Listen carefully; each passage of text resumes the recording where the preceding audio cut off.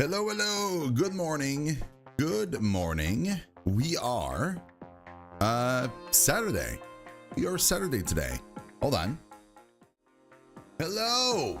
So yeah, we're Saturday today. We are going to be playing some more FF16. I have made a decision, which is to kind of pause our playthrough of Starfield. As much as I enjoy the game, I'm just not in that vibe right now. So meaning that like it's a really good game, it's just not doing it for me at this particular moment. So so I'm gonna keep, if you're watching this on YouTube after the fact, I'm gonna keep editing everything that has to do with Starfield, so that you guys are fully caught up with the Starfield playthrough, and then we're gonna move on to other games. We're gonna go back to Baldur's Gate 3, for example, and finish that up and stuff like that, and then we'll see whenever we resume that playthrough. It's not going anywhere. I still plan on finishing at least one playthrough of that game. It's just that it's such a huge, massive game, and right now I'm kind of craving a more I'm craving two things actually. I'm craving smaller experiences, and I'm also craving like more Eastern RPGs, more so than Western RPGs. So I want to like finish at least one of the two big ones that we've done, which is I want to finish Baldur's Gate 3, and in Baldur's Gate 3 we might even do in chunks. So I might even like just complete Act 1 because we're pretty close to completing it, and then play something else, and then come back and play Act 2 of Baldur's Gate 3, then play something else and go back and finish the game, something like that. Kind of alternate between games and stuff, because those games are so big and so long. I'd rather kind of I don't feel like I'm accomplishing anything, especially in the game like Starfield, where like the game really doesn't have an end per se, like unless you consider the main story the end, but like there's so many things you can do. It's like a giant sandbox, and I'm realizing over time that my ADHD brain just I can't do sandboxes. There's too much stuff to do. I get lost because I want to do all the things at the same time, and I just don't enjoy myself as much. So I would rather have kind of a more structured experience. And so RPGs, especially like Japanese RPGs, are games that are more like on rails, and they're more like kind of my vibe or my jam, especially right now. However, it's not saying that I won't play Western games anymore. I will, but it'll be probably like smaller titles, or I'll play them in chunks, like Baldur's Gate 3. I am planning on playing Assassin's Creed Mirage towards the end of October, so that's already planned, and Mirage is supposedly like 15 to 20 hours, which is great for me. So yeah, there's all that good stuff. So gonna be exciting. I'm pumped. I do have a lot of editing to do though, so I might be scarce on the amount of streams I do, both here and on Twitch, because I'm busy editing, because I want to get all of those videos out. Once that's done, then we can go back to playing on a more regular basis. And yeah, that's about it, pretty much it. So yeah, I wanted to talk a little bit about an experience I had last night, which was kind of interesting. I actually went with friends to a restaurant, and that restaurant is like super exclusive. It's weird. It's like it just opened.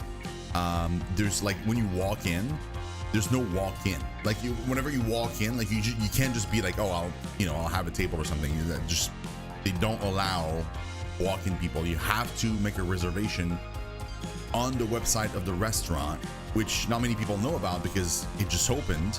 And it's like a 5-star restaurant where like you sit down and you have like a whole bunch of different courses are served to you, and then you have the you can opt for the wine pairing, which I did, which was fantastic.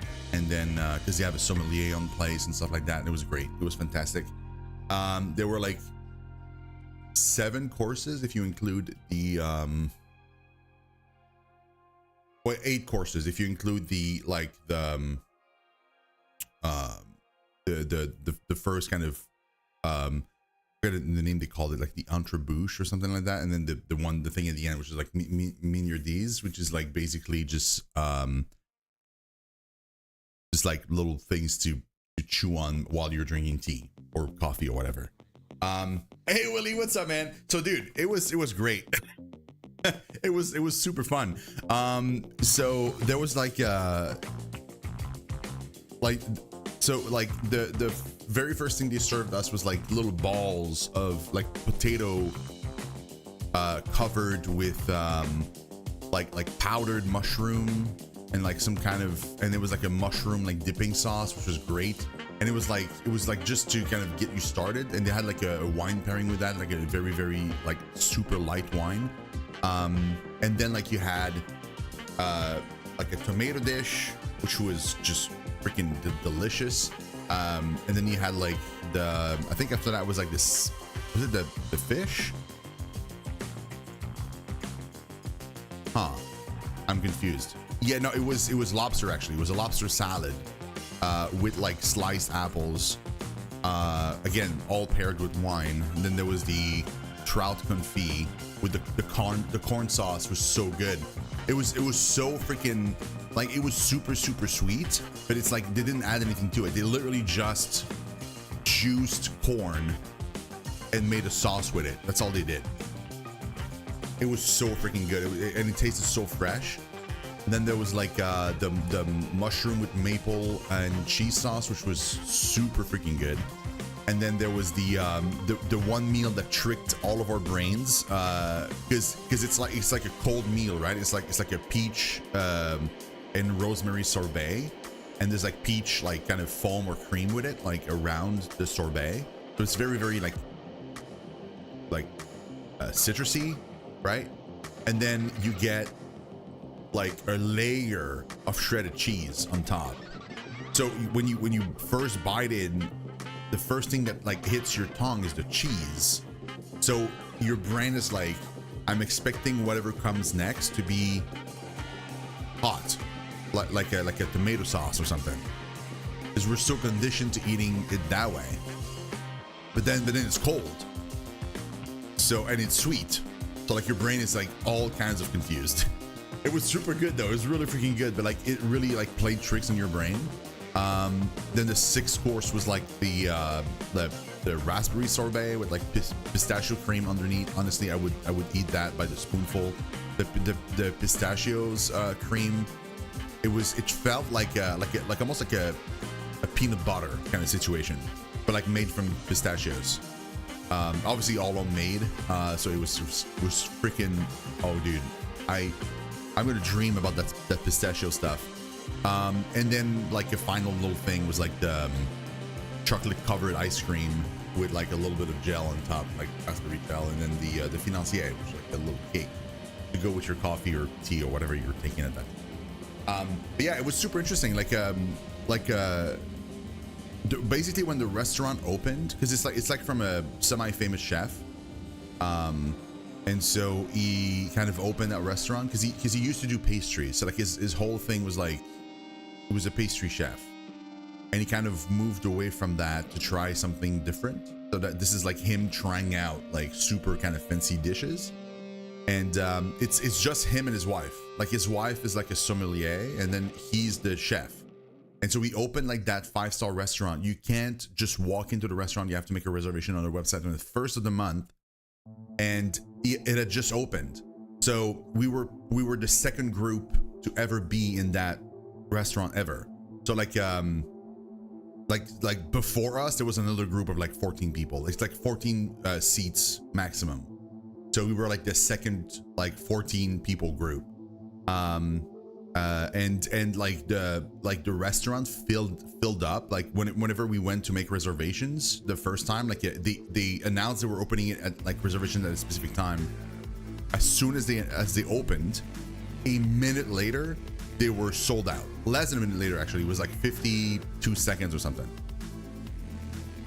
So like we had to like click like super quickly to make a reservation, and we got super lucky that we got in, because the entire month was like booked in less than a minute. Like it's kind of crazy. So like even if you go like, because we like after we got the reservation done, like as we were getting closer to the date, I was like, oh, I'm gonna go see, because I didn't know like how many groups were before us. So I went to see Google reviews, and there were almost none. And I was like, oh, that's weird. Like usually you'd get like a ton of reviews or something. and it's like, oh, it's because nobody went yet. Like we're the firsts. So obviously that's why there's no reviews. Like barely, there was like 2 or 3 reviews. That's it. They were all 5 stars, mind you, but like still. And yeah, it ended up being super expensive, which, you know, to be expected of that kind of restaurant. It's not anywhere close to the most expensive restaurant. Like my, I mean, in my price range, that is. Like my best friend, which I was with yesterday at the restaurant, a couple days before, he went to another restaurant even fancier than this one, and that other restaurant was like, it was insane. They were charging, like, he said that he came out of the restaurant with individual $500 bill. Like everybody had like a $500 bill, basically, not for the table, just like per person, because of the food, taxes, like the wine pairing, and then the tip, and then like the wine pairing, they took the half pairing, which is like everything is spared, but you just get slightly less wine than if you do the full one. And I told my friend, like, I'm glad you didn't even invite me, because he didn't even call to invite me to the restaurant, and I'm because he knew I wouldn't be able to afford that kind of stuff. And then I was like, thank God, because I would have had to say no, and I would have been pissed at myself because I didn't have any money set aside to kind of experience it. They raved about it too, but like it was just like a $500 bill per person. That's way too much, man. As much as I like food, it's too much. When you come visit, expect the same type of service, dude. I mean, if you want to go to that kind of restaurant, we can go. Absolutely we can. It's just, you have to let me know enough in advance that we can like reserve and stuff, because it's, like I said, it's pretty exclusive. But like, if we can snag a reservation, if you have that kind of money laying around, honestly, I was like, I say my price range because we splurge a little bit to be able to afford it. Because like normally I would not even go near a restaurant that price. Like what it ended up costing us last night for me and Van, like the two together, $300. And we had the wine pairing, but we only had one wine pairing, not 2, because Van doesn't drink. She just doesn't drink alcohol, period, just ever.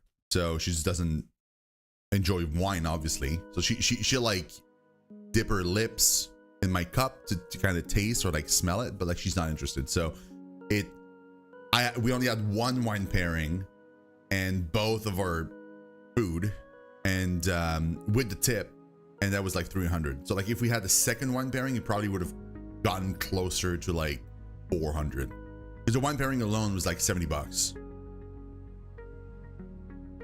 I seem to be brother-in-law is very well off. Their house, their building is well about 10 minutes. Oh my God. All the oh my God, that's insane. Wow. That is nuts, man. Dude, what does he do? Like, how do you manage? Seems like a lot of money. I wish I was like, I wish I had like that kind of money so I could just like live more comfortably, basically. To eat out most nights of the week, it was surreal. That's insane. I mean, to be honest, when I got my new job, when I went from like being minimum wage to my current salary, I think me and Van for like an entire month were only eating out, because we were kind of freaking out, because like we could barely eat out ever before, like literally almost never, because you know, like try to live on minimum wage and like you quickly realize, especially with the, you know, the cost of living and stuff, like it's just not possible. You like, I mean, it is possible, but you cannot do anything other than just survive. Like, is basically what it was at. Like, so as soon as we got a little bit of money, like we just freaked out. Like, we just freaked out a little bit, and then we kind of calmed down and resumed into like a more kind of, we almost never eat out, but it's not because we don't necessarily have the money. It's more like we're trying not to too much. But there was a club we went to that was like out of the movies. You go to a back alley door and you flash the car, and then even, oh my god, really? Hey Jones, what's up, man? Are we at Forgotten Footfalls engraved in SSH? Wait, Forgotten Footfalls.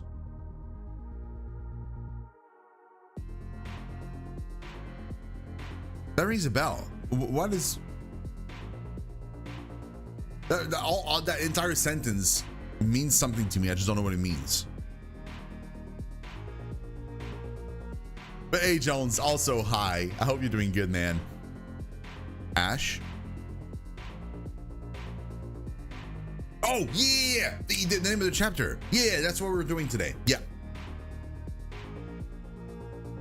I mean, to be fair, we have to do the previous main story quest, but like I done all the side quests, so we're doing the main story quest to kind of wrap up chapter 44, which I've looked and it's apparently super short. So we'll do that. Like, it's probably going to be a few dialogues, and then we're going to move on directly into chapter 45, which is Footfall in Ash, or Engraved in Ash or something, and then we'll do that. So we'll be able to complete those two things today, because I can go a little longer today than I usually can. So yeah, I feel you, Willie. I think the first, like, not including our very first date, because when I met Van, like, we had like our very first date was like at a restaurant, but like I think it was our first fancy date. Let's just say that, like, we went to like a fancy restaurant, and it was like I think it was like a first year anniversary or something, and we went to a restaurant that was like, keep in mind, it was like 8 years ago, something like 7 years ago even. So it was like pre-pandemic, pre a whole bunch of, I wasn't even working in QA at that time. And I remember because I got like money out to be able to go, because I wanted to pay cash because I thought it would be hilarious. So I got like a, I don't remember how much it was. It was stupid. It was like it was like $600 in 20 bills. Like, it was just dumb. It was a dumb amount of money to be carrying around, basically. And I went to the restaurant, and like, we went to, it was like an oyster super fancy restaurant thing, and it was so weird. Like, I dressed to it, like, I like fully kind of like in a full suit and tie, and then Van dressed up too because it was like super fancy. We got in there, and I looked like I just lived in the streets in comparison to everybody else that was in the restaurant. Like, I was dressed the best that I could dress with anything that I owned, and I looked like I was a hobo. Like, it was a super freaking weird experience. And then like we were seated down, and like a couple tables over, there was like a bunch of city councilors, and then the mayor was there. Like it was so weird. It was really weird. We kind of like walked out, like, I mean, we ate there obviously, and we paid in cash, which was hilarious. And then like I just, it was so weird. Like, I've never done that again. I was way too weird, man. That was super weird. So, and remember, like, nowadays I feel like $200 or $300 or even $400 or $500 restaurants are priced that, but I feel like 7 years ago they probably were not $500 restaurant. They probably were a little cheap, and they increased their prices, probably, I would assume. Like, so back then it was like a $600 night, or an $800. I say six, but I think it might have been 800 night. So like, we both, like, it must have been like 400 each, but it was like from money from like 7 years ago. So it was weird. But I think it's a blatant Endwalker reference. Oh, dude. Oh Oh, Jones, that's what it means to me. Yeah, because that was like the final title just Footfalls and Ash, but you're right. It is from Endwalker. That's what it is. Dude, you just like connected two wires in my brain that I didn't know would connect.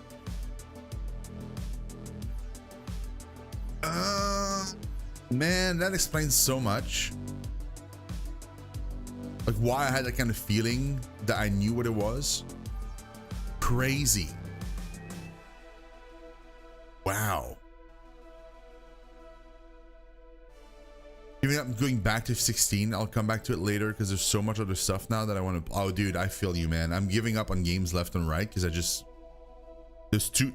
Like honestly, it's a huge pain because there's too. And it's weird to complain with your mouth full, but like it feels like we're eating too good.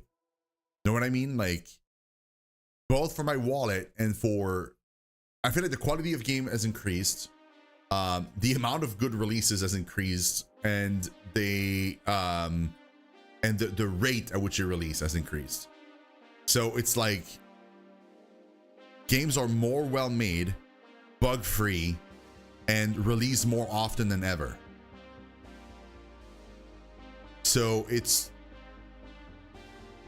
from the theme. Yeah, from the theme song. Yeah, that's why you rung a bell. I was like, I know what this means. I know what you're telling me. I just can't put my finger on what it is. And then you were like, oh, Ash. And I'm like, oh, you mean the title of the stream? I'm like, yeah, sure, whatever. But then you're like Endwalker, and I'm like, my brain just had like a moment. That was great. Yeah, like I'm gonna finish 16 because I'm so close. But after that, I think I need like a smaller experience. I need a smaller title. I need to be able to play a couple smaller games where like I start something and I finish it rather quickly. Just so my brain can be like, oh, I've accomplished something. And also, like, as I mentioned at the very start, I think I'm done with Starfield for a while because I'm not craving that kind of experience right now. And also I think it's too sandboxy for me, which is a weird thing to say because like most people are like, they're applauding the fact that it's sandboxy. I think my ADHD brain needs a solid focused direction in a game. If it is too sandboxy, I end up wanting to do all of the things all of the time. I can't focus on anything. And I'm too scatterbrained, so like I just get lost, and then I get impatient, and then like I just like, you know what I mean? Like it's kind of, there's too much stuff to do in Starfield, and you can do anything at any time, and that just breaks my brain. I need, at least with like Fallout and like Skyrim, the map is finite, and there's a finite amount of location. And it's certainly not 1,000, right? And at every location, once you've done, I can be like a checkbox. I can be like, I've done that one, I've done that one, I've done that one. And then eventually, again, not 1,000 times, I'm done. Whereas like Starfield, there's like 1,000 things to do, like so many side quests. There's like mission boards that generates new quests all of the time for you to do. You can literally play that game forever, probably. Like it's just, you can play 1,000 hours of Starfield and probably still have stuff to do. That's not even including the new Game Plus stuff. Like it's just, it's great. It's fantastic for the people that freaking love that stuff. For me, it's overwhelming, is what it is. You never got into the Elder Scrolls games because I felt always just wandering around. Yeah, but like even then, like even like then or like Fallout, I got into those. I think again because the map is smaller and finite, more finite. There's no content that's generated randomly forever for you to explore. There's like here's a cave. It is the only cave of its kind. There's no two caves the same. That specific cave has a name. And once you're done exploring that cave, it is done. You can move on to the next thing. In Starfield, everything is like, yeah, every planet, right? But then once you're done, like once you jump on a planet, it's not just like the matter of jumping on and scanning 2 things and then leaving. When you land on a planet, the game generates for you like 50 caves and like a bunch of outposts and enemy things, and you just spawn. And then you can leave that planet and come back to it and land in a separate spot, and the game generates you like another 50 random thing. Like there's infinite amount of content, basically. That's the part that bugs me. It's the infinite amount of content part. Like if it was like you land on like Crete, and Crete is this smaller area you can explore, so you like you're heavily restricted, and there's like 2 or 3 things in there that were handcrafted and they're unique to that location, then I'd be like, cool, and then I can move on to the next thing. But it's not what it is on purpose. They did it differently. But for me, it's like it's too much. I think I never really played, but I think I would probably enjoy Outer Worlds more, which is basically like a Fallout in space, or like a Skyrim in space or something, like and probably even less so, because like planets have very, very smaller areas you can explore, but they're all handcrafted. So, and there's way less planets, obviously. I think in Outer Worlds you go to like, I don't know, I'm gonna pull a number out of my ass, but I think it's like 10 locations or something you can go. Like 10 planets, which have then a bunch of locations, but like there's a finite amount that you can explore. If not, no. Dude, I just got on Mars. I'm on the very first story quest after 60 hours of gameplay. And I say 60, at that point I'm probably closer to like 70.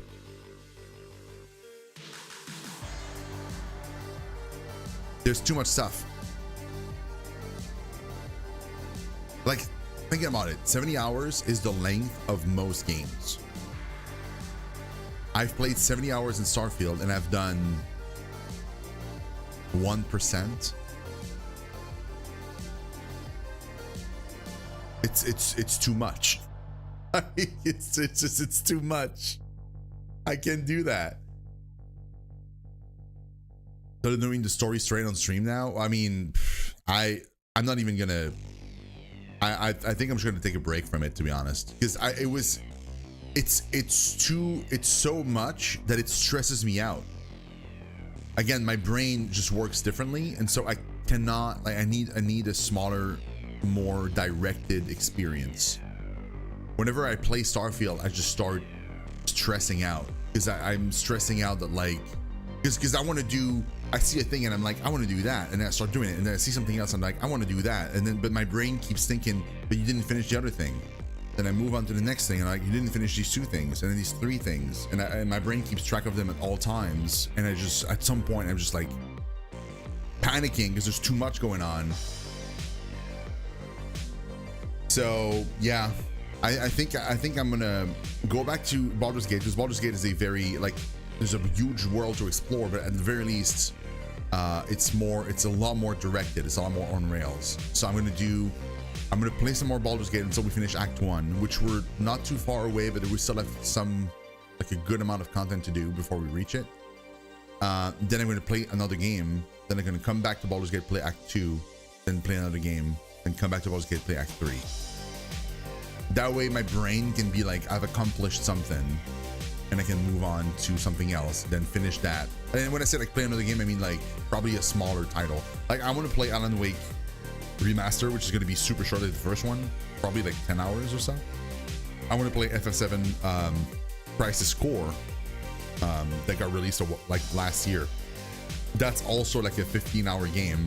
I want to play Assassin's Creed Mirage, which again, 15-hour game.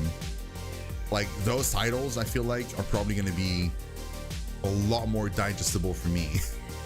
Because if it's like hundreds of hours and it's not like 100 hours on rail doesn't feel as bad to me as like 100 hours spent in Starfield, because even after 100 hours in Starfield, knowing that I've only scratched the surface and I've barely done anything just freaks me out.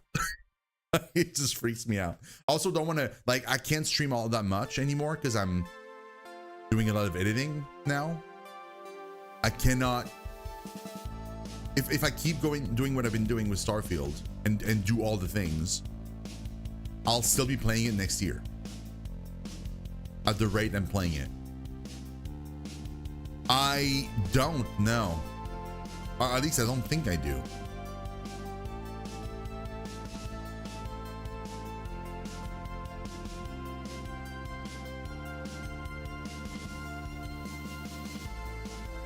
I need to play Cyberpunk also. Again, because Cyberpunk is more finite. There's a finite amount of quests, there's a finite amount of things to do, and eventually you're done.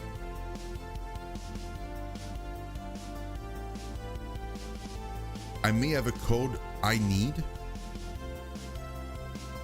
for Outer Worlds. But let me see if I have it though.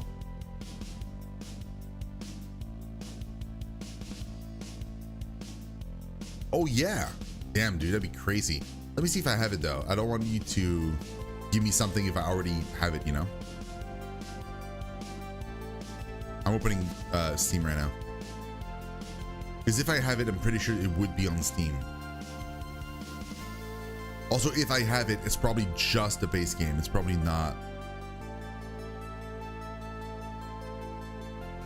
Is it The Other Worlds or is it Outer Worlds?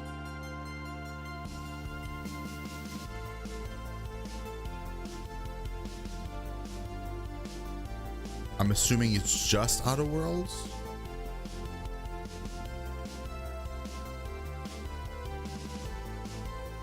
I don't think I have it. No. Wait, is it on Steam or is it on Epic? Could it be on Epic Store?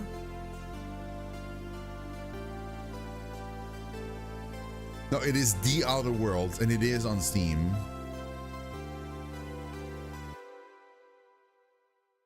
Yeah, but like when it released originally.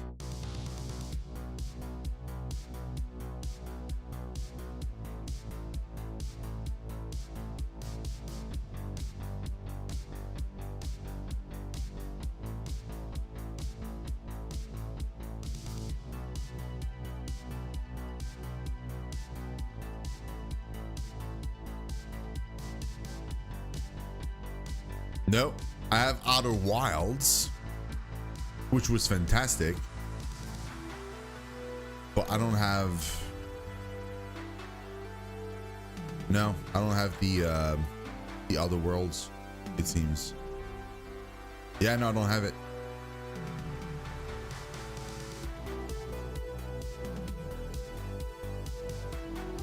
Other Wilds or the Other Worlds or both? Speaking of both,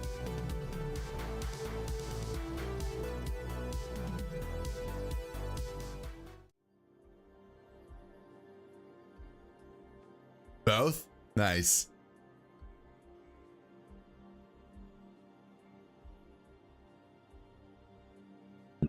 No, wrong controller. PlayStation stuff. Willie, I've pre-ordered like, I want to say like $700 worth of games, and I'm not even done. There are other games I want to pre-order right now that I just can't do because I don't have any money. What's annoying me too is there are some games I want to pre-order right now that I can't pre-order because they're charging you right away. I hate when stores do that though.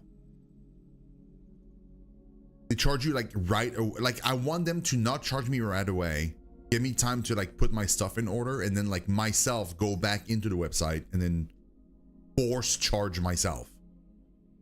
Know what I mean? Like allow me to charge myself whenever I'm ready and or whenever the game ships. Rebirth took all of your money. But I mean, yeah, of course it did, man. It's like it's like it was like what, how much was it? Like 500 or so? Like, oh my god, dude, that was way too much. Good lord, that was so expensive. I like in-store pre-orders. Still, you can slowly pay it off over time. Oh yeah, that too. Yeah.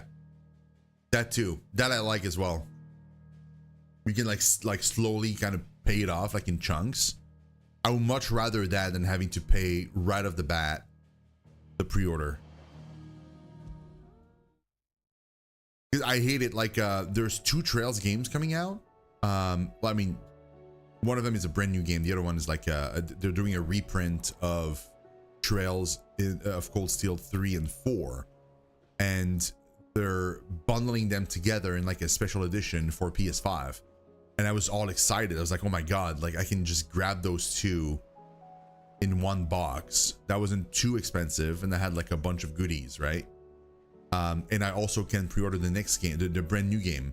The thing is, like the double feature game thing is releasing like I think sometime this winter or something, like spring, and then the other one is releasing like sometime in summer next year.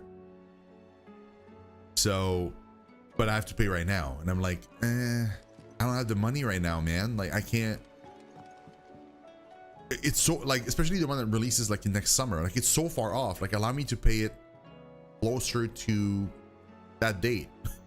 Like I still want to pre-order because I want to guarantee I'm gonna get a physical, but at the same time I'm like, just allow me to pay it later, because like paying a year in advance, like the entirety of it, is just a bit much, especially because like there's so many other games releasing also.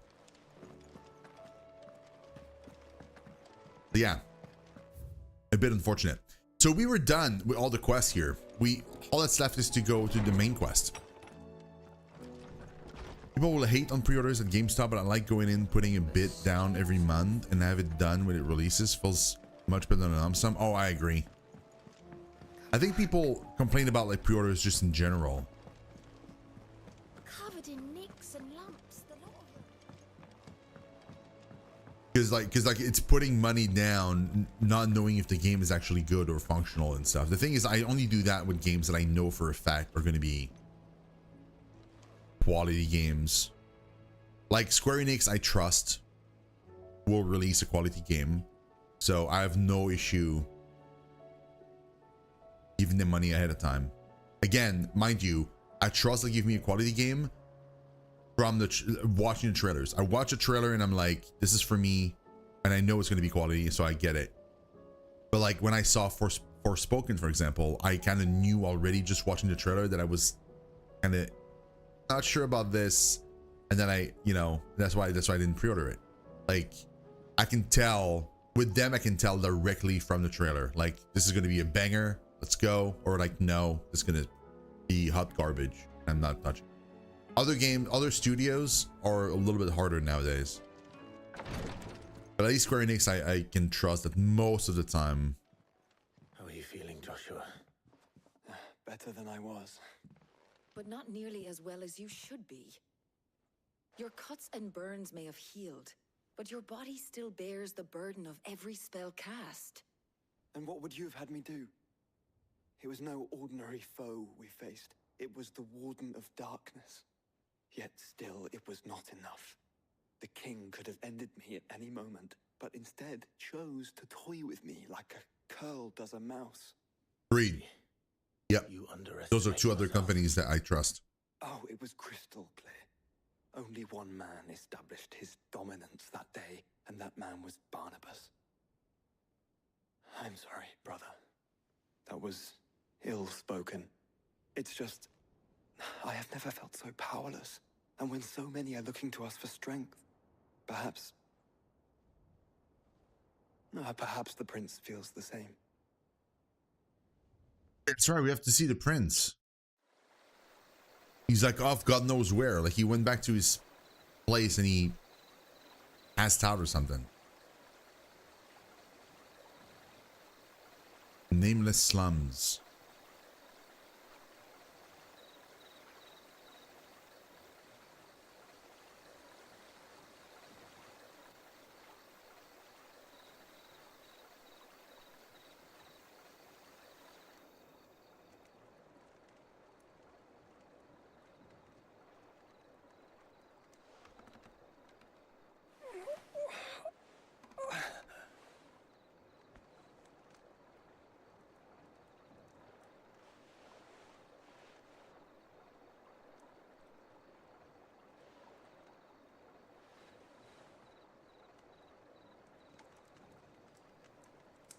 is this place?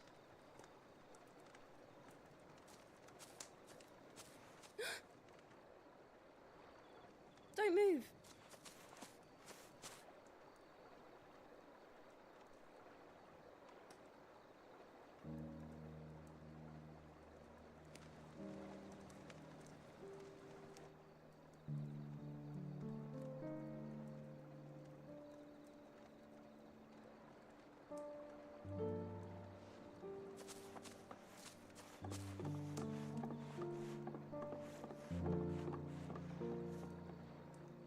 Here, it's fresh from the well.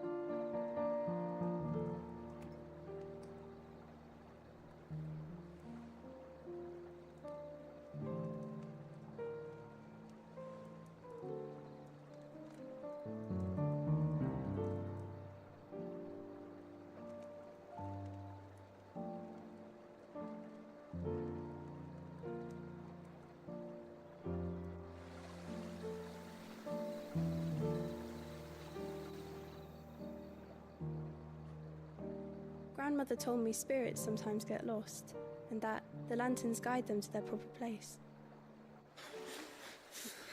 I set one on the river for her when she passed away.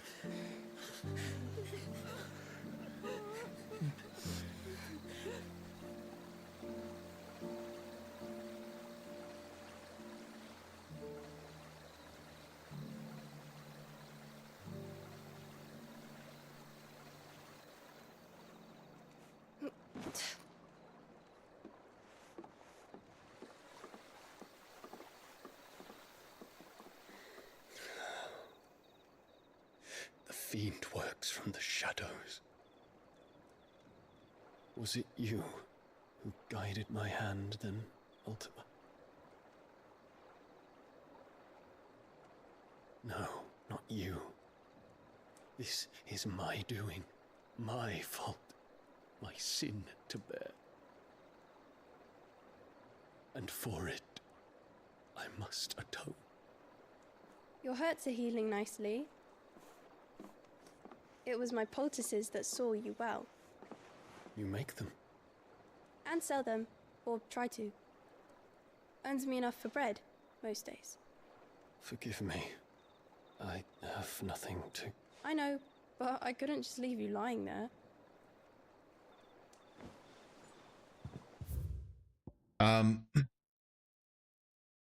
What are some of the things that you don't enjoy as much, Willie? I'm curious. I like that now we have him like in the things of interest or the active Time Lord thing. The otherworldly being behind much of the tragedy and turmoil that has plagued Philistia, and the creature king Barnabas of Waloed worships as his god.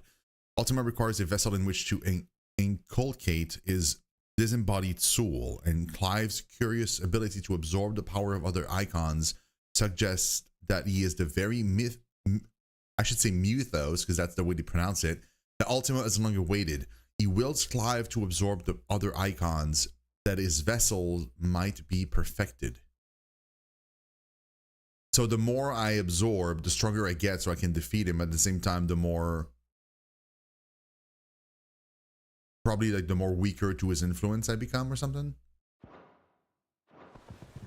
Wait. Medicine girl. An orphan girl who pays for her bread by making and selling medicine.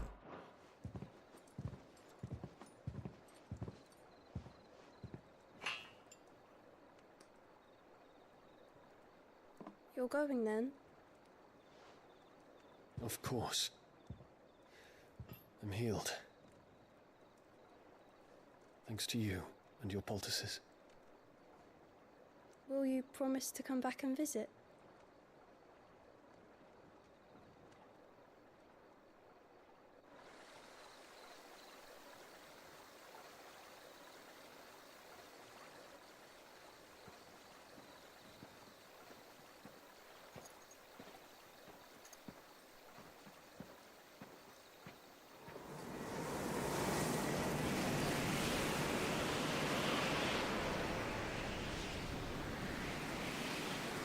Well, Phoenix, it would seem that I owe you my wings.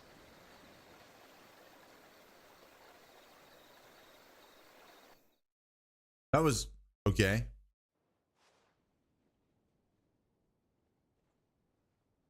Perhaps he can find an answer. You will be returning to Waloed soon, I gather. I see no reason to wait. Then neither do I. I can think of a few, but I doubt they'll stop you. You will take your medicine. Of course, Lady Daya. Set on leaving already, are ya? How long will it take us to get back to Ash? Dunno, about the same amount of time it took us to get here. Maybe less, if your uncle can find someone trustworthy to patch up the Enterprise. All depends on where we're putting into port, mind. Yes. It's not as if we can put ashore wherever we choose. We have to assume that the whole of Ash is hostile, and that we'll be attacked on sight. Then we must find a place they won't think to look. And I have an idea who might know of one. The Professor! I'll go and tell you coming. While you're plotting our course, I'll be in the shelves with your lawsman. I wish to pick his brains about Ultima. Then I'll talk to Karen about supplies for the journey. They may not be easy to come by in Ash.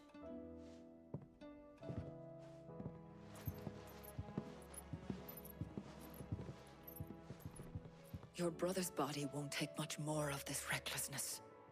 You know that, don't you? I do. There isn't much I can do though. Like your brother will die if he continues. It's like, yeah, but we have to continue. That's the problem. Oh wait, are you telling me we have more stuff? Potentially more side quests? There's no way. I did like 8 or 10 of them. We do have like a freaking thing to kill. Oh my god. After 100 hours into Starfield Light, I definitely enjoyed it, but can't see. Yeah, and the story about companions and no care or connections too. I just feel more about completing it than the discovery of what's going on. The reuse of outpost elements and planets could have been more varied. Yeah, those are all complaints I had as well. Aside from the companion stuff, because I didn't do any companion things, but I've read some people on Twitter mention the fact that the companions were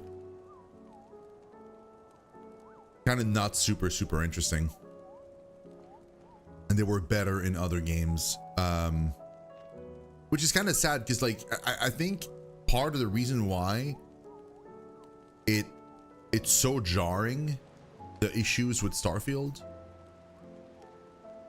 mind you, it's a good game, but like the few issues it has, I think are that much more jarring when you just so happen, like me, to have played Baldur's Gate 3 before. Because we tasted something that was super unique, super incredible. The companions were super well written. And then you jump into Starfield and you're like, different beasts, obviously. But like the things that don't quite work are so much more apparent because we played Baldur's Gate 3. I think if Baldur's Gate 3 hadn't existed, we would have been more forgiving, probably, or would have not noticed as much.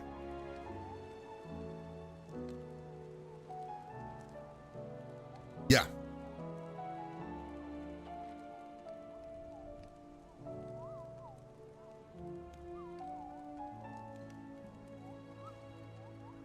So it's kind of weird. Like, there was an article I saw. I didn't read it, but I saw the headline, and I have to agree. It said Baldur's Gate 3 ruined Starfield for me. And now that I think back on it, I kind of agree. At the end of the day, if you ask me what I feel like playing more, I would much rather continue playing Baldur's Gate 3. Not that you have to choose, but it's just like, it kind of highlights for me in my mind, like, for the same amount of time spent, I would rather continue playing, if I had to pick one, continue playing Baldur's Gate 3. Even though I'm a sucker for sci-fi, like freaking Mass Effect is probably like in my, like the trilogy is probably like in my top 5 games of all time. Like it had such an impact on me. It was so incredible. I just love everything sci-fi. I live and breathe sci-fi way more than every other thing. And even then, Starfield is just not doing it for me as much as I hoped it would or thought it would.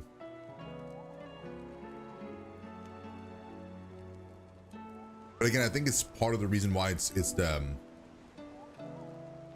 fact that like the design choices they made for that game just don't kind of align with the way with what I enjoy most with games. So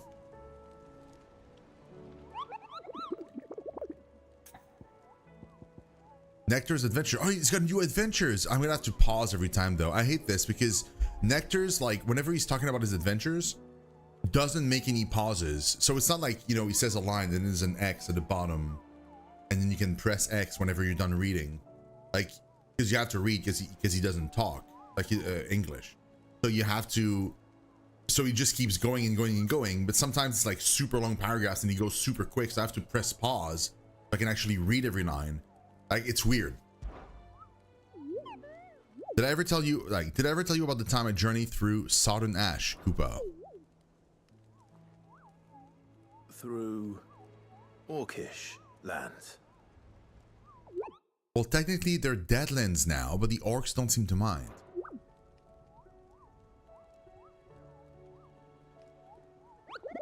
They found a way to survive without mother crystals, just like we have. Wait, the orcs, they just live in the Deadlands? Oh. Though it involves a good deal more cannibalism than here at the hideaway. Okay. Hold on. What do you mean more cannibalism? Because that implies that we do a little bit. And no. Who's eating who here?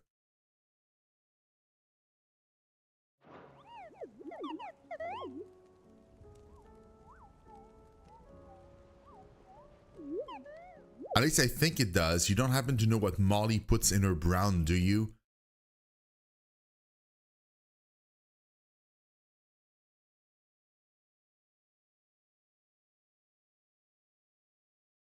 I don't, but I'm certainly hoping it's not people.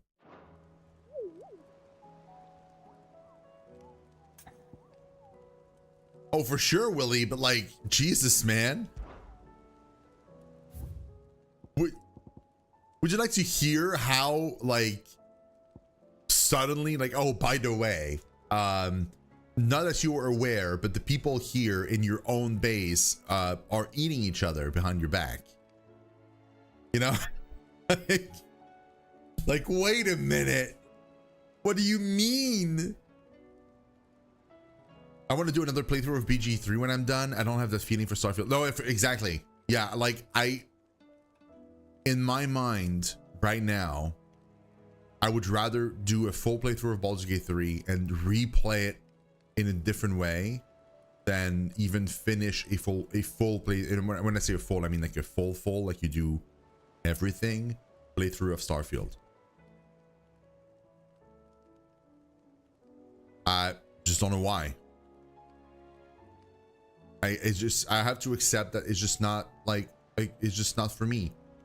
That's all it is. Like, I don't ding the game for that. Like, it's a really well-made game, and I'm sure some people are freaking head over heels with it, which is fantastic. It's just not for me as much. I do enjoy it, but it's just not my jam. Oh boy, an S rank. Those are tough, man. A caravan of traders traversing the Velcroy told me of a colossal beast they had encountered on their journey. To hear them tell it, it had the aspects of a dragon, a lion, and a scorpion all at once. It's a chimera. I contested it might be naught but a mirage, a phantasm brought about by the desert heat, but the sweat which ran down their foreheads was cold and the fear in their eyes real. Yo, they made a freaking oh my god, dude, they made a chimera. Hold on, I need to see where it is. Location question mark. It says Velcroy. The Velcroy.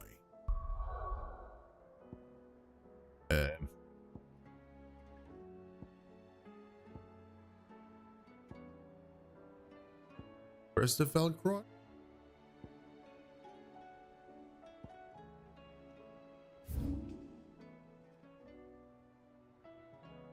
It's not the fields of Cordova, that's for sure. Ah, Velcro Desert.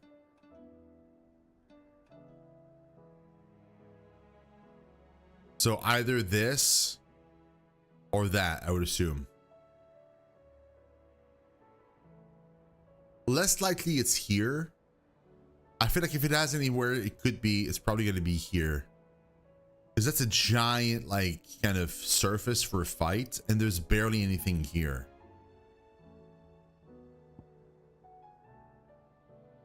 We're going to try it. It's probably going to be a disaster, mind you. I haven't played this game in a while. And I'm not sure I'm ready, like, battle-wise, to fight a freaking...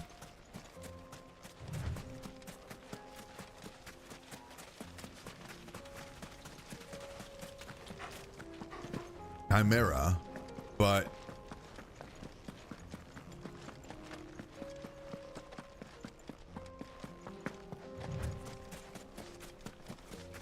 like, my reflexes are probably not on point, is what I mean. Willie, where were you in 16 when you were playing it?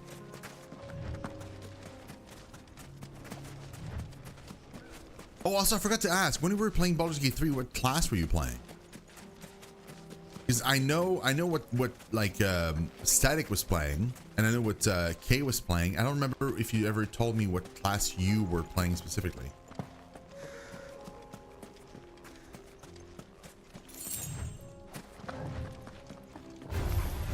Oh.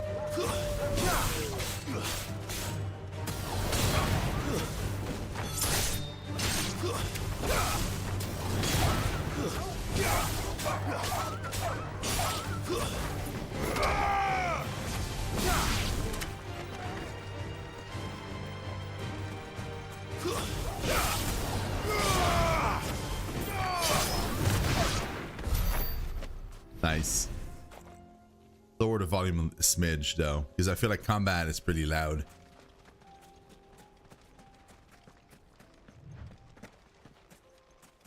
There it is. I knew it. Then I knew. I told you guys it was going to be there, and look at that. That's where exactly where it is. Ain't that interesting?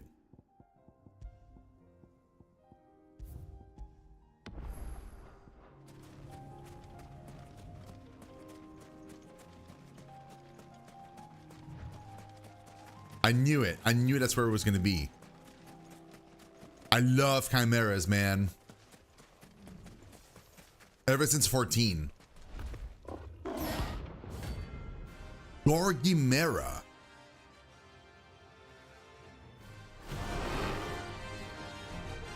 Oh, I'm in. We're not gonna outrun this one. Stay close to her. Oh, that was a huge attack.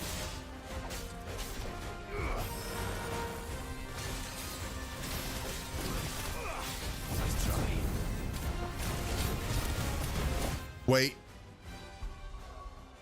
I forgot my skills.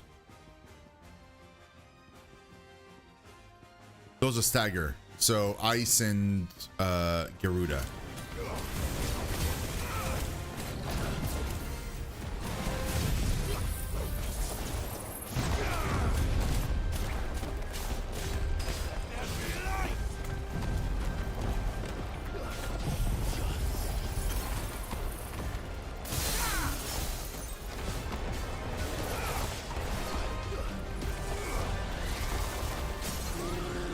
Nice.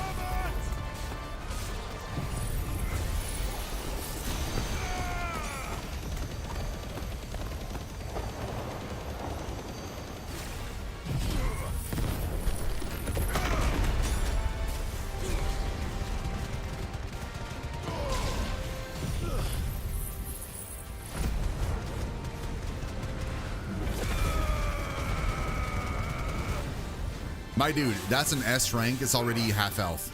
I haven't even used my limit break yet. I mean,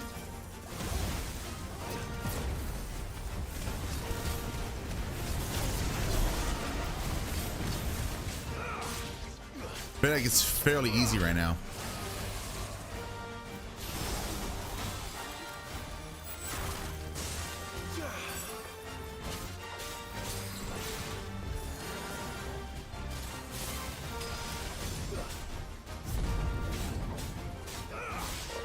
Are you playing a barbarian?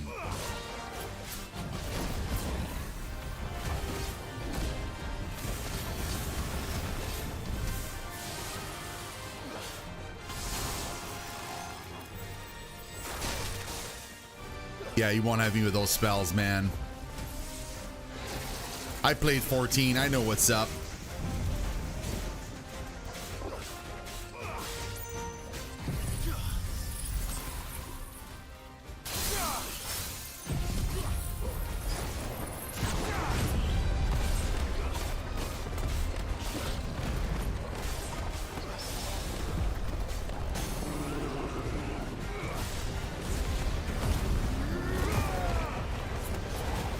Wait, I wasted the skill? That's so weird.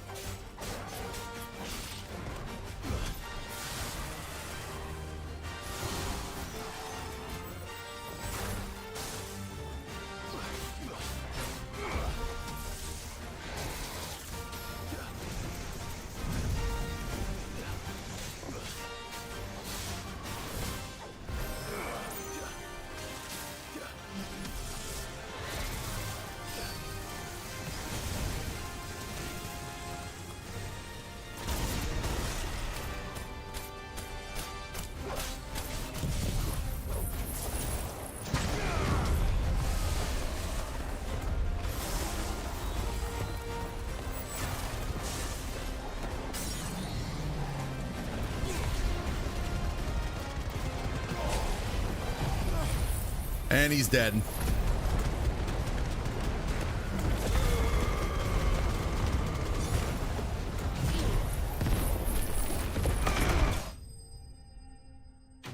Boom!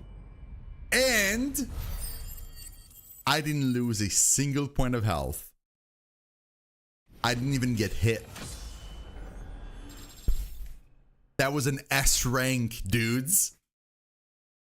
I haven't played in 2 weeks. Oh, I'm so primed for this, man. Let's go. Oh my god, dude. Oh, and Orichalcum as well. Should have picked on someone your own size. Dude, look at me, man. Oh my god, that was fantastic. I can't believe I didn't get hit once. Very cool.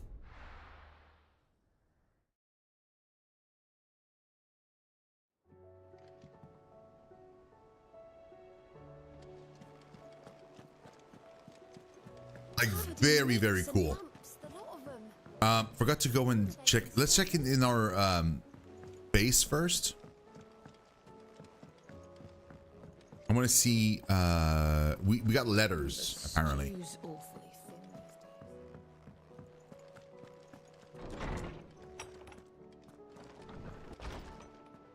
Oh, Willie, can you tell me like the stream quality, how it's like? Did it keep my settings that I had? Like, are you able to go into like 2K, for example, like 2K video quality? And Tail makes 4. Clive, there's but one crystal left, needs cracking, and but one man who can do it. See that you don't miss. Otto. Telemann Maid, thanks again for helping get the dungeon in order. Had you not rowed gallantly to our rescue, I reckon poor Owain and them lot would still be stuck stilling blight water over a bunner. There's always room for improvement though, so don't get your knickers in a knot should I come and knocking at your chamber door looking for more spheres and ash and whatnot. Sure. That's cool though. It's kind of cute. You guys like 2K? Fantastic. Awesome. Very happy with this. Making small improvements. Eventually, I'll upgrade my graphic card in the streaming PC to a 40 something as well. And that way I'll be able to get the quality up to 4K, which would be even better.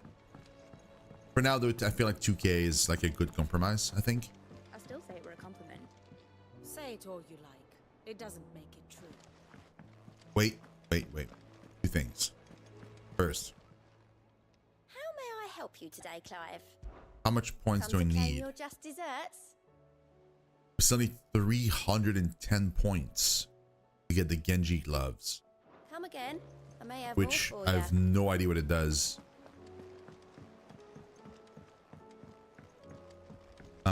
Let's go and check what materials we need to do some crafting. Because I think with 2 orichalcums, we're probably getting close.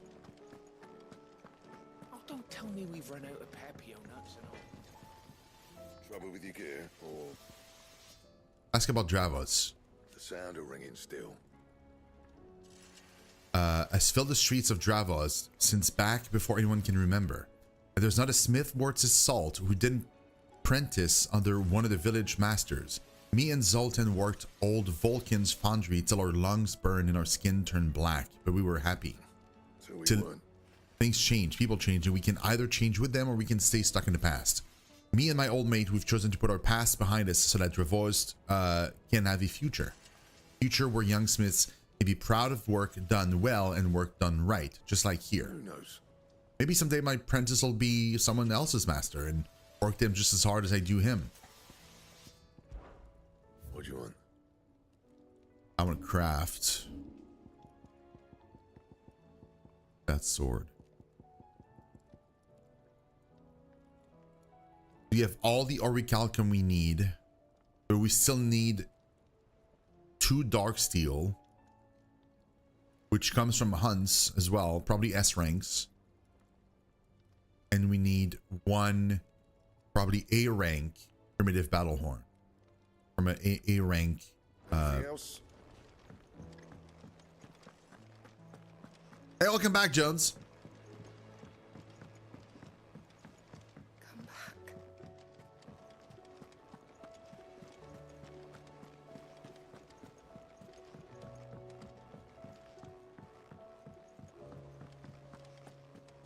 I still say it were a compliment. Say it all. Ah, Clive. I was wondering when you'd arrive. Please tell What me up? you've come to take our young prodigy here off my hands. Strong. I'm not here for mid. I need information on Ash. Then why not ask Molly if you can look in one of her ovens? Go on. As soon as the Enterprise is ready, we'll be setting out for Drake's Spine. And we're going to need a safe place to land. Preferably one that won't see my ship blown to shit and splinters. If it were that easy, do you think Waloed would have resisted invasion for so long? Very little is known of Ash, and the information we do have is spotty and outdated. We have the good King Barnabas to thank for that. Waloed's borders have been closed to outsiders since the day he seized the throne. If there is anywhere safe to land, you won't find it on my map. Then tell us what we will find. I'm sure you know better than we do. But no splinters. All right, if it will get you out of my hair. but interrupt me, and it's over. Understood?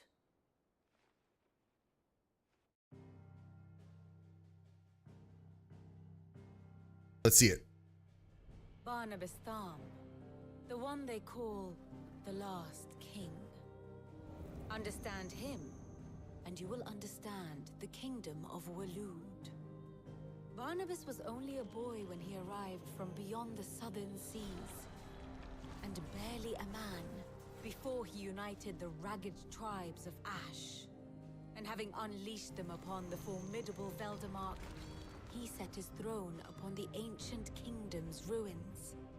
The victory sent shockwaves around Valisthea, tales of Odin's might spreading through every court, parlor, and drinking hole in the realm.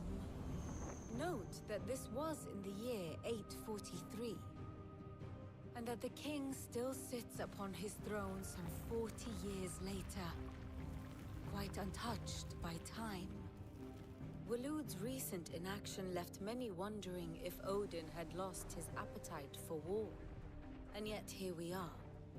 The Einherjar was committed to the fray, a bold declaration of intent. Orcs swarm around Drake's Fang, and throngs of Akashic haunt canvas streets. Though how precisely the havoc they wreak serves Waloed remains unclear. Regardless, if the order to attack truly came from King Barnabas, then one thing is certain. Waloed has achieved the impossible, and made bedfellows of beastmen and the ether-addled alike. All of which is a roundabout way of saying that you will be in unknown territory when you set foot on Ash. Much of the continent has already been lost to the Blight, and what few ports remain will be fiercely guarded. And that is to say naught of its natural defenses. Offshore currents will cast an ill-equipped ship out to sea one moment, and dash it against the rocks the next. But then the Enterprise is anything but ill-equipped, and Mid has made land there before. Now, if only there were someone with an intimate knowledge of the Shadow Coast, and where a daring gentleman might put ashore.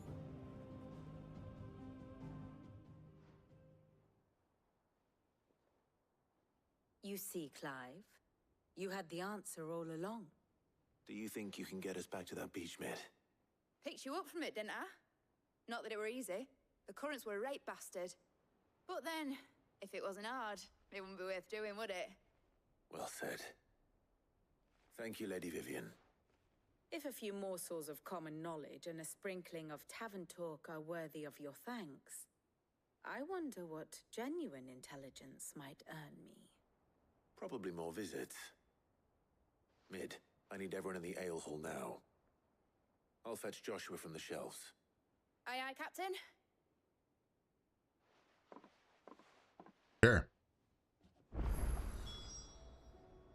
Clive, allow me to educate you. Here you are. That's where we were. That's where we are now.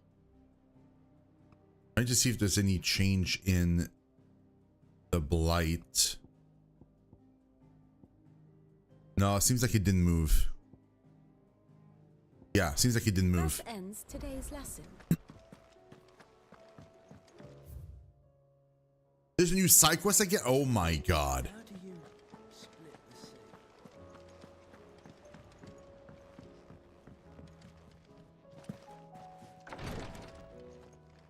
What is it now? Please, your grace, stay. My Lord Marquis. Wait, she's here now? Ask about Yote. It was the greatest honor of my life. To be appointed protector of his grace. I have served him in that capacity since he first began his journey across Valisthea. Now you're on the road? Where are you going? The purpose of which was twofold. To further the Undying's knowledge of Ultima, and to further his grace's knowledge of you, my lord. After he learned of your survival, your brother insisted that we try to trace your movement. Thanks to the investigations of my fellow acolytes, we learned of your having taken the name of Sid. But now, Our journey together is at an end. His grace bids me remain here and protect those you and he hold dear. So I bid you. My lord, if I might be so bold, please look after him in my stead. Okay. Your companions are kind indeed. Everyone has been most welcoming. Lady Taria has been especially gracious. Though I know something of the medicinal arts, it is hardly enough to warrant the acclaim of one so skillful. I must admit. At first I doubted that her praise was sincere. We Undying are trained in what few simple skills might serve us in the field, but there is certainly no praise for those who excel in such endeavors. But I see now that this is your way. You encourage each other, that each might lend their strength to the cause, no matter how seemingly slight their contribution. Yote. Right, Jones? Anything the matter? You seem troubled. Perhaps I might be able to help. My lord. Yes. Perhaps you might. It's your brother. His condition continues to worsen, though he does his best to hide it. The lesion on his chest pains him more with each passing day. I had feared as much. There are certain elixirs which can ease the suffering of those afflicted by the curse, but his grace's case is severe. The drafts I have been able to prepare for him thus far have ceased to have any real effect. So I consulted with Talia and certain of my comrades among the Undying about the possibility of finding something stronger. And thankfully, a recipe was found. The only problem being that the critical ingredient is exceptionally hard to come by. Like every other side quest. Are almost exhausted. Unless we can secure more soon, your brother's anguish will likely become unbearable. My lord, I know that I have no right to make demands of you. But would you help? For Joshua's sake. For Joshua? Anything. Thank you, my lord. So, what is this critical ingredient? A rare herb by the name of stonerwort. It grows only where the ether is densest. The vigor it stores in its stems helps to counteract the curse. We discovered a patch near the aqueduct in Rosaria.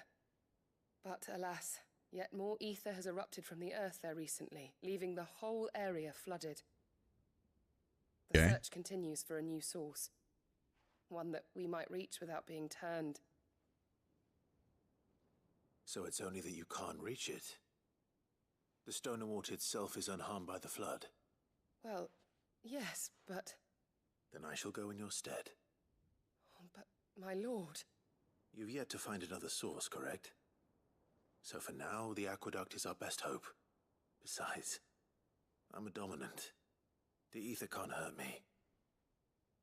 Well, if you're sure, my lord. Stonerwort is easily identified by its blood-red blooms. Search around the aqueduct, and you're sure to find some soon enough. I shall remain here and prepare the other ingredients. Yeah?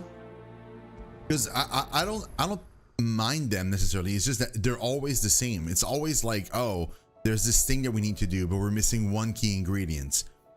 Like 90% of the side quests are exactly that.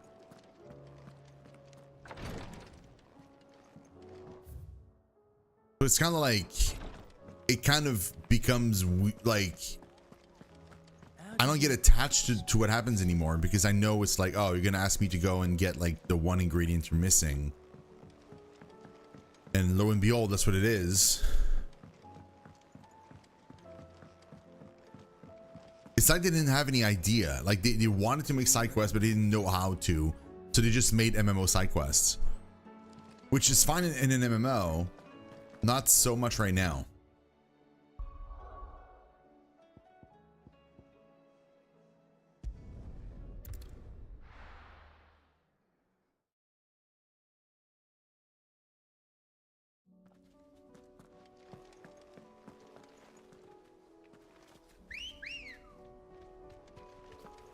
Come on. Run like the wind. Let's go, fam.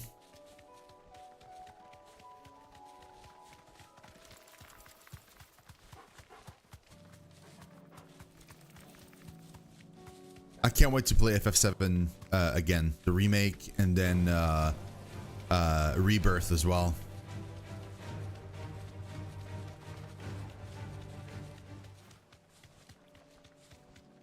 Just because I think it's gonna end up being a lot more interesting. Like, you have a party, you have parties to take care of. You have like you're gonna be able to ride chocobos, fly with a chocobo.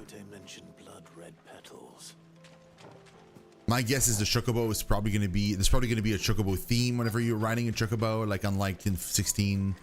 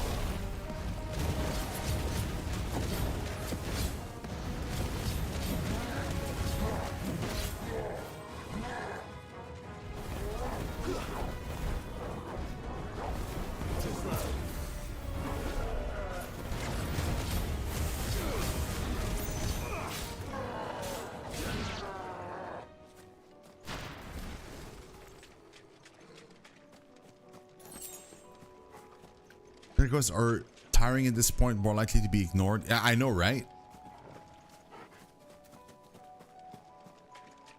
Yeah, I mean, some of the side quests are really good. Like the ones with a plus next to them usually are really good. They have like a more, like a deeper story to them. And you get like an actual upgrade to your character or something. Right, that should do it. Let's get these back to Yotei. It's the pacing of them, I think, Jones. That's the issue.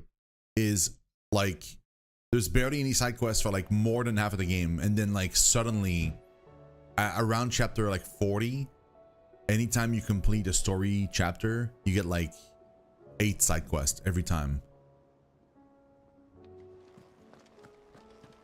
That's why it gets so tiring. It's because there's too many of them.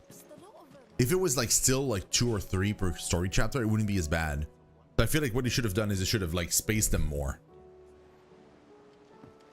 Yeah, the plus ones are a must. Yeah, because they upgrade your loadout or your character or something. Or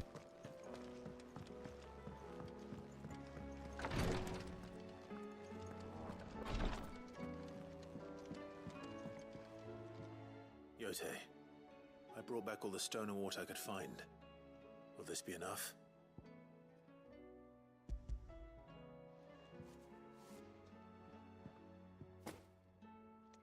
Yes, my lord. Thank you. I'm sure it will serve us until we can find another source. I'm very glad to hear it. You and His Grace are very much alike, you know. You think only of how you might help others, and never of the danger to yourselves. No more than you have minding my brother. You've risked a lot for him, and I thank you for it. I am honored that you should say so. But I beg you, my lord, do not give too much of yourself for the sake of others.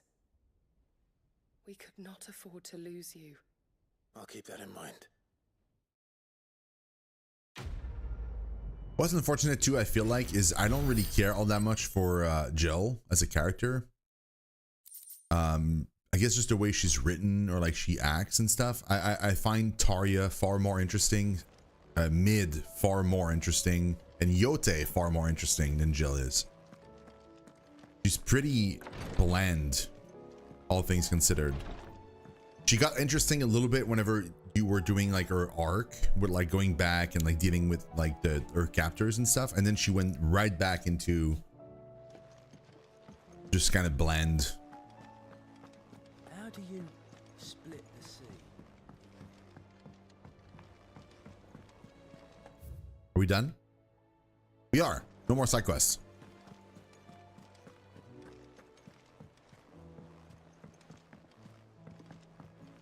Hold on, guys.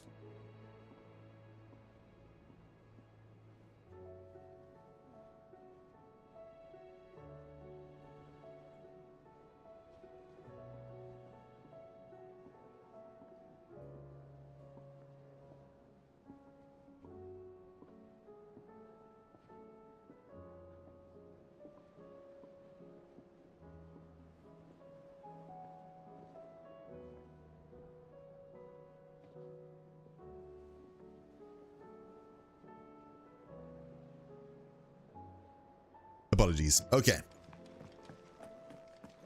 Let's go. Still in chapter 44 right now, but about to reach chapter 45. I have no reason to assume otherwise. Well, Clive, you must listen to this. Lawsman, tell him. Do you recall when we spoke before on the divinity of Ultima? Well, it inspired me to delve deeper into the subject. And what I discovered appears to agree with the findings of His Grace. You will recall that my quest to uncover Ultima's origins began with the mural at Phoenix Gate. But while I've always known it to be important, its secrets have heretofore eluded me. Now, however, I believe I know where to find the more complete example, one that will reveal all we seek. Master Clive, have you ever in your travels chanced to hear of the Circle of Malleus? I would think not, so. If you have. But there was once a time when the faith flourished, the oldest known religion in the Twins, and though its popularity eventually waned on Storm, hints of its dogma remain embedded in more modern faiths such as the Crystalline Orthodox. Wait, you said it waned on Storm. What of Ash? Religious monuments are often torn down or repurposed when new faiths rise to prominence. But if no new faith arose, then perhaps the ancient temples might still stand. And so, you see now why I must accompany you to Waloed. It would appear the past still has much to teach us, though in this case, it would not have been possible without the musings of Moss. To think that you carried a copy of my old mentor's chronicles all along. I am relieved to discover it in good hands. I shall guard it with my life. Joshua, if you're finished here, join me in the ale hall. I need to speak to everyone before we leave. Right away.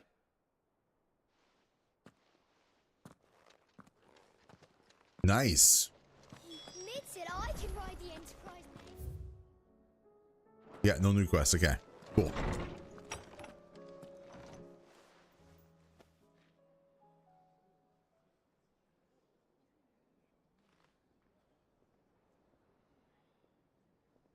Is there no idle pause we can have? Mid is also like that, and I'm also like that. We're both like that at the same time, face to face. By now you've all heard where we're going and why. So I won't bother you with the boring details, only the important ones. If we attempt to approach Stone here by sea, there's a good chance we'll be sighted and fall prey to the capital's artillery. So instead, we'll disembark on the southwest coast and make for Drake's Spine on foot. I say we, but it's highly likely the entirety of Ash is under the rule of Ultima. A large party would only attract unwanted attention, as well as slow our march and require supplies which may be difficult to obtain. Only Joshua and I will be going. And a scout. Preferably a good one. Gav, do you know of any? You bet your ass I do. Might still borrow some of Lady Vivian's maps, though. Just in case, like. Once you've dropped us off at the Shadow Coast, you need to retreat into neutral waters, fly merchant colors, and stay inconspicuous. If you sense any danger at all, You leave us behind and return to Storm. Inconspicuous is my middle name. But like hell am I leaving anyone behind. The ship ain't going nowhere till your scurvy mugs are smiling on deck. Jill, the Enterprise will appear a tempting target for royalists and pirates alike. You're to stop anyone boarding. Don't worry. I'll keep the ship and her crew safe. You'll be needing passage home, after all. But... very well. If there are no questions, I'll see you all at the docks.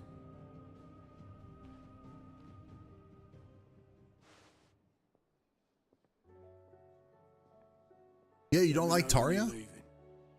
I want a word before you go. Of course.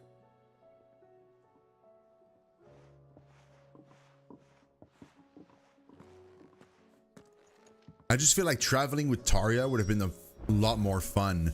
Because anytime we reached like a new destination, there were people to help and stuff. And like she knows healing. So like she would have been like all over this. And like there could have been so like deeper connections with the locations we've been visiting that needed help. Having Taria in the party rather than Jill. Like give like the personality of Taria to Jill or something, and that makes it an infinitely more interesting character than what we got.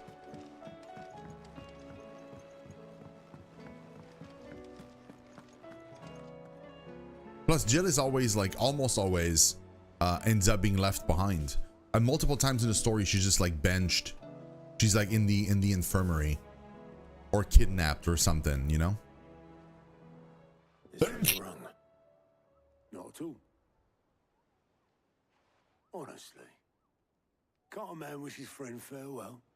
Just wanted to let you know that I'll keep things in order while you're off saving the world. I'll hold you to that. That was it? That was just one line? That's so weird. Why? The Shadow Coast. The land long having fallen victim to the spreading blight, now even the most meager of scrub struggles to draw life from the ether-drained cliffs that loom above the barren coastline. Here we go, chapter 45. Let's go, man. I think.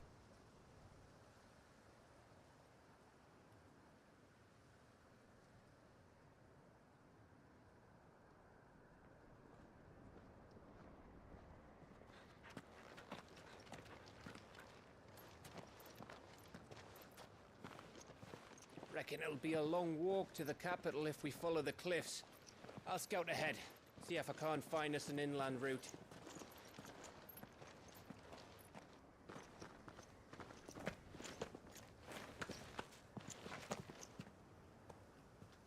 Clive.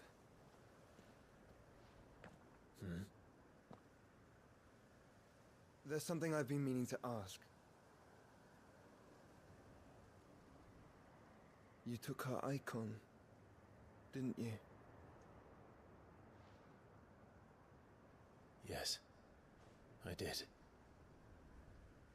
She understood.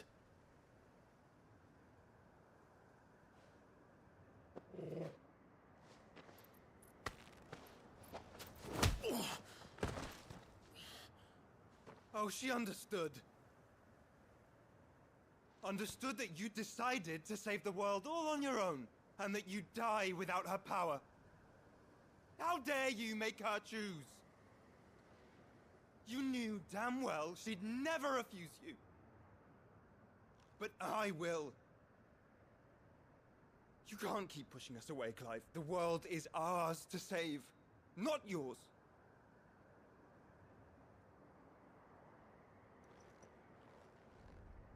I used my gift because I thought it was the right thing to do.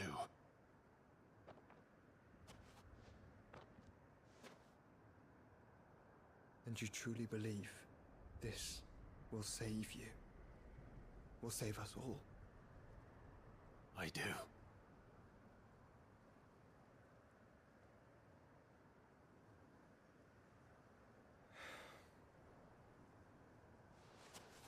then so be it. That was weird. Just don't forget, you're not alone.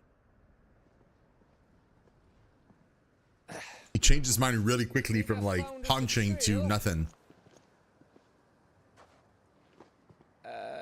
Did I miss something?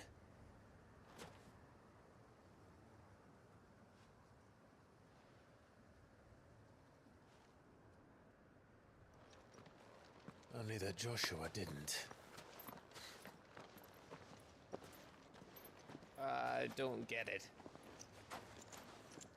It's okay, Gav. I'm not sure I get it either.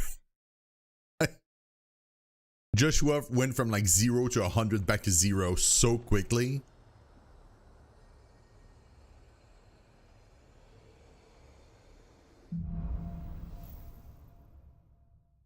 Chapter 45. Always wanted to visit Ash. We're in Waluda territory now. Don't expect a warm welcome. Oh, I don't know, Clive. That castle over there looks inviting enough.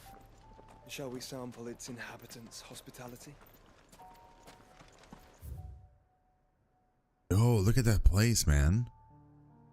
Oh, that's gonna be cool to explore. I'm excited. Estonia, capital of the Kingdom of Walud, located on the coast of Frigg's Calm, Ash's northernmost bay.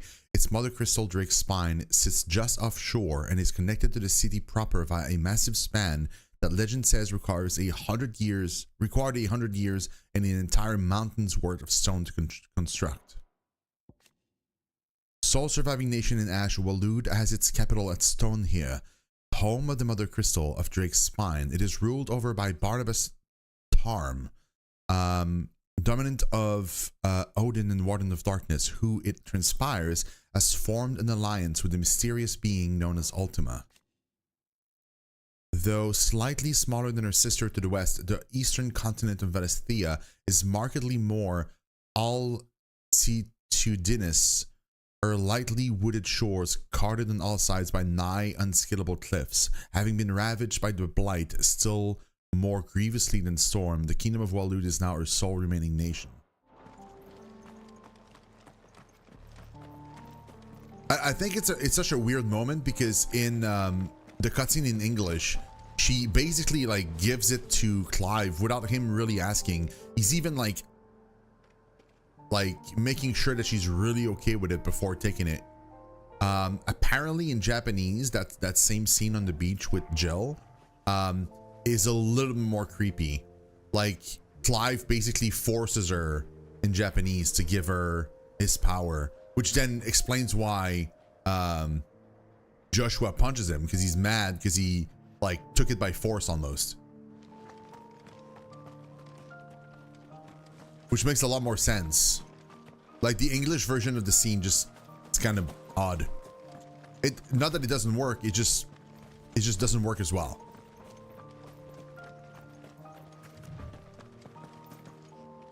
I like the area though. Remember what I said about warm welcomes, Gav?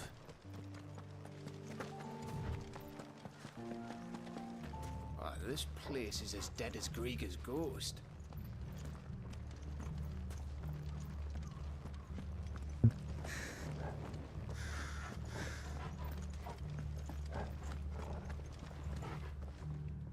Any chests? I don't think so. Oh. I knew I smelled something. I see the orcs and Kashrik here. Let's hope the villagers made it out in time.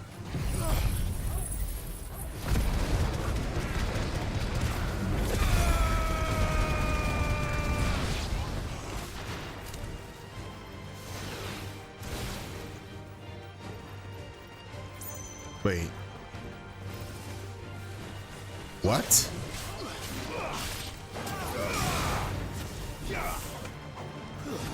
Wait, I'm finding the whole thing?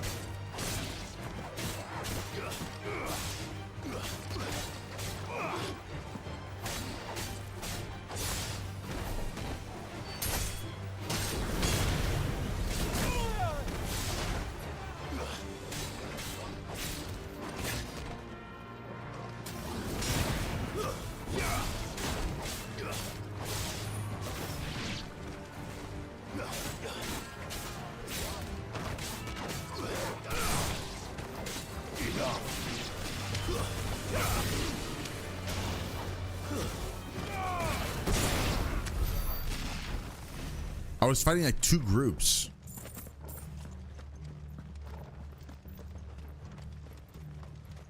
That's a good question. I don't know. Maybe they thought it would be like too controversial to have that kind of dialogue of the main protagonist in the game in English.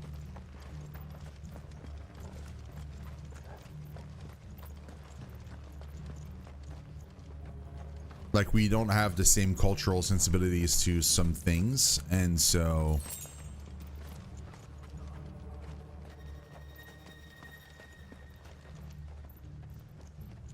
they wouldn't want to make the protagonist unlikable, for example, or like make him seem unlikable. So they probably went a certain direction in English and then a separate one in Japanese.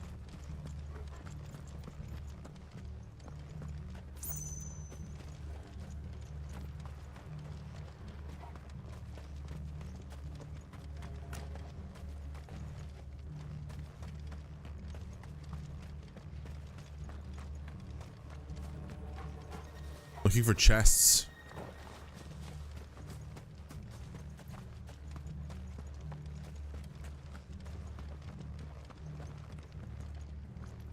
Ah.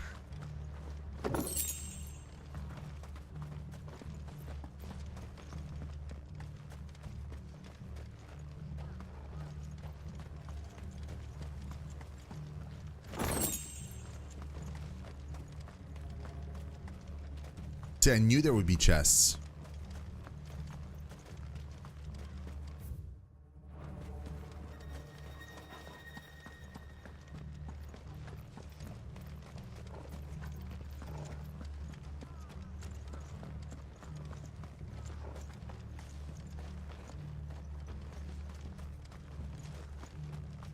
This place is a maze, man. There's so many like little nooks and crannies everywhere.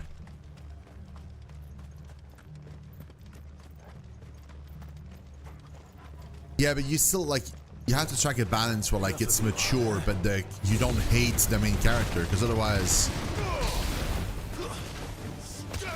you don't want him to see, you don't want to see him win.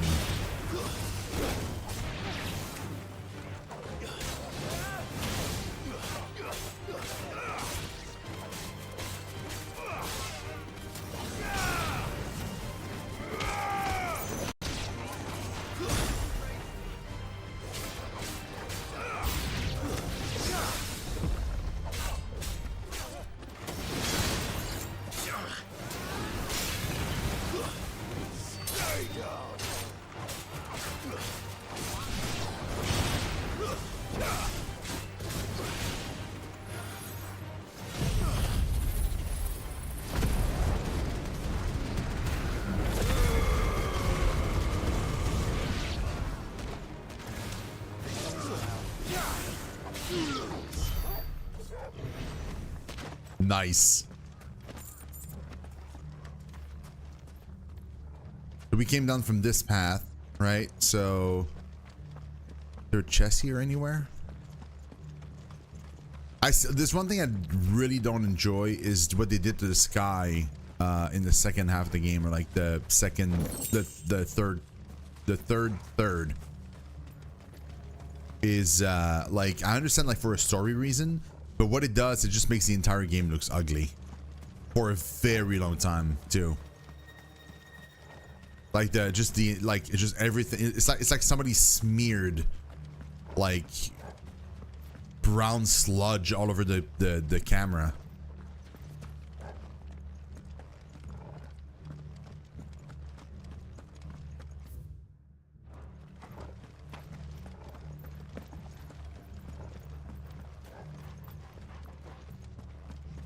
Oh, there's definitely going to be a hunt here.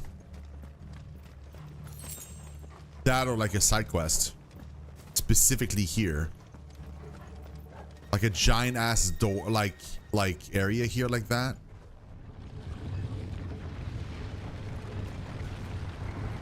Wait, who are you? It's not even part of the main quest.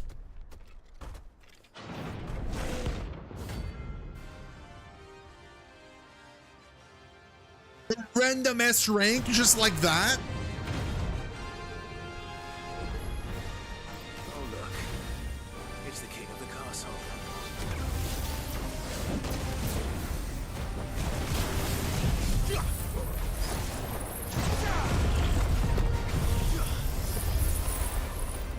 crap. He jumped away.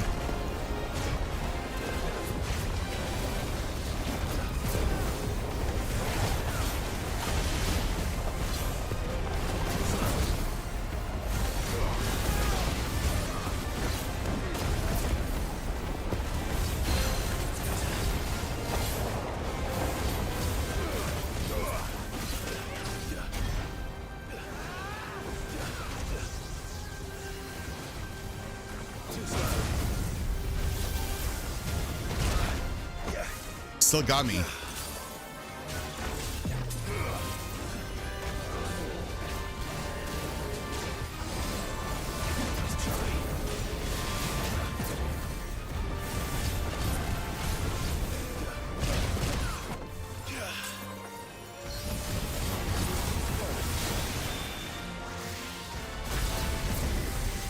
Whoa, mother of lasers.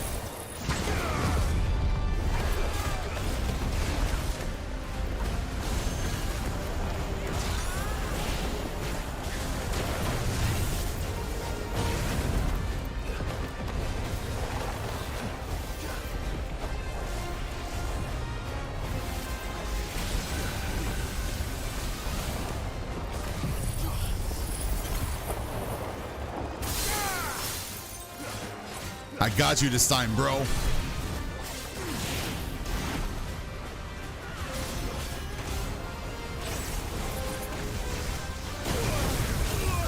Oh, wow. You got me good.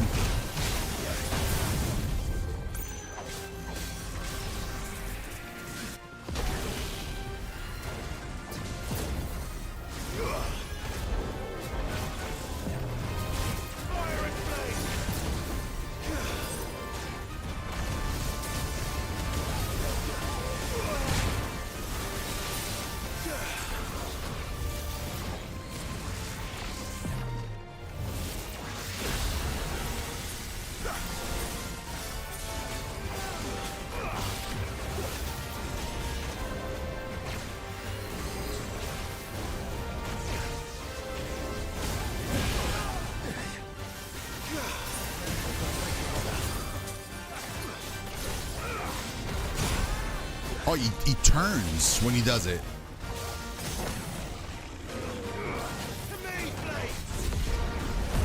Oh, damn it. I messed up.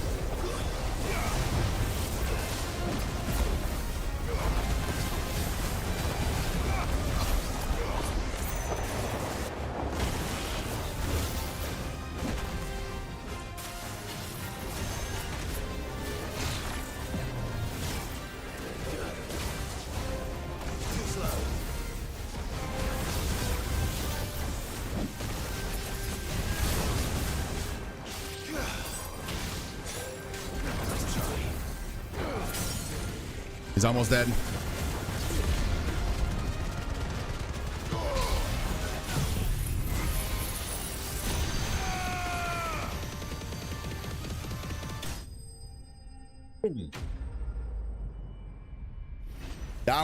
That was good. That was really good, man. Oh my god. Stained loincloth, which is not something we needed for any of our crafting that we wanted to do, as far as I know. Your reign is at an end. Yo, that was great. Was not expecting that. Next teleporter we find, we're gonna try and get ourselves some more potions. I'm gonna need some potions.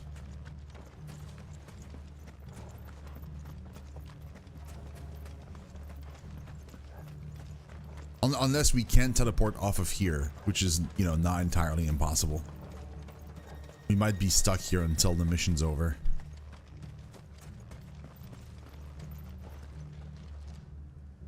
Oops. I wasn't paying attention to what the prompt was.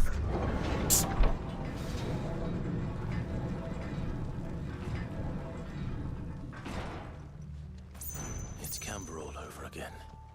Where the hell are the royalists? Seems you were right about that welcome after all, Clive.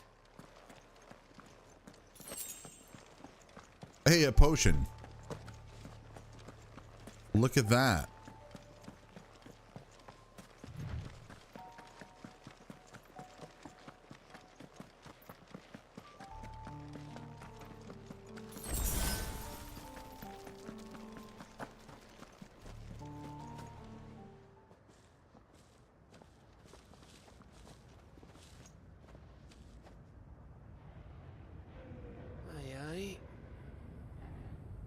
Oh, it's a lot.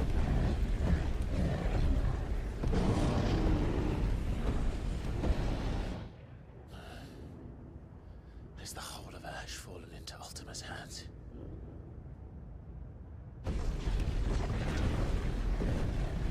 That's no peace delegation. We should send a warning to the others. No. My uncle will have an eye on the coast. I trust he'll find a way to entertain any uninvited guests. Our mark is Drake's Spine, and there's a lot of road between us and it.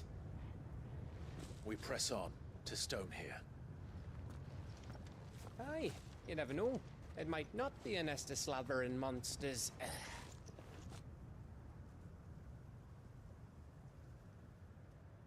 The thing is, like, won't Ultima know we're coming? Especially because without me. This stronghold is as old as Phoenix Gate, perhaps older. It may yet hide Ultima's remaining secrets, and if we are to best him, they must be unearthed. All right. Stay out of trouble. I always do. Mostly.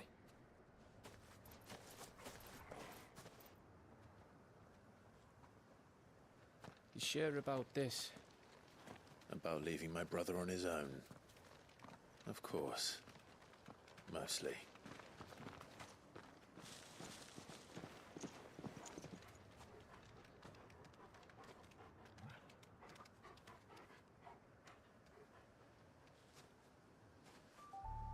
thing is, Vivian's map is so old it's hard to tell which way is up. But if I'm right, we're not far from a village called Eastla. Then we make our way there, resupply, and wait for Joshua. the thing is, like once again, like we had the chance of having like party members, and then like we're already stripped of them. That was so quick. The Angry Gap. Oh, look at the size of that area.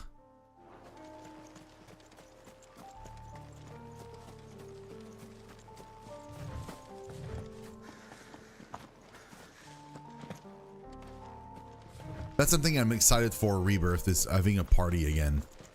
I feel like having a party feels more Final Fantasy than having no party. This feels more like God of War or whatever, what we have right now. Which was the inspiration, I guess, but like still. Ugh, this place This reeks like a morble's arsehole. Though I'm guessing it's not the smell that'll kill us.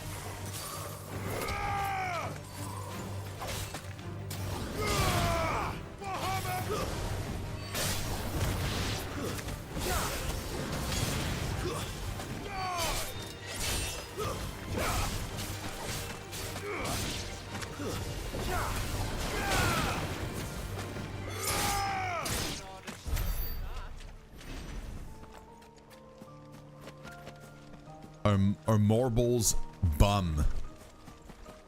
I don't even want to think what that smells like. No mistakes.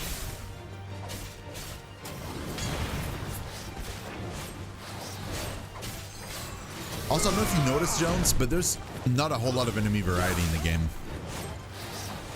It feels like we're always fighting the same enemies with like reskins. Like that enemy right now we're fighting is literally a reskin of most like wyvern we fought in the past. They all look the same.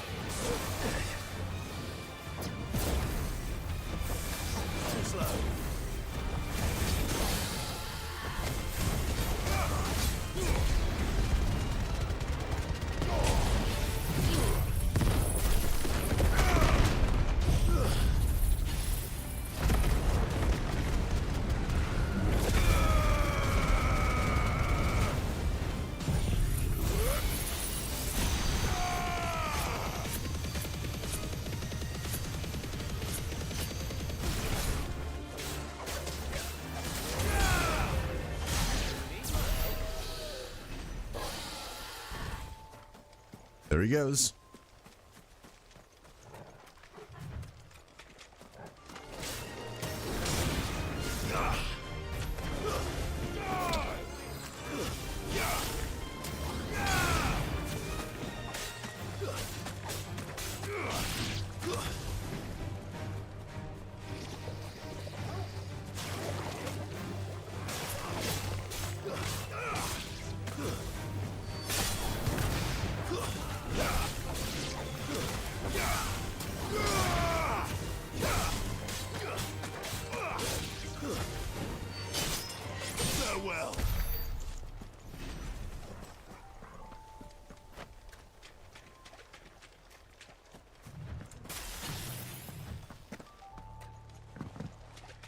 I'm exploring the entire area because you never know. Plus, we always do that whenever we reach like a new location. We always explore the entire thing first. Then we move on to like the rest of the story.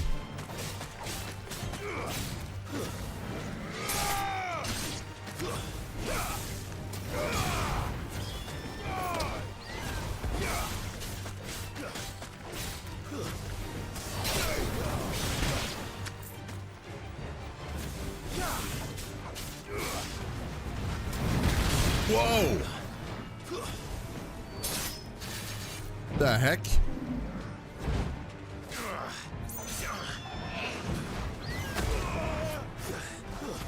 I thought you were dead.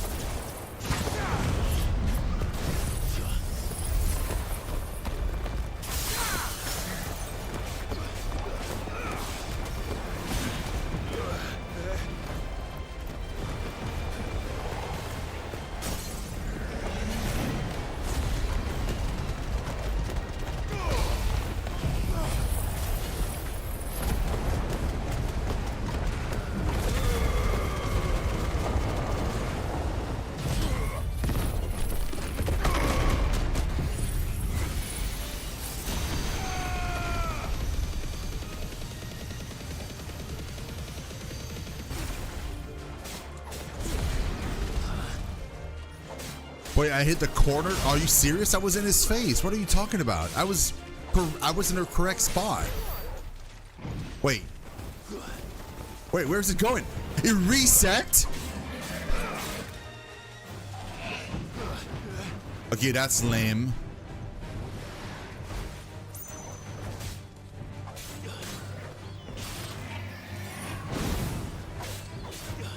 Why did it reset?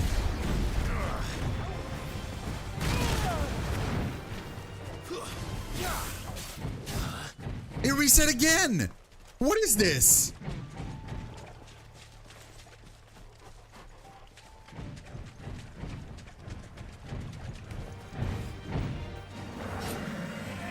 Seriously, what is that?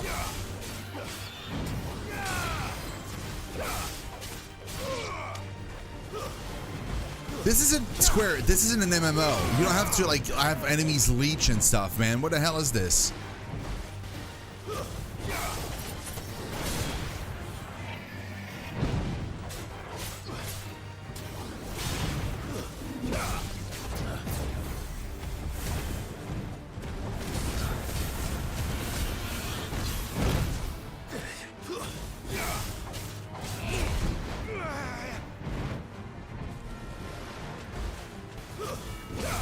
And it moves back on its own, man. I'm not even controlling where it goes. The monster decides where it's going. So if it goes in like a spot that's like out of range of like and forces him to reset, it's not my fault. I'm not holding it there.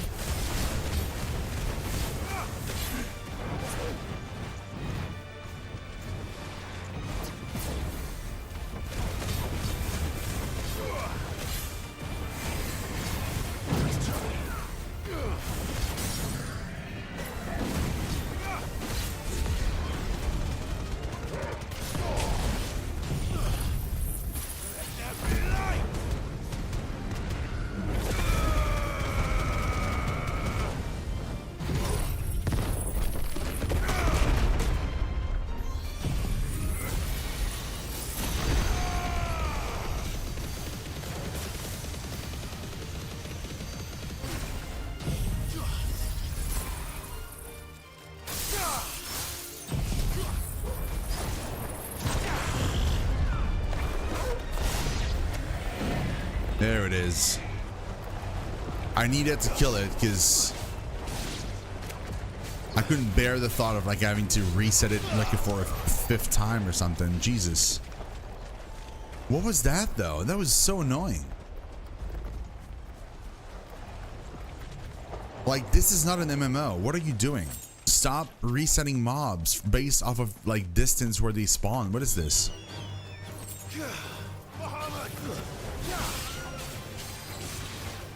There's another one right there too.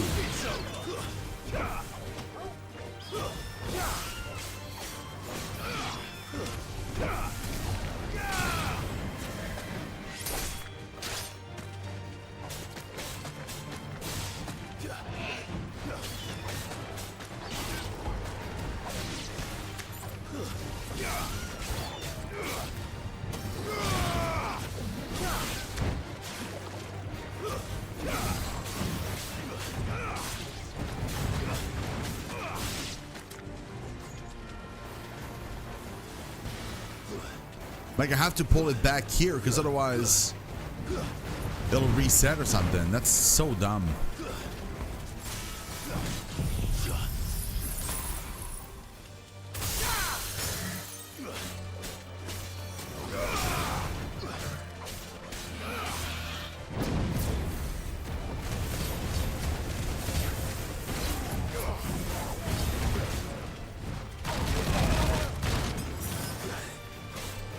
I thought I dodged that, but apparently not.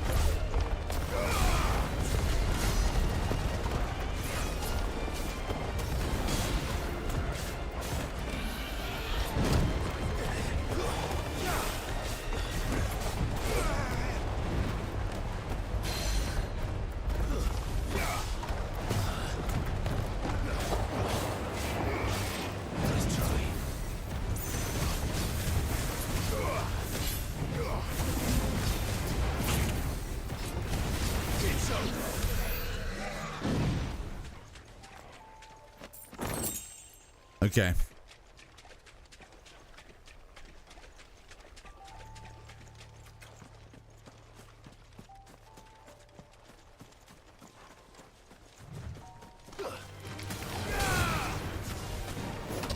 I feel like there's a lot of monsters for like such a small area. There were like 3 monsters to stagger. 4 even. Two of each. Two turtles and 2 worms.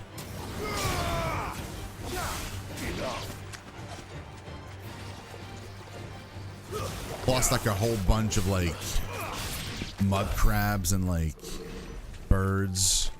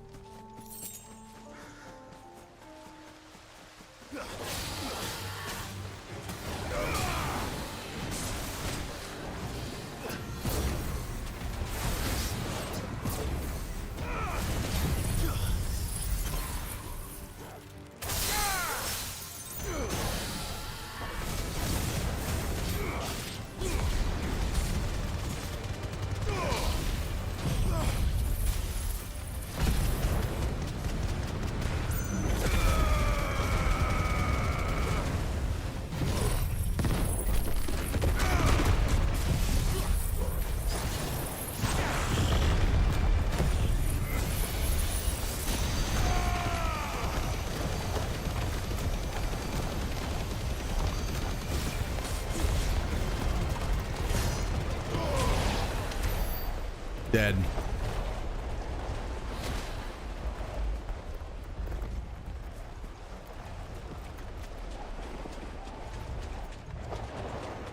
Were we truly done here, or was there like another chest hidden somewhere that I didn't see? I think we got like 1 chest so far. I think that was right? Yeah, I think we're good. Oh, there's another big zone behind this.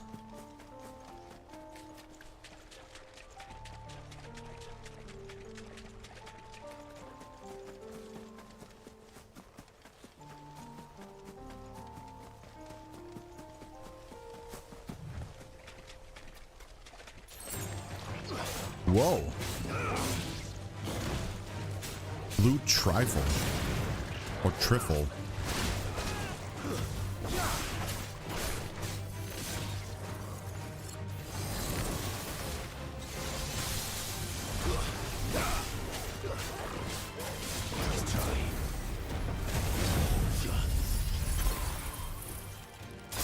Hey, all good, Willie. All good, man.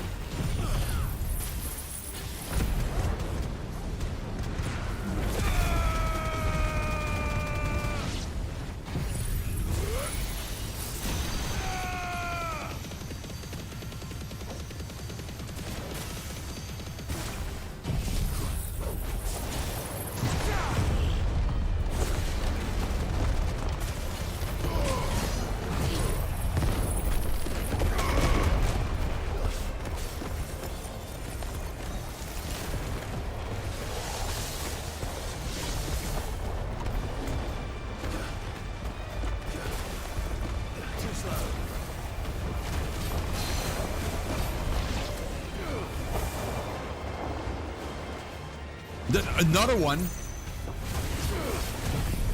What the heck?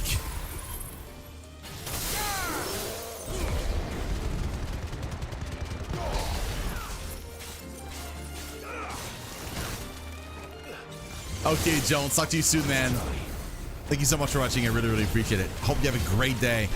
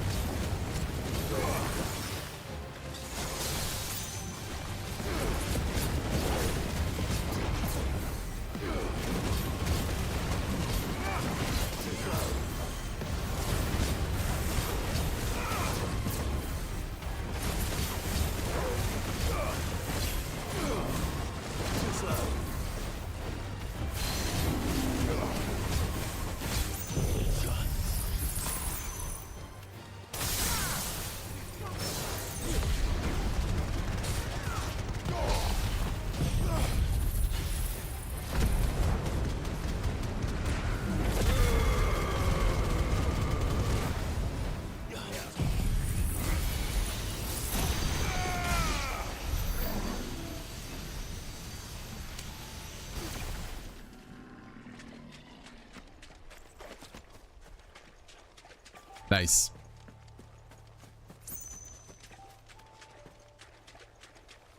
Yeah, that place is massive too. Like it's another big place to explore. I'm pretty tired of mobs and starting skipping most of them. Yeah, I feel you, man. Like honestly, it's gonna be a little repetitive, especially because they're all the same. See another one.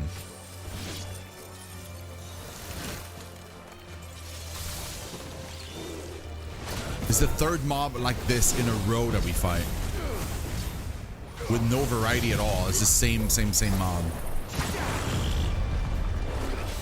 Could have been worse though, I guess. It could have been like another turtle or like another like worm or something.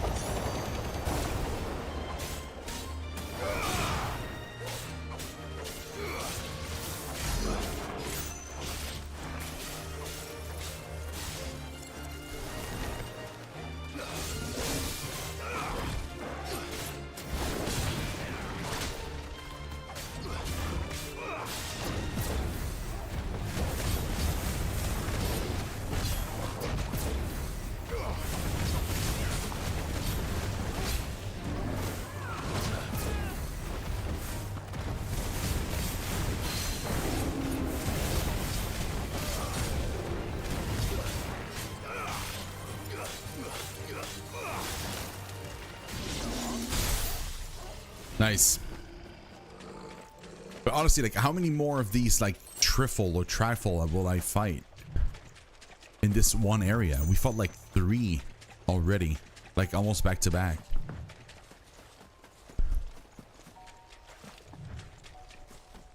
Oh. Yeah.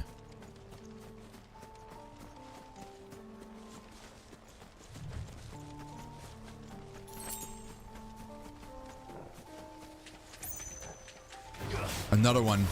That's our 4th one. Almost, again, almost in a row.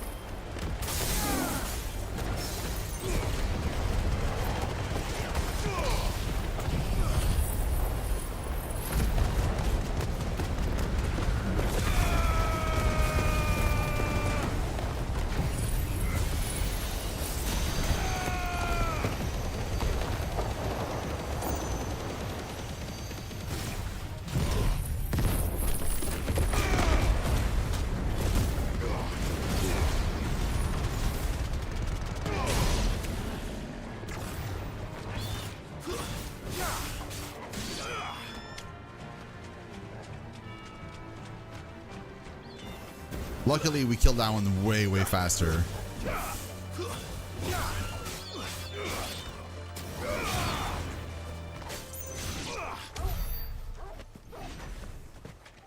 I mean, I guess that was that. Like, we fought 4 mobs that had stagger bars in the previous section, and it seems like this section might have 4 mobs also. It just happened to be all 4 the same instead of being like 2 different types of mobs. Seems like the rest of them are just birds. And no crabs this time.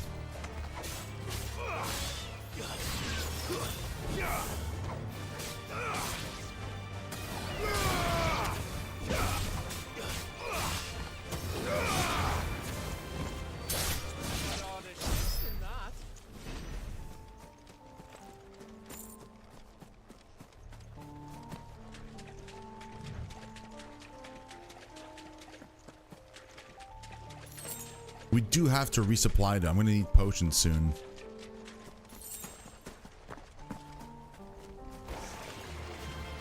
Wait, another one? So there were 5 of them?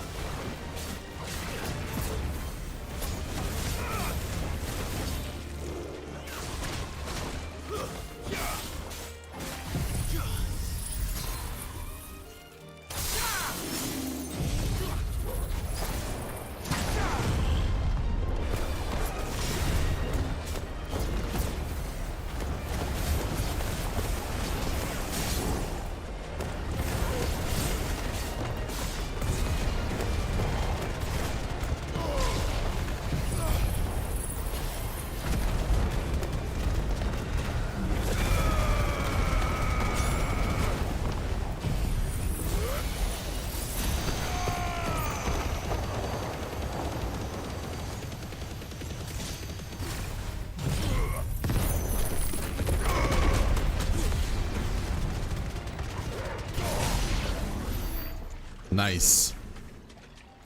There were 5 of them in this area. Good lord. At least by now, like, I know like exactly how to kill them, so that goes a little bit faster. Bahamut's breath. Don't look down, Torgal. Whoa.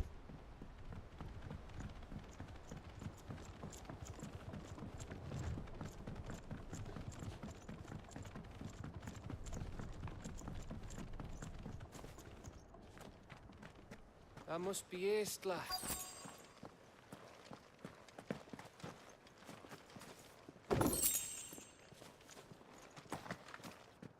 Bloody hides.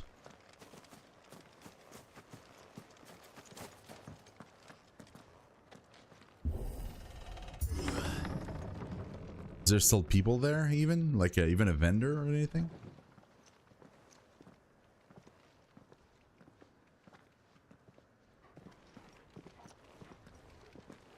How would they survive even?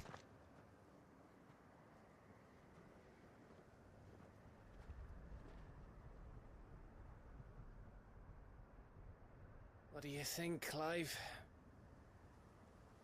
Then we're too late.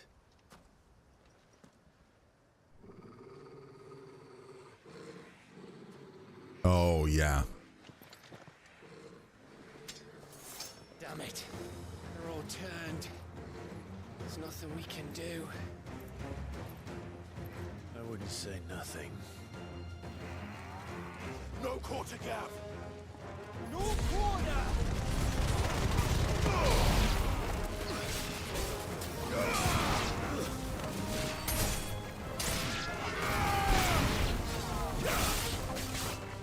It's over!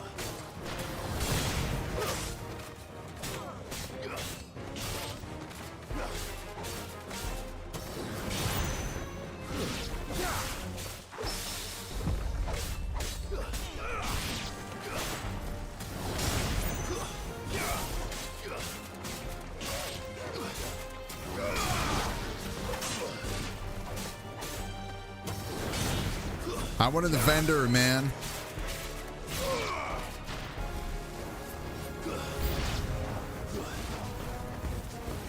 think all the villages in Ash are like this?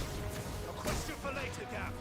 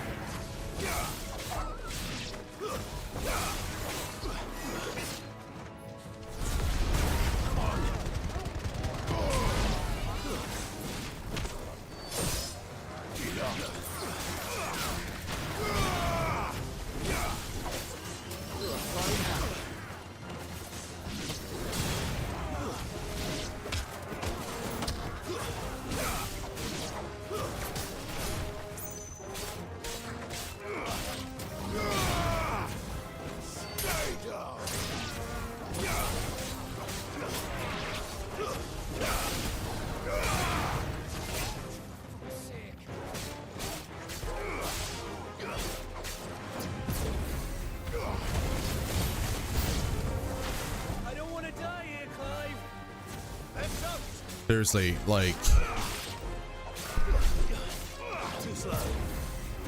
how many of them are there, man?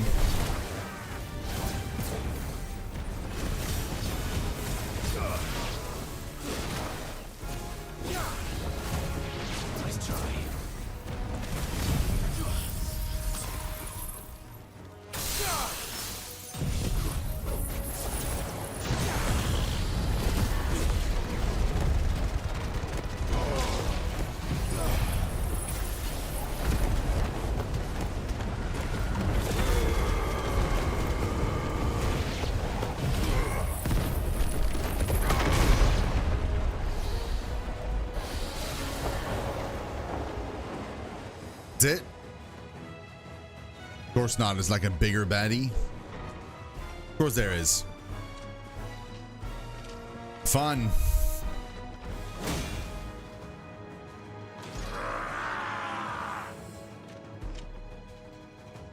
How kind of him to wait until everybody's dead before showing up.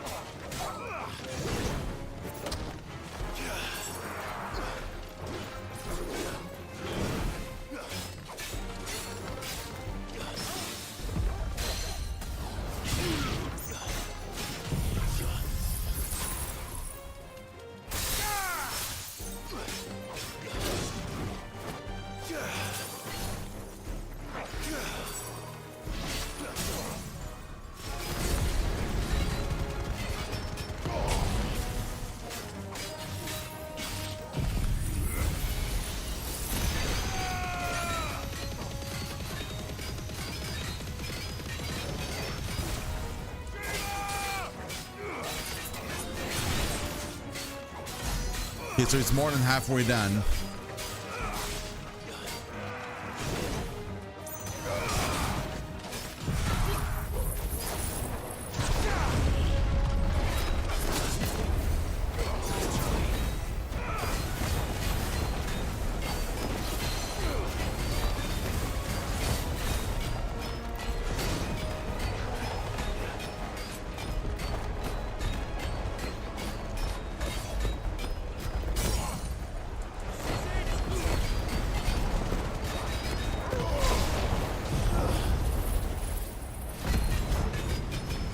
There it is. There it is. I was running low on resources, man. I'm starting to, like, I need potions. That was intense.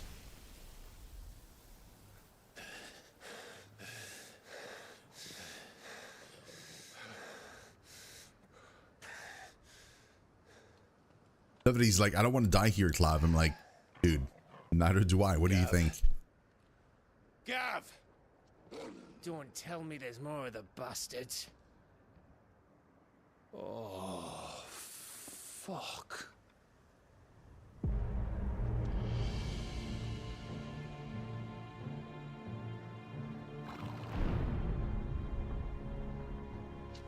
Already? Have you come to watch, Odin? Hey, Alpha. How you doing? Bound for Stonehill. Good. My master awaits you in the capital, though I cannot allow you to attend him in your present state.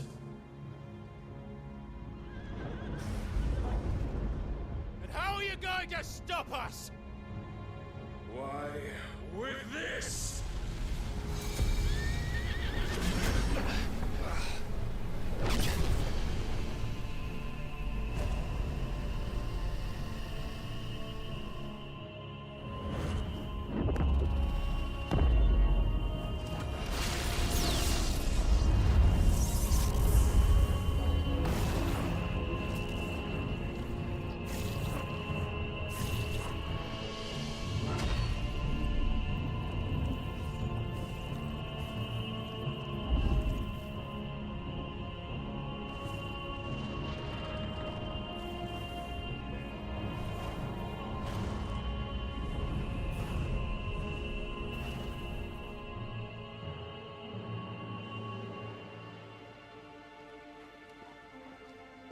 What did you do?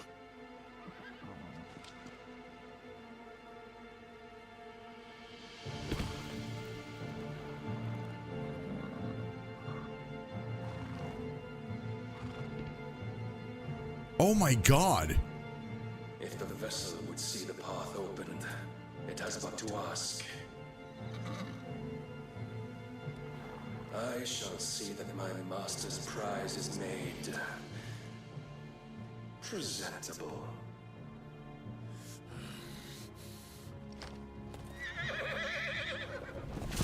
Shit! No!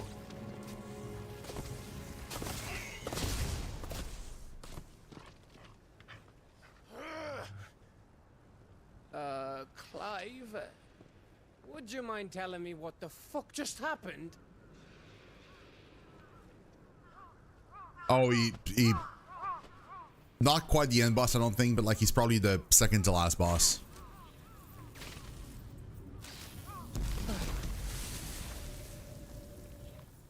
Oh, you've got to be. How are we supposed to get through that? We seek an audience with the king. If His Majesty wants me to come and ask him, then that is exactly what I'll do. I need potions. Before you go practicing your petition, we don't even know where the fucker went. How about we cool our heads and think this through, eh?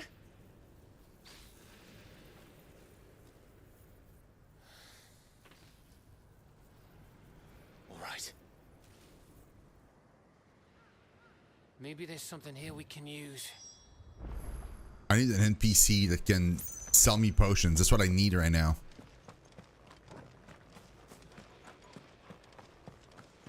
Like, I did a ton of fighting, and I mean like a ton of fighting prior to this. Like we did like we cleared like 2 giant zones. We did this whole event here. We did an S rank. Like, I need potions, man.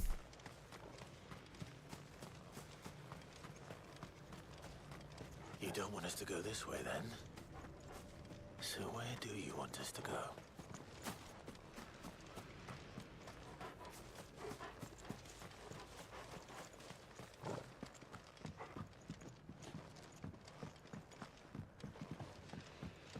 Okay.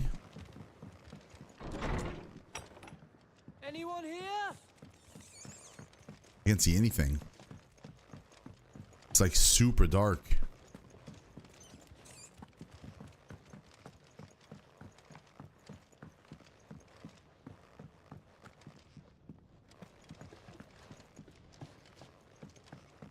Oh.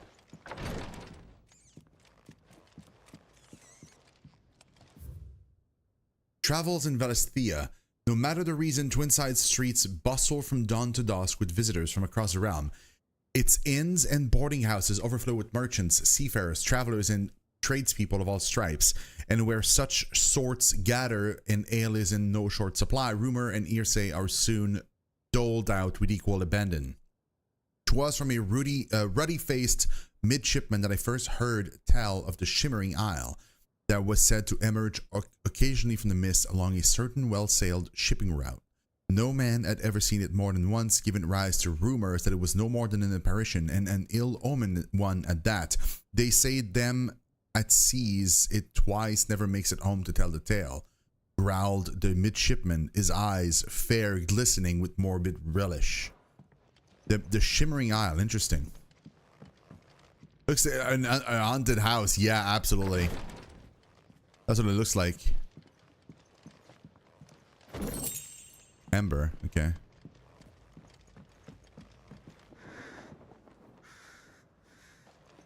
Can I jump down? No.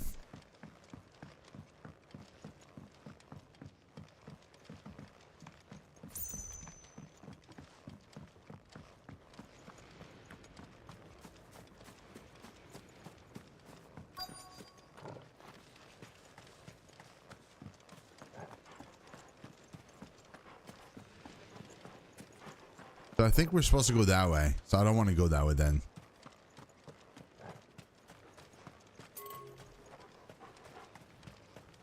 I want to make sure we loot the place dry first. I need all the potions I can find.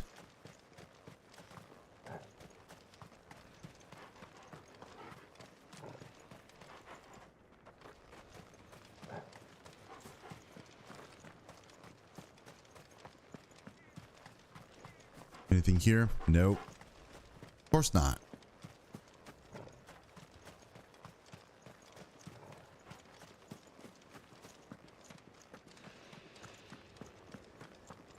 Okay.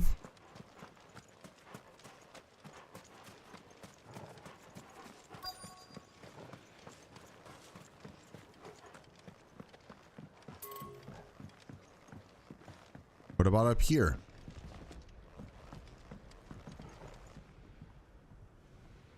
I can climb the ladder, or I can go this way. They probably connect, I would assume. They do. There's no one home, Clive. Then let's find somewhere to sit down and look at the map.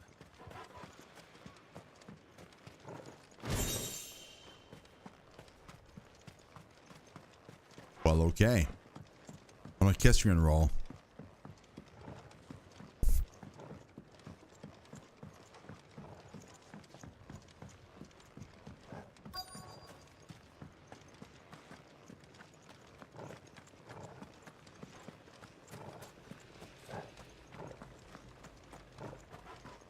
Sure. Okay. Go to where we're supposed to go. I am 36. I thought we got them all. So did I. Wait, there's even more. Wait. There's more?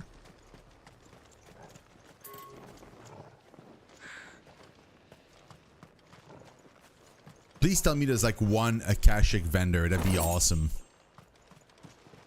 Like one dude that's like a zombie, but also happens to be a vendor. That'd be hilarious.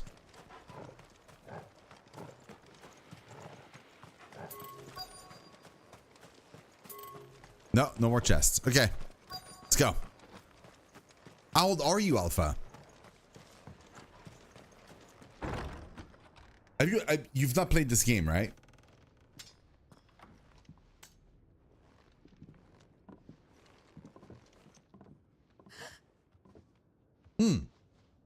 There's a human in there.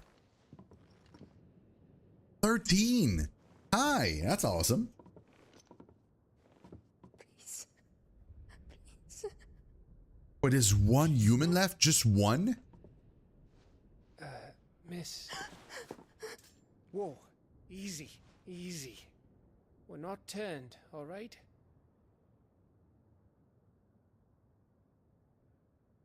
Who?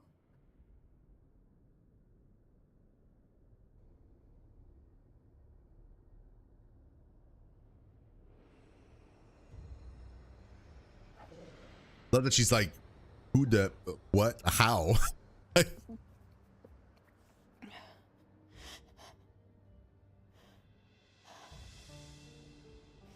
My thanks, kind travelers.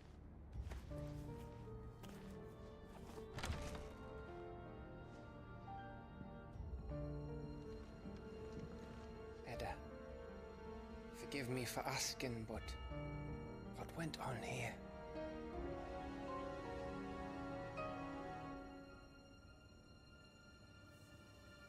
Is she pregnant? It all started when the skies changed. The elders said it was the Ark. One by one, people went mad. Minds taken by the ether. Till only I remained. By then, I was too far along to run. And then the nights came. And I didn't know what to do.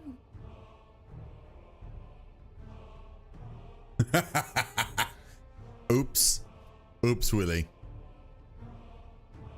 And this, Arche is...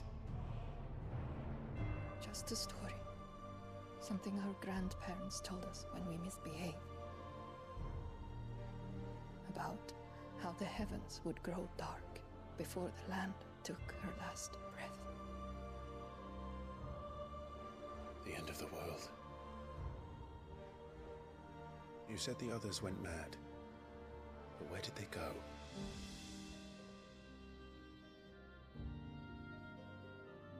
They all left. Drawn east to the tower, to Reverie. The elders, the healer, the blacksmith, my husband. To Reverie? I guess so, yeah. I guess they left and died.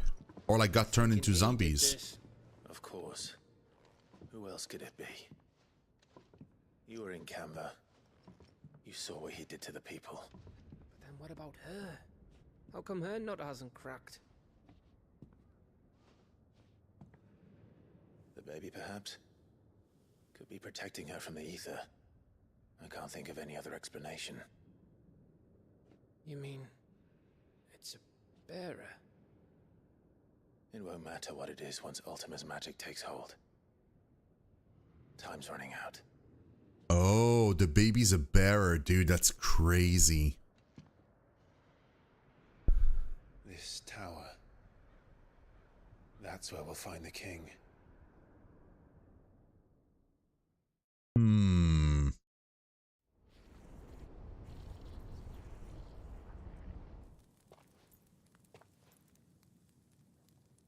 I knew it. It's the same as Phoenix Gate.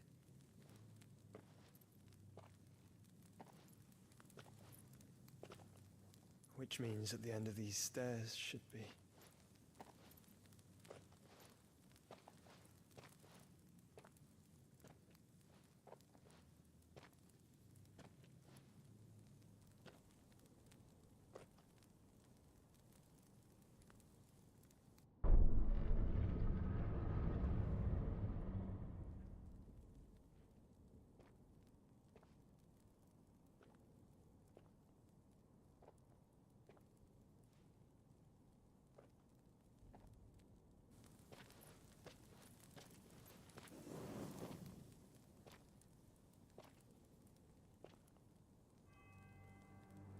The mural is complete.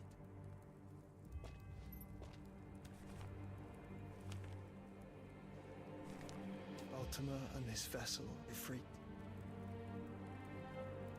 Garuda, Ramu, Shiva, Titan, Bahamut, Odin. Even Leviathan the Lost is here. But where is the Phoenix?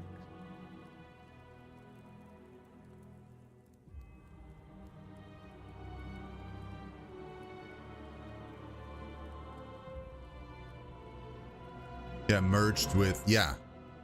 merged with Ifrit, of course.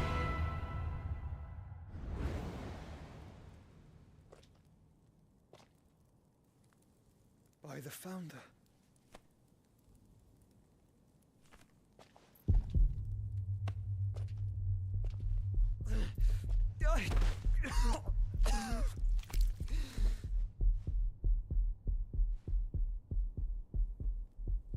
Oh, that's not good.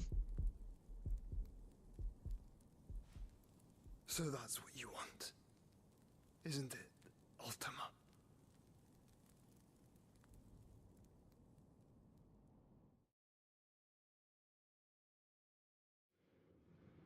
So he wants them both to be merged. Huh. So that's how it's gonna be then? I'm not asking, Gav. I need you to stay with Edda. What? I must do this alone. If I don't return, you're to find Joshua and make for the Enterprise. Understood? Aye.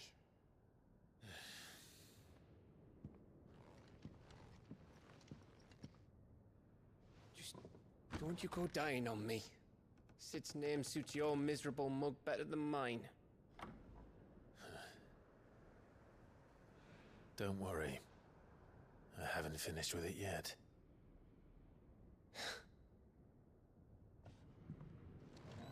Hey, baby, let's merge. Oh boy, okay. We lost another party member. It's not great. Oh. That respawned for some reason.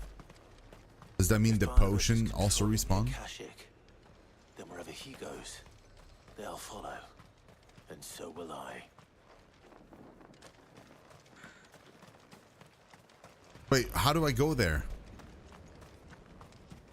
Is the door open now? Just like Goku before fusion with Vegeta? Yeah, basically, like I have to fuse with my brother. I need to absorb every single icon and then fuse with my brother to be ready for what the big boss wants me to be.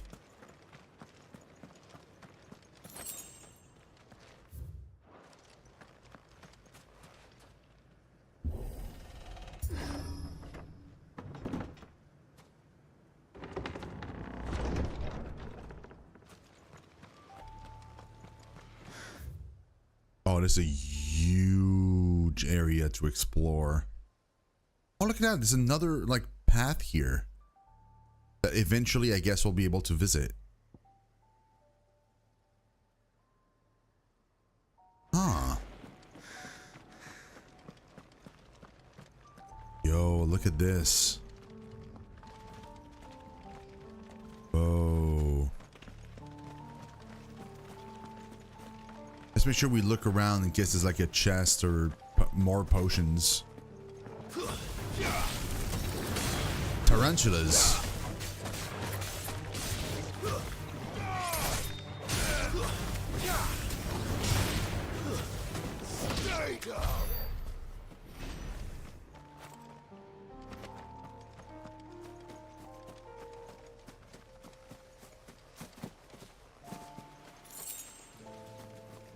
Winnie Gill, great.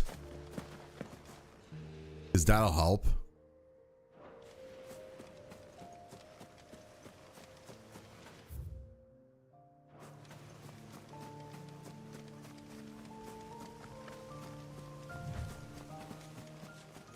That place here is weird to navigate. I don't know where I'm supposed to go, or rather, like, where am I not allowed to go? No, there's only one weapon. It's always the sword. The thing is, you can upgrade it with like different attacks and stuff, and you can also change the look of the sword, right? Because you get better swords, but it's always just a sword.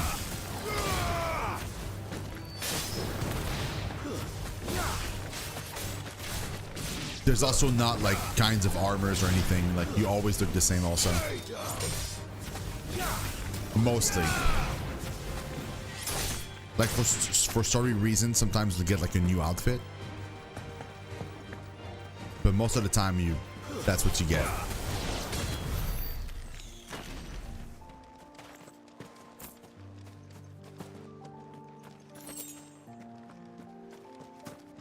It's cool though, because you get used to it, but like there's a lot of options. Like if you look at this,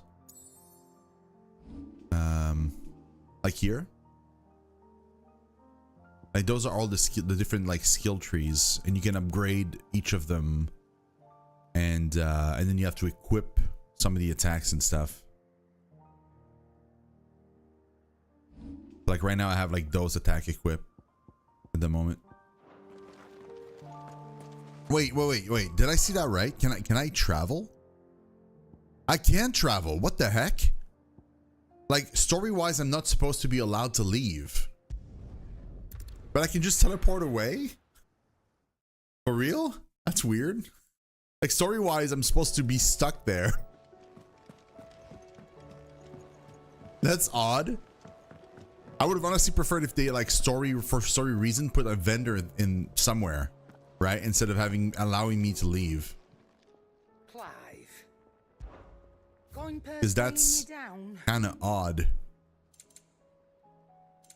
I'm just allowed to like walk free.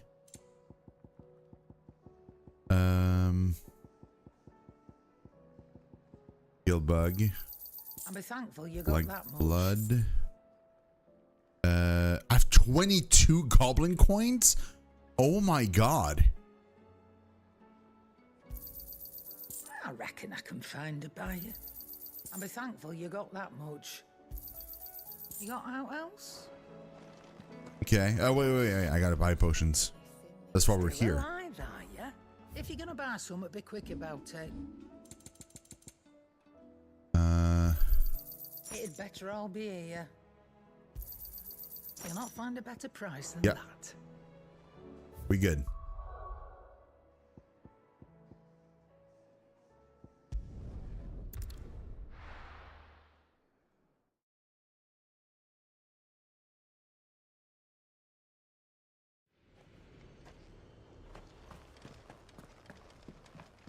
Didn't realize you could travel. I thought we were stuck here for story reasons.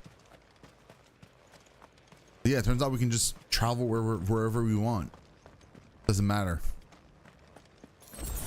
Makes the entire thing a lot easier though, because now I know I can like just go and buy more potions.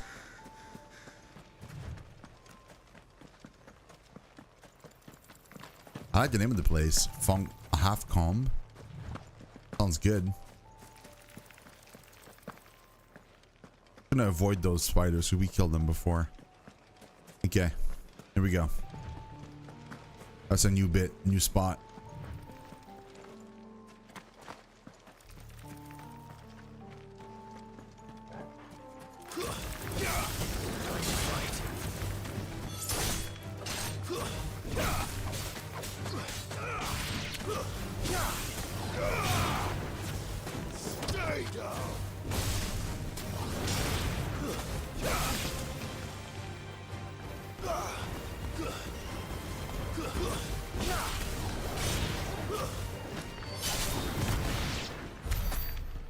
Okay.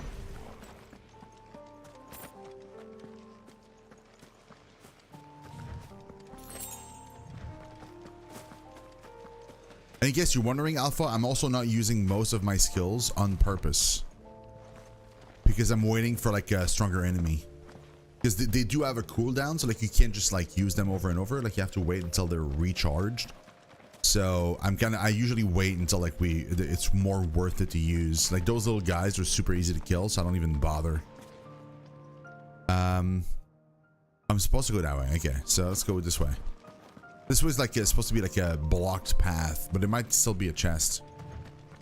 Yeah, it is a blocked path. There. I can feel it. Yeah. Now's not the time.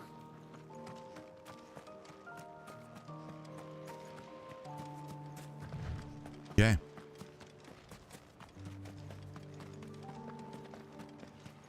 We're probably gonna find a more worthy enemy soon, I would assume.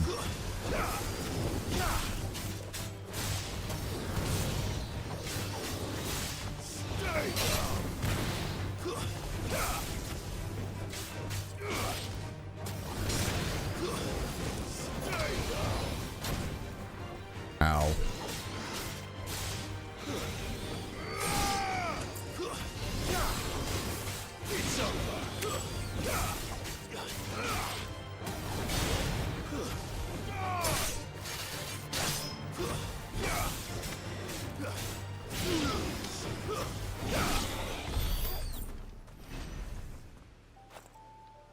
Here we go. Okay. Yeah. See, there it is. That's a more worthy enemy. No, there's no multiplayer now. Ow. Ow.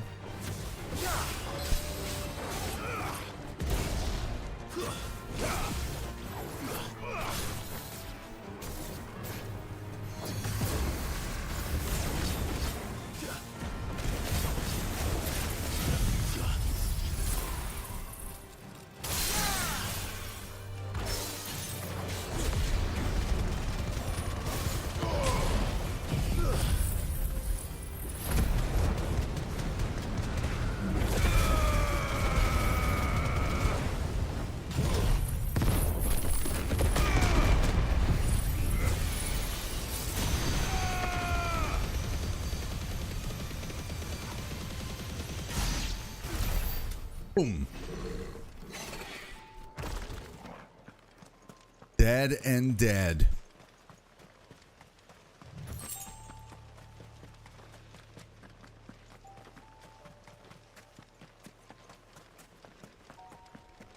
That was a big arena for just like such a small mob too. Like I wonder if like later on we'll go back here and there'll be like a bigger boss fight in that same area. Oh, a chest.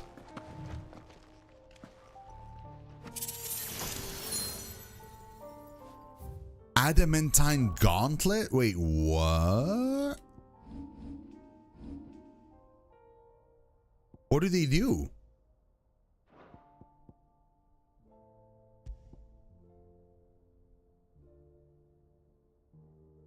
Increases my maximum HP by 500? What's the other option here? Gil increase. I don't need Gil.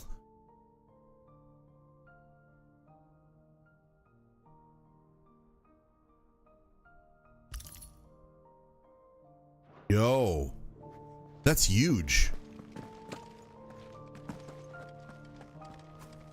I have so much HP now.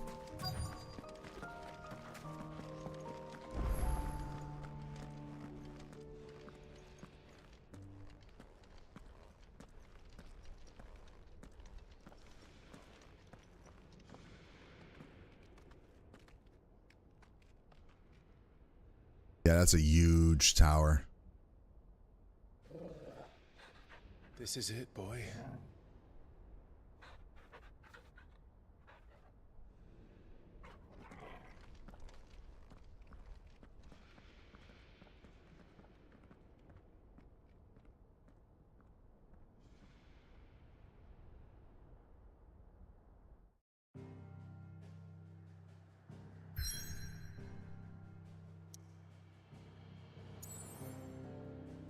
Where we are.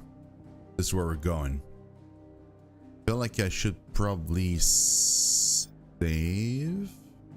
Go here first because I can't save from this menu. So let's teleport here for a second. I can save and then we can go to the other thing. I think it's going to be a big boss fight now. Well, I mean, a dungeon probably first, followed by a big boss fight. Oh wait, there's a bunch of stuff now. Hold on. Covered in nicks and lumps.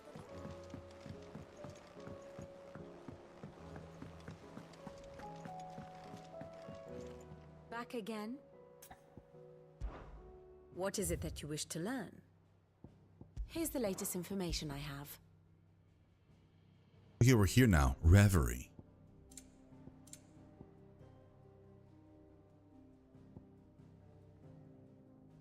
Yeah, I don't think the blight moved. No, it didn't move. The state of the realm is ever changing, Clive. What's up? Oh, that means there's new hunts.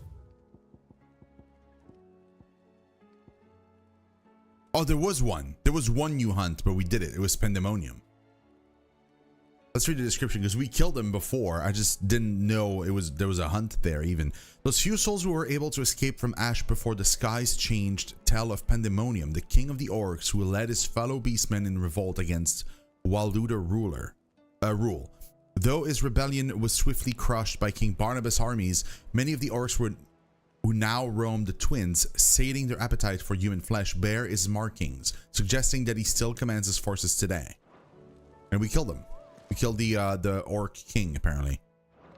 Cool stuff. The other thing is the Orchestrion, which we don't care about. So, yeah, I think we're good now. I thought it was like a new bounty that appeared or something, but no. Let's go. I'm scared. No, there's no multiplayer. For this game, there's no multiplayer, unfortunately. Nope. It's a single player game.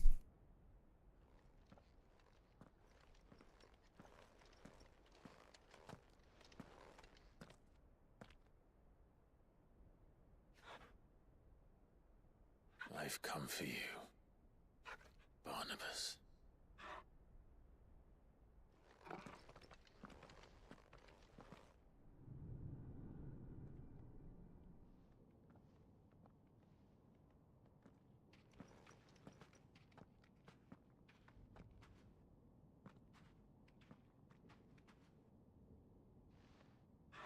Stay close, Torgal.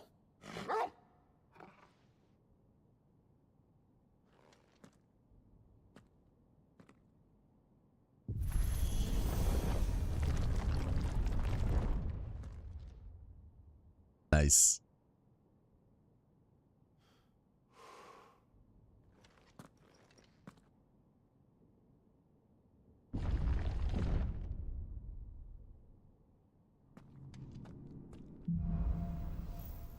The Last King, chapter 46. The tower. It's alive. It's alive. Wait, is there a new side quest? I wonder. Doesn't seem like it. I like the music though. More echoes of the fallen. They seem to feed on ether. There shouldn't be any here.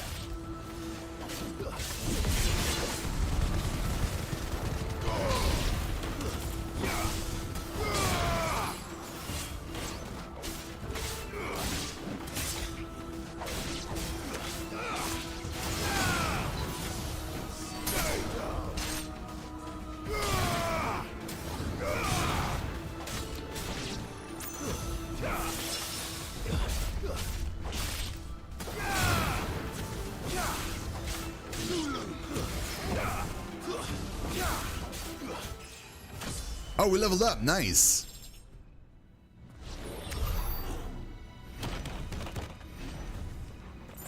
Very cool.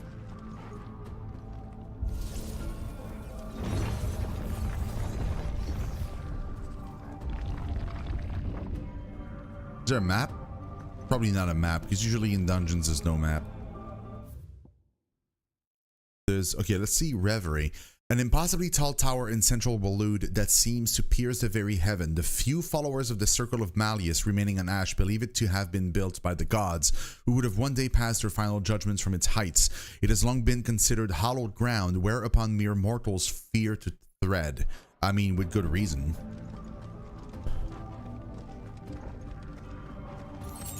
Y'all wanna, like, if like regular dudes were to go in here, man, they get wrecked. That's a huge... Oh, it's an elevator, of course. Why do all their floors seem to have a mind of their own? Probably gonna fight whilst we're going up, I would assume.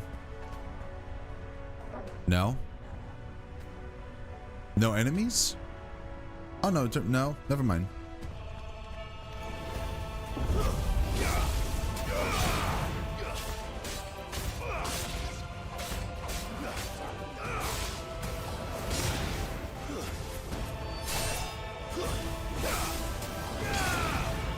I hate these guys because they become bigger and bigger and bigger, and eventually they just explode. They're 36, and it feels like I'm not even like hurting them at all.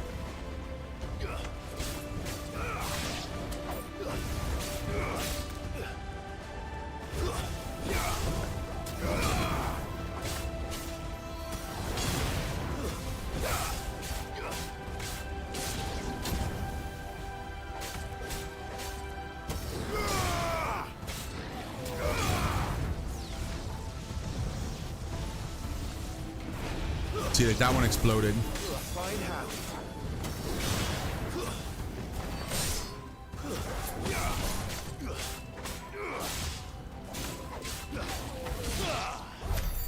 That one was about to explode.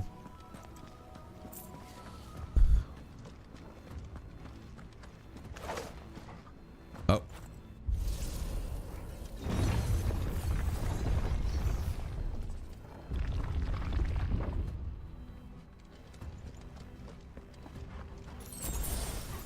Damn, look at that place.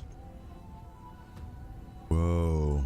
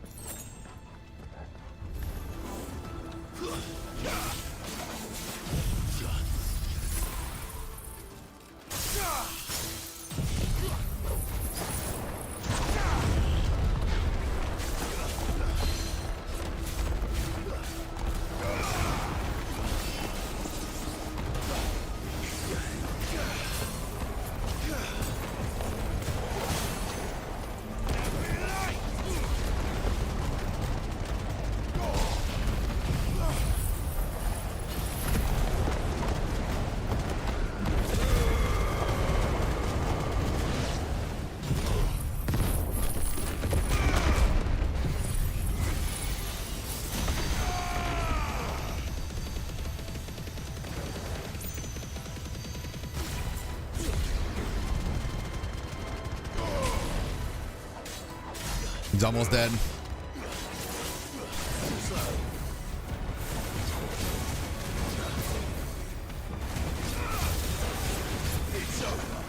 There it is.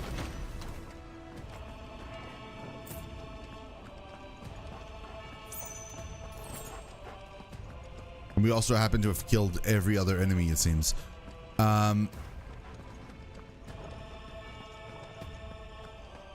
there's nothing else here. Okay.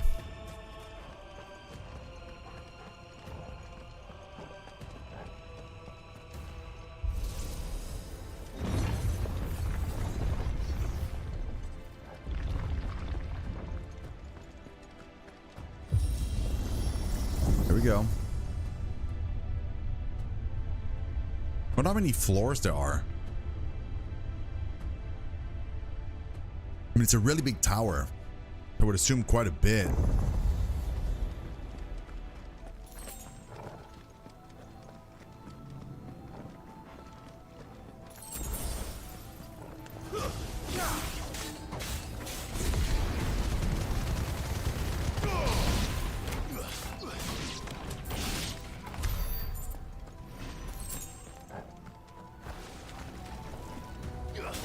Oh, wait, a purple Bavaroa? Ooh. Kind of neat.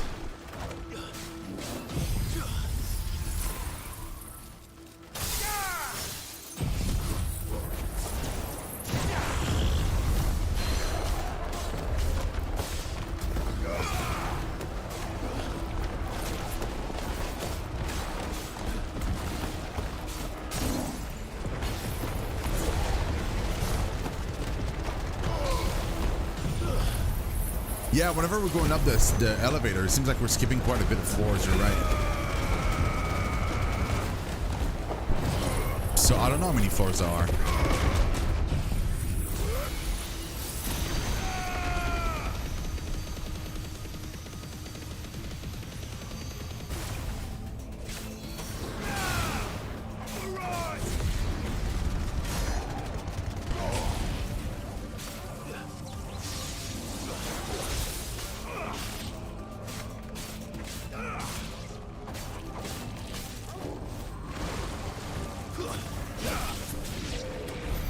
There it is.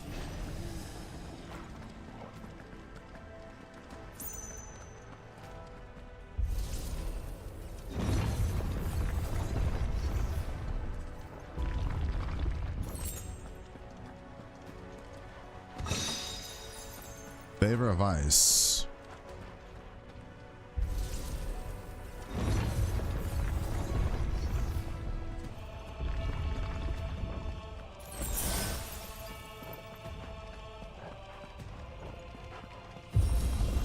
You're right. Whenever we go up like elevator, we're skipping a ton of floors. So like I don't know how many we're gonna be doing. Oh, see, that one's moving. Wait, it's moving sideways? Where would I be? The top. So I could look down on the world. That was a sideways elevator.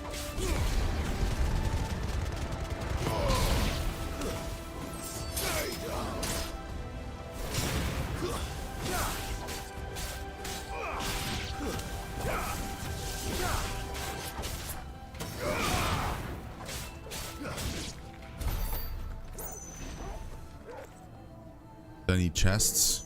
No.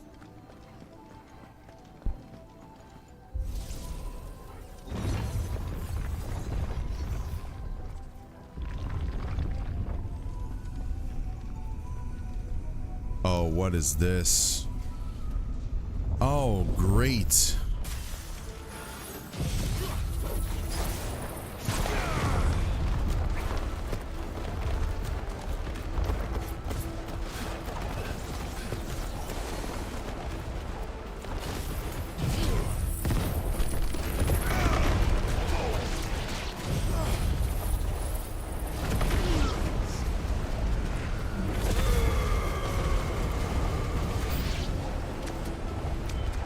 That was fun. Oh, more. Should have known.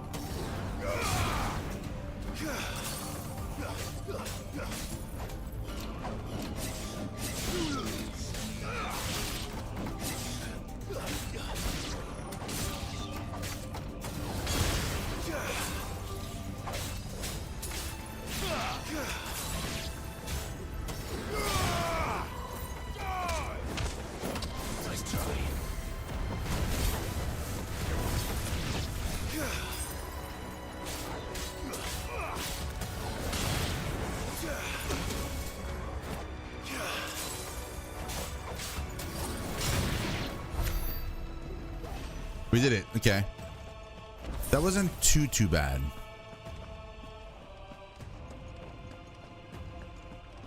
We're still full health. We didn't use potions. So far, so good. Gotta keep all of my potions for the last boss. As much as possible, that is.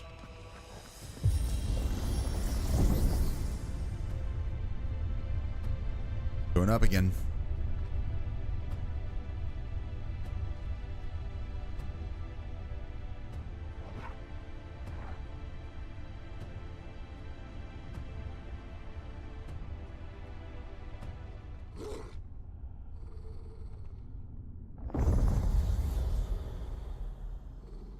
Oh, what are you?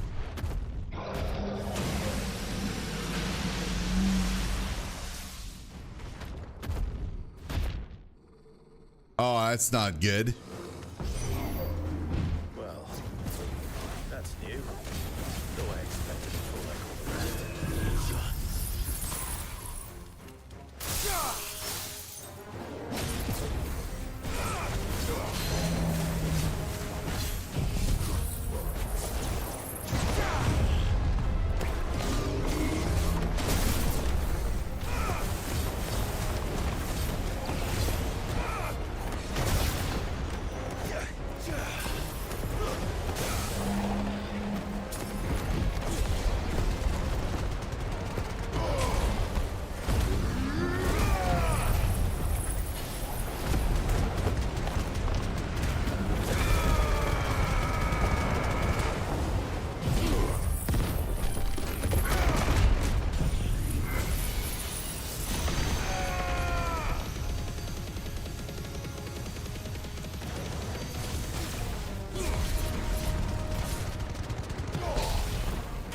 Look at that. Look at his HP, man.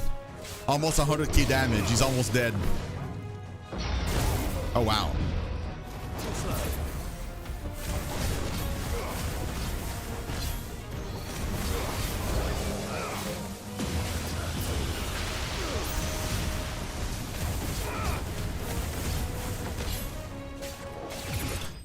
There it is. That wasn't too bad. That was even fairly easy. Give us a big smile for killing a big guy. Yeah, that was amazing. That was good. That was really good. What's that thing? Hopefully there aren't any more. I don't know what that was, but that was weird. Must mean we're approaching the top, though. We still haven't used a potion, which is good. We did use our limit break, though, which is not as good, but...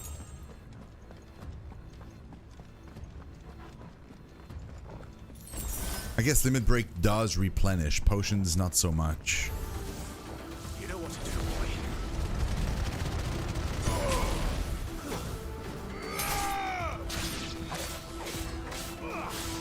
It's over.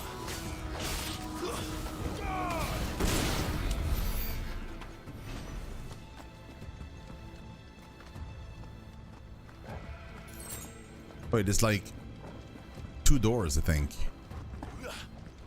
Nope. The Will of Ice. Is that a door I can open? No. So never mind. There's only one door. This one.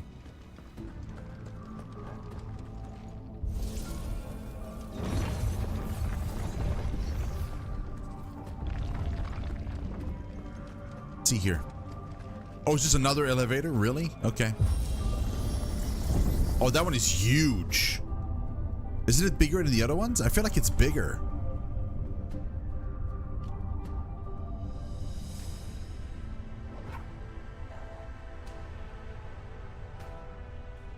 By now, we gotta be approaching the top, man. Like, honestly. Right? Like, we keep going up and up and up. We have to be approaching the top.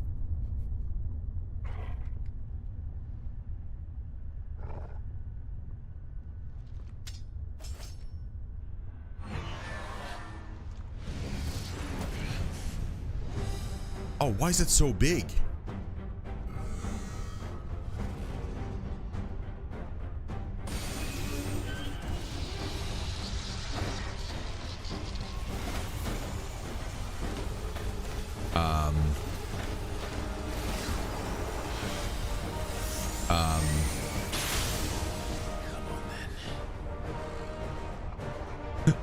True.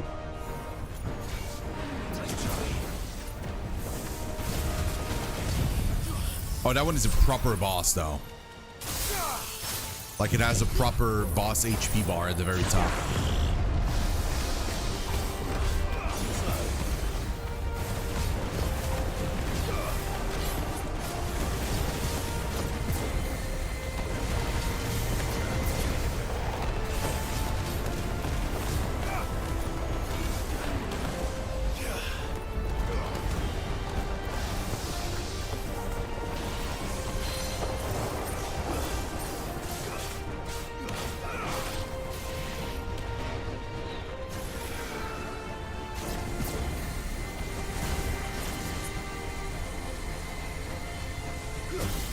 Oh.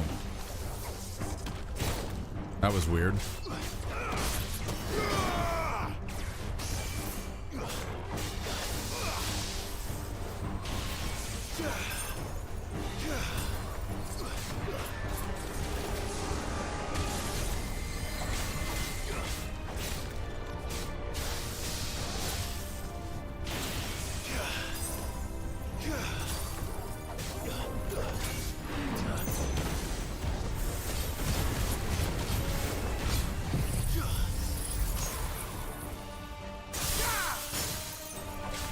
We're doing a good amount of damage to it, though. I like it.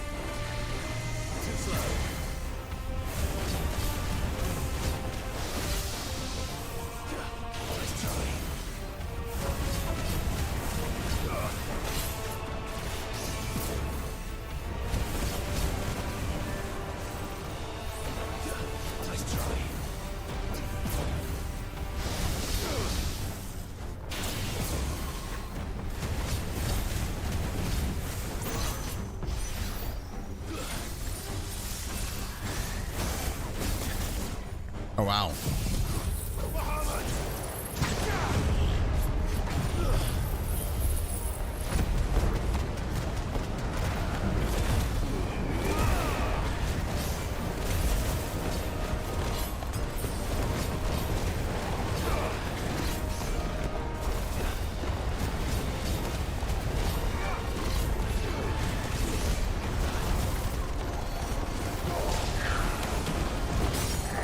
There it is.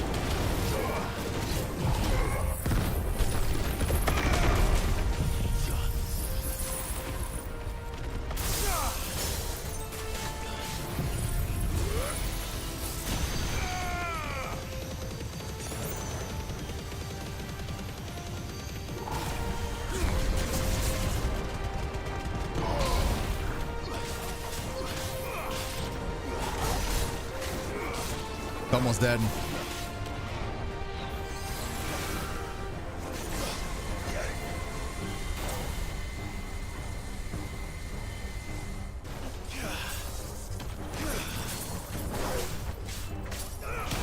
Hey, there it is.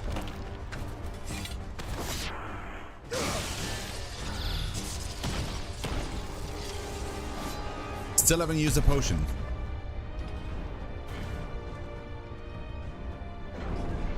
Oh, what is that thing?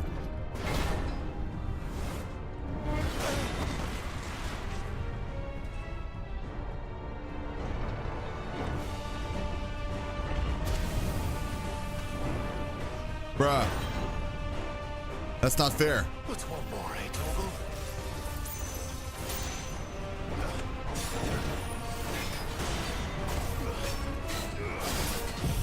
That's not fair.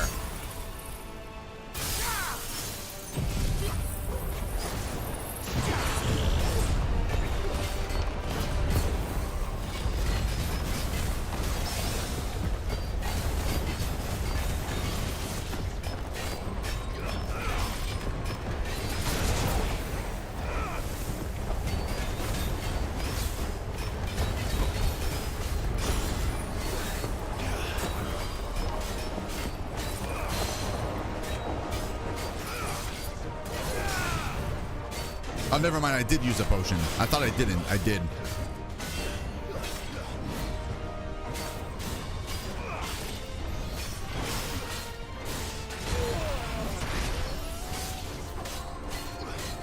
I'm gonna have to use another one.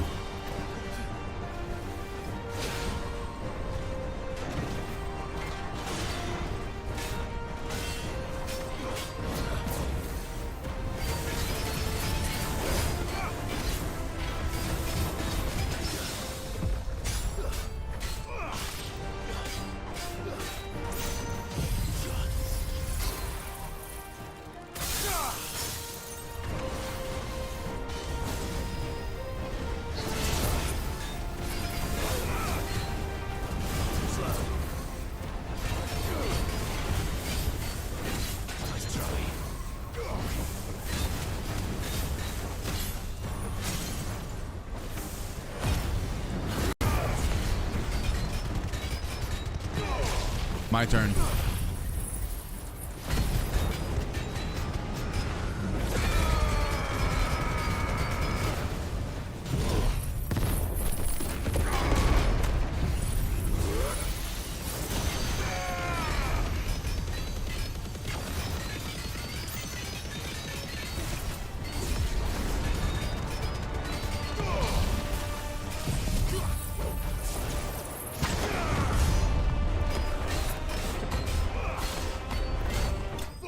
There it is. That was neat. That was cool. It was like 2 big fights back to back. That was, well, I mean, technically almost 3, but yeah. That was really cool, man.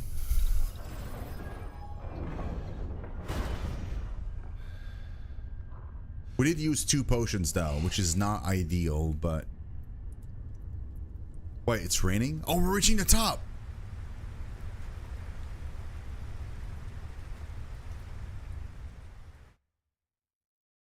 Oh, we're gonna fight in the rain? Oh, dude, it's gonna be badass. Also scary though, because we're fighting like the death god. And he controls lightning. I mean, I guess it's a robot.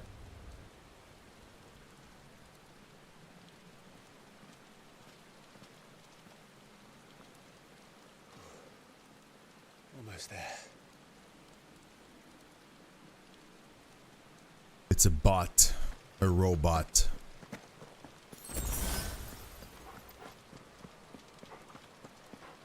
Okay, so I got an eye potion, which is not ideal because that's not what I need. I need regular potions right now. Replenish the ones I've used. Is that going to be a regular potion? 2 maybe? No. Of course not. Maybe this one? Please be potions. It's 1 potion. That's fine. I can live with that. It's okay. I can feel him. Right, so before we go in, I'm gonna go to the bathroom. Just hang tight. Won't be too long, I promise.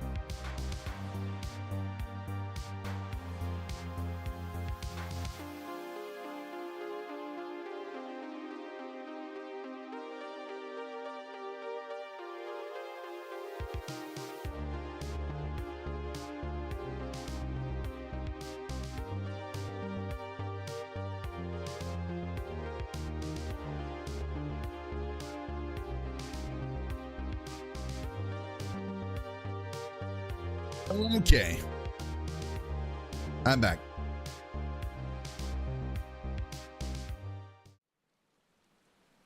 You know what's funny, guys, is the song that was playing while I was at the bathroom was just by pure randomness was called Odin's Revenge.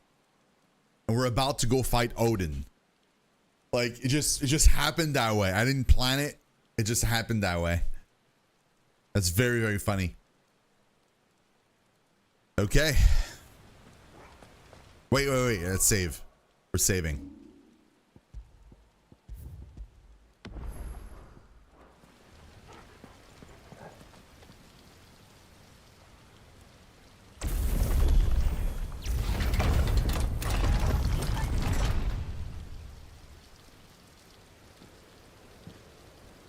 Oh, he was asking if the game was multiplayer. He was asking you that, but then I answered that no, it isn't, unfortunately.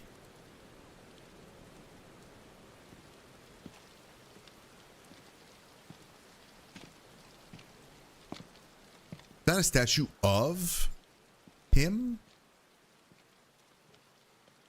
Why? Or of Ultima? The blade must ever feed if her edge is to remain keen. Butcher. What care you for these worthless creatures? They are nothing.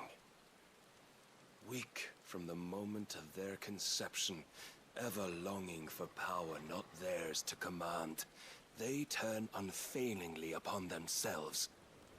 Like sheep, they roam in filthy flocks, eager to trample those few gifted a fleece of gold. Or that they might feel contentment with their pitiful existence. Prejudice and persecution, severance and strife, every earthly wrong springs from the malice in men's hearts. Malice born of the pain and suffering that is free will. Its corruption is gnawed at your being from the very moment of your birth. You're wrong. It is no corruption. It is who I am.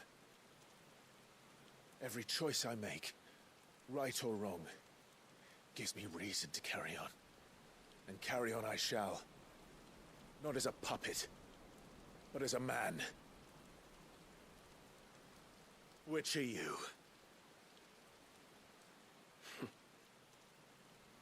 There was a time I too thought those the only choices.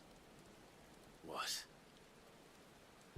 Long ago, God granted man the gift of magic. And with that gift did he build great civilizations. Yet over time, man lost sight of the gift's true meaning, stepping from the path of shared prosperity to one of avarice. He abandoned his creator for sword and flame, and through his folly, beckoned the blight. Yet, there were those few who refused to turn their eyes from the heavens, and they prayed to God that he might lead them back to righteousness. And the Lord, he did answer. Before the worthy shall the gates of paradise open. And so did I spread my arms to the ether, and cast my soul upon its gentle waters. I gave myself unto him.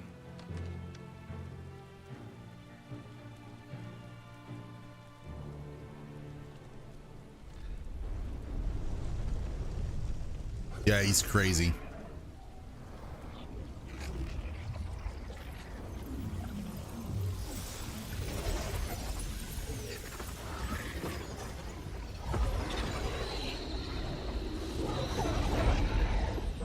What madness is this? My worth proven, the Lord charged me thus. If your kind are to find salvation, they must be made to serve. You see, paradise lies but a single step away. Could we only take it? Could we only leave our transgressions behind? For none save the pure of heart and mind may set foot in the new world. I will save us. But it all begins and ends with you. You are the key, Mythos. And with this humble offering, shall I prove my faith once more. So you forsook your kingdom. You forsook yourself to serve. Tell me, how is that living?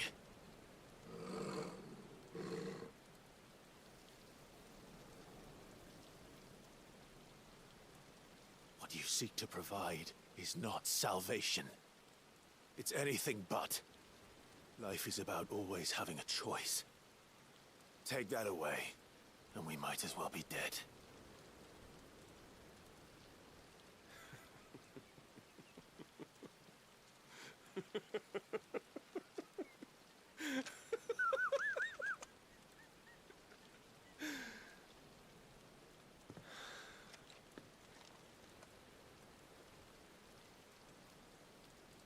Very well. Come then. Show us the strength of your will. It's not I don't like this. my will that should worry you, but the weakness of yours.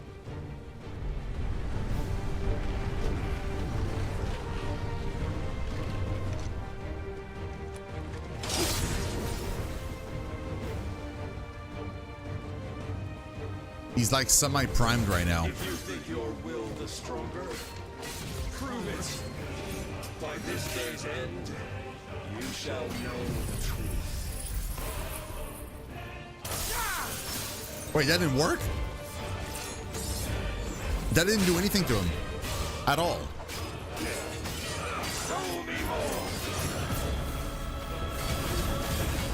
He can parry me too.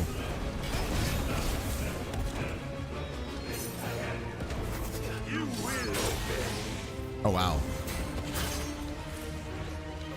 Messed with the might of a god, yet still you fight like a man.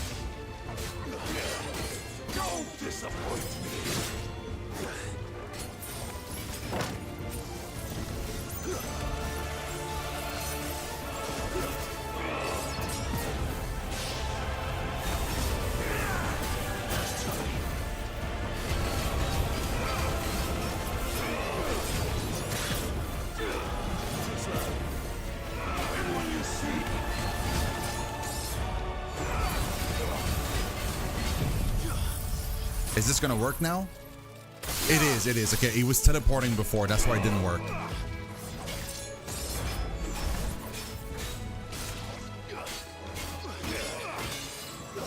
Unfortunately,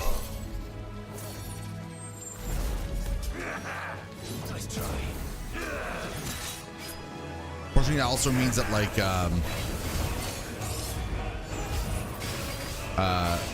he takes like no damage. I'm removing the stagger bar, but that's about it.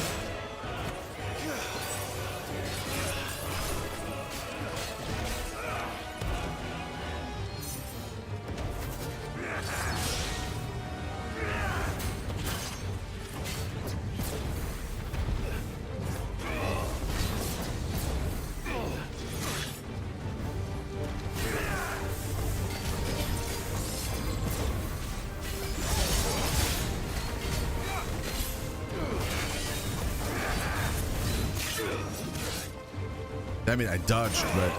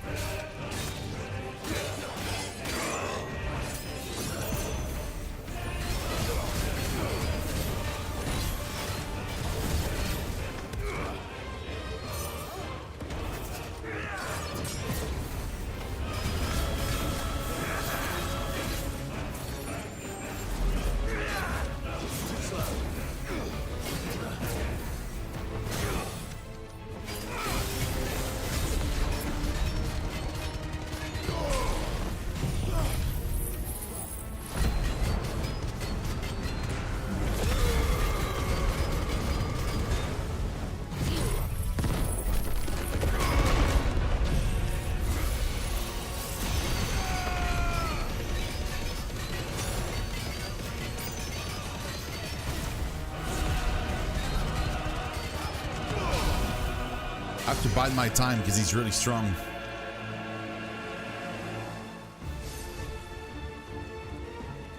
God chose you to serve as his vessel, and you cling to this foolish notion of hope when there is none.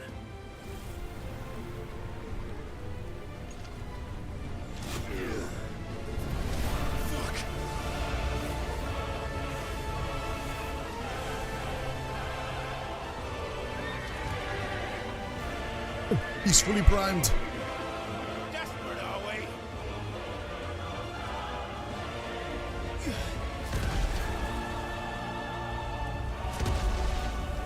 Dude, he's so big.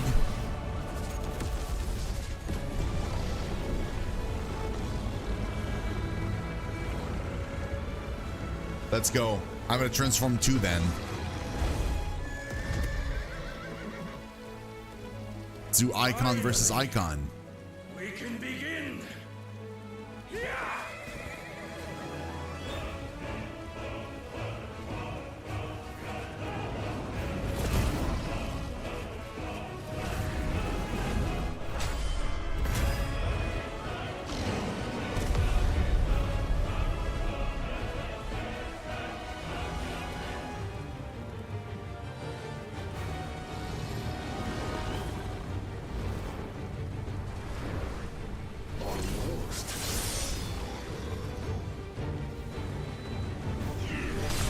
Ow.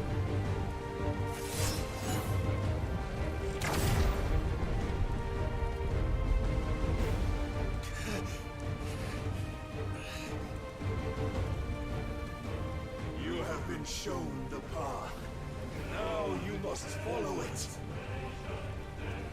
Free yourself, Mythos. No. You will not defeat me otherwise. We'll see. Perhaps you still require persuasion.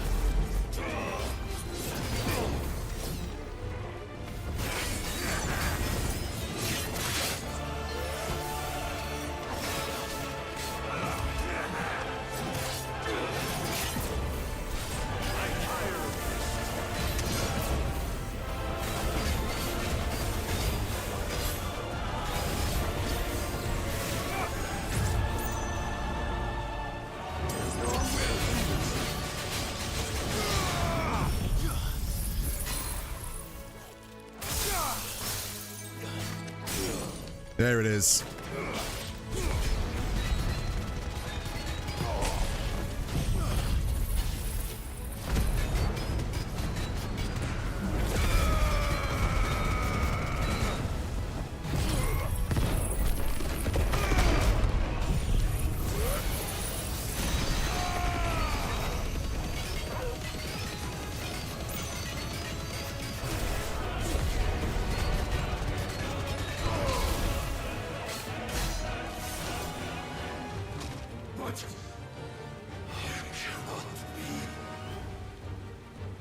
Defeated. You admitted defeat the moment you turned your back on us. When you turned your back on the truth, Barnabas. We are not as weak as your god believes.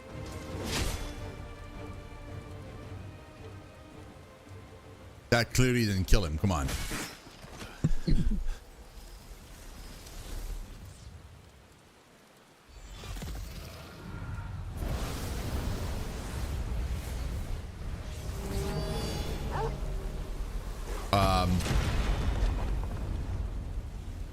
That is a giant sword. Damn it.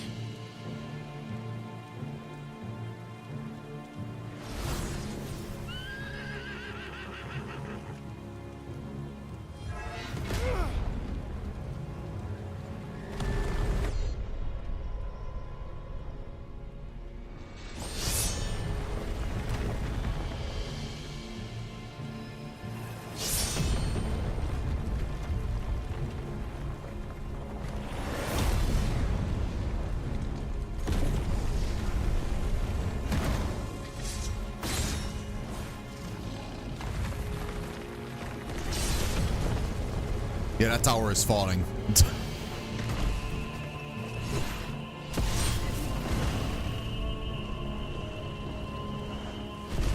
Problem right now is he can fly. I can't fly.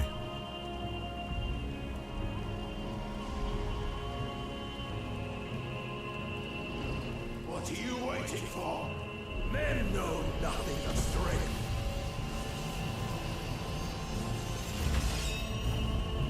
But you will. Okay, that's a huge sword.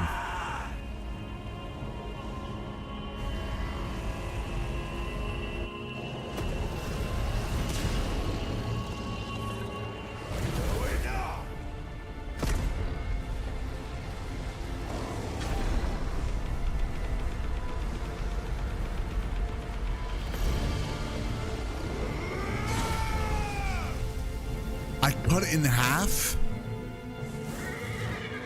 And I'm still holding the other half? Oh no, okay, it disappeared. I was like, what? Are you serious? You dare. Oh, I dare hit him with his own sword?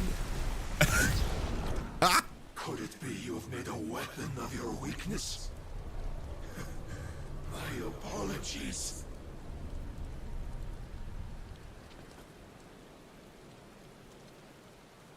You are not the fool I took you for.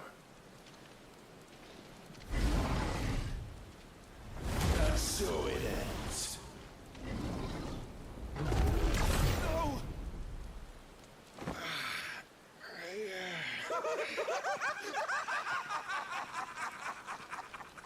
Don't tell me you are tired, Mythos! Your stubborn defiance has stirred my long-becalmed heart, filling it with a joy that I have not known for generations! Okay.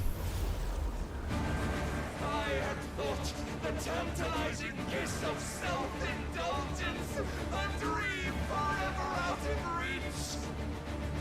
And now that its sweet ruin courses through my veins, I shall not be quick to relinquish it. Show me your work, Mythos, that I might revel in it!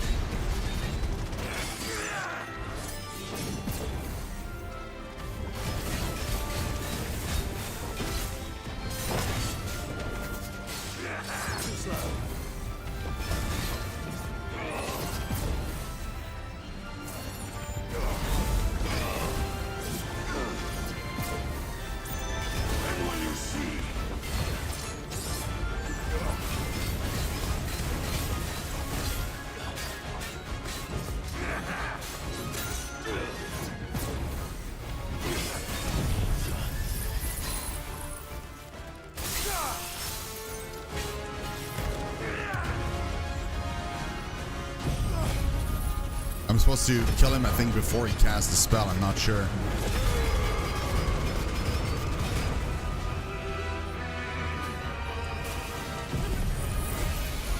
Yeah, 4. There it is. Thankfully. Long have I suffered the disappointment of lesser rivals. No more. Quieting. Don't know what that means.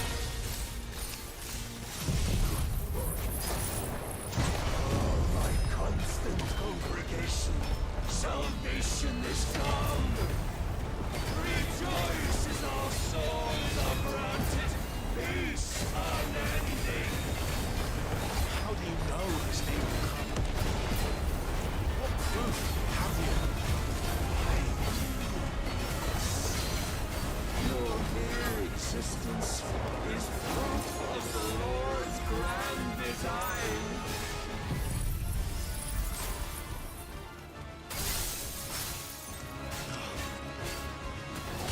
I'll never serve your God!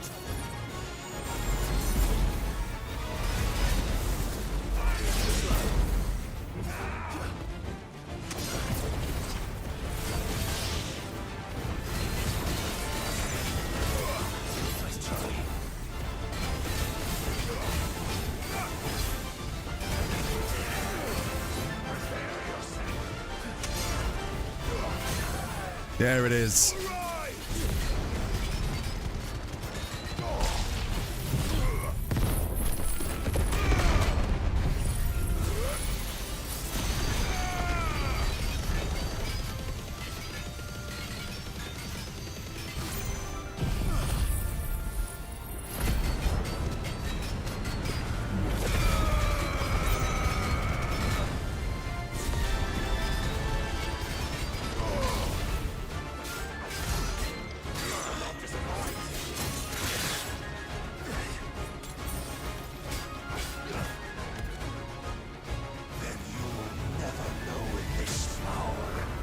Oh my god, what the heck?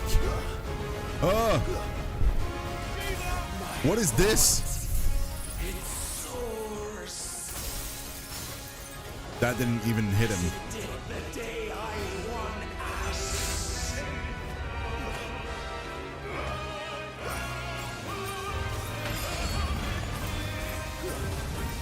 Since then, many have sought my crown, ethos. But none could wrest it from my head. I can hit him. Have you the strength? Have you the will?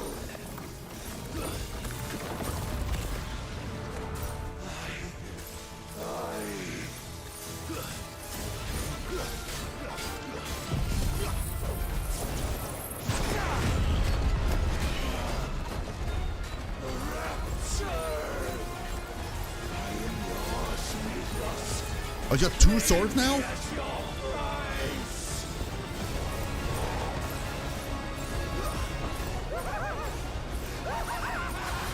Oh, wow.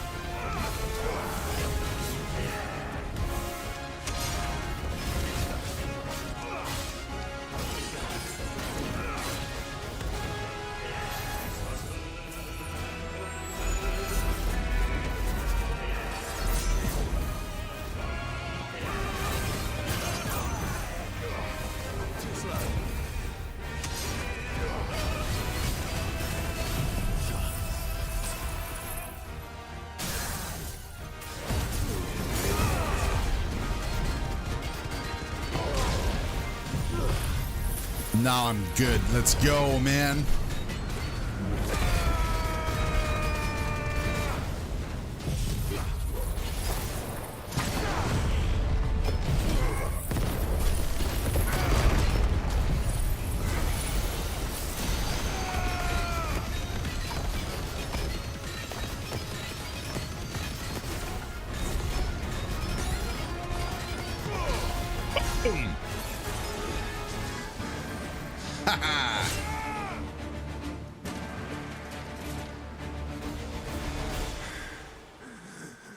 Let's go. That was great.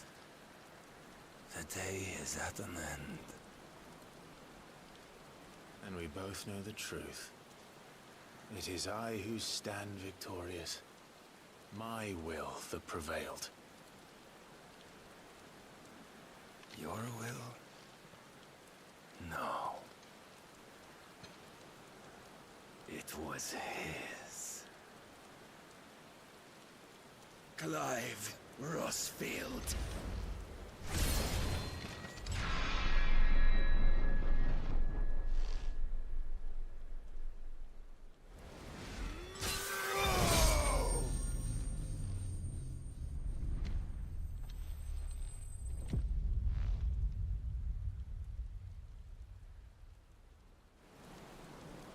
Oh, that probably wasn't the end of it then.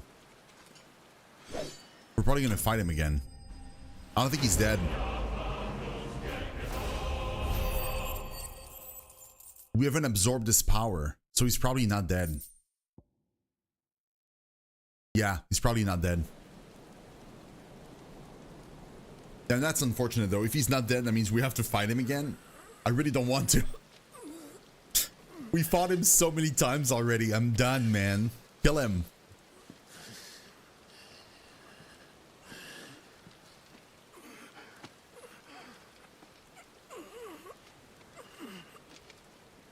Maybe that's where we'll absorb his power. Perhaps there is strength in will.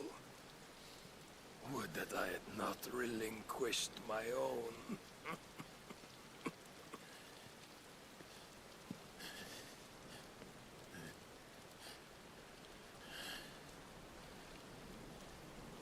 You relinquished nothing. What was it, if not will, that made you strive for a new world? Strive to win your master's approval?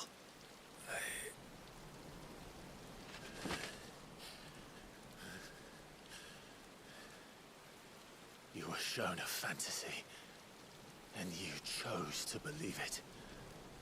But you were wrong. There is no world but the one we live in.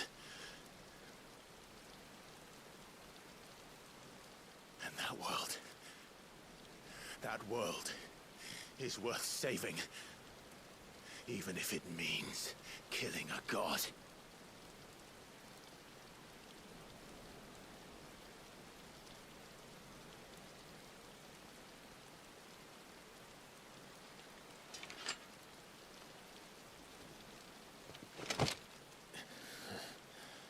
Bold words.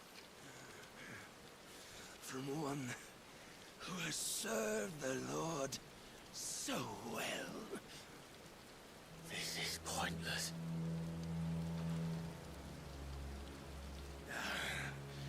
But I almost forgot.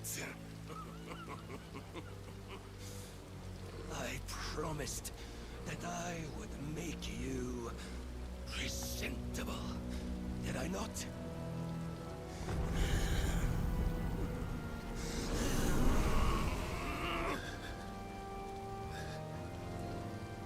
We shall fulfill our destinies, just as the Lord's Mother Crystals have fulfilled theirs.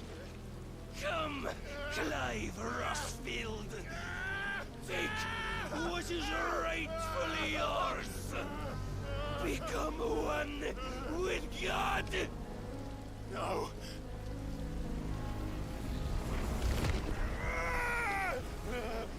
Okay, so the power was forcefully given to me this time instead of me taking it.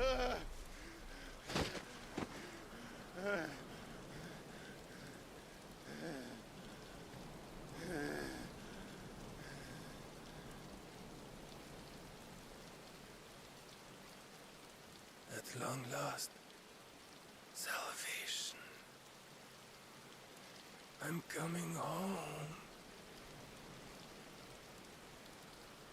Mother.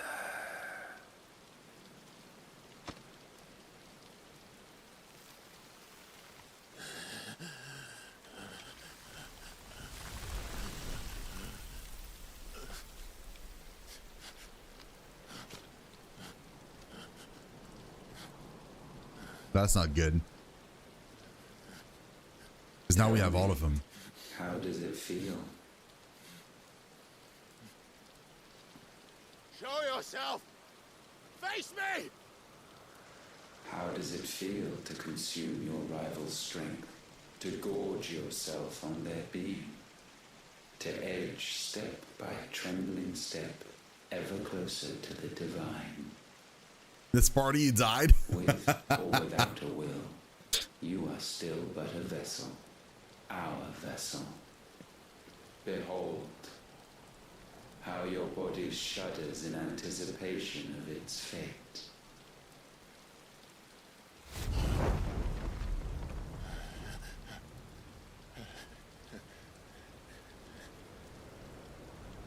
Oh, it's not yours yet. No. Come then, O wayward child. We shall await you upon the back of the first worm. There, all shall end and begin again.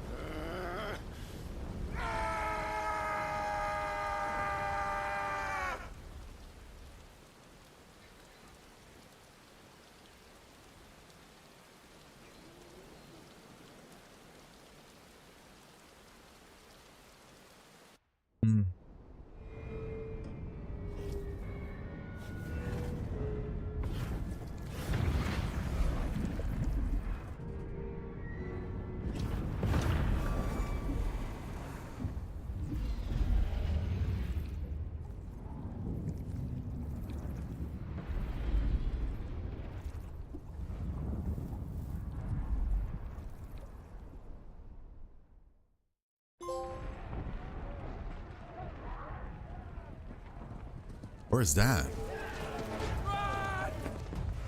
In Randella? Oh God.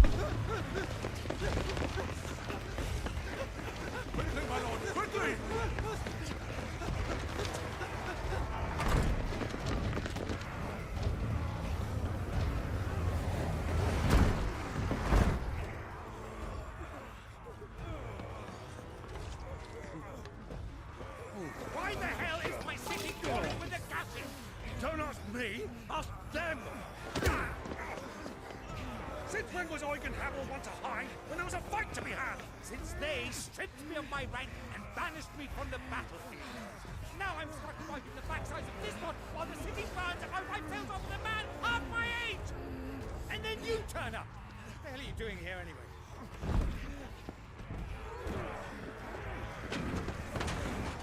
What indeed? The enemy numbers 200,000 or more counting the orcs. There are simply not enough soldiers garrisoned in the capital to repel an army of that size. Then what of the central keep? Held by a contingent of soldiers and bearers from the surrounding boroughs. They are the sole reason it still stands.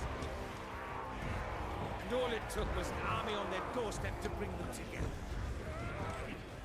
The prospect of death does put things into perspective. Perspective? Perhaps it's what we've lacked all along.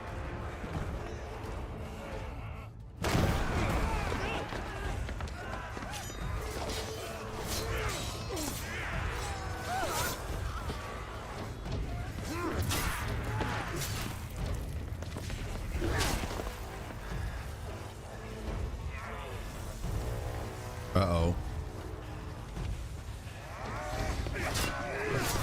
Byron better not die here. Lend me some of your best men. Preferably all of them. My best men? Does it look like I have any more? I admit this might not be the most convenient time, but my nephew's in trouble. And I may have already promised him your help. Your nephew, the outlaw? My soldiers have better things to do than die for nothing. Then you and he are of the same mind. Clive fights for the opposite.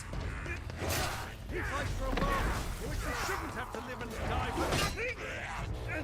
And he fights today to give us all a chance of a better tomorrow. Be that as it may, a handful of men cannot stand against the kingdom.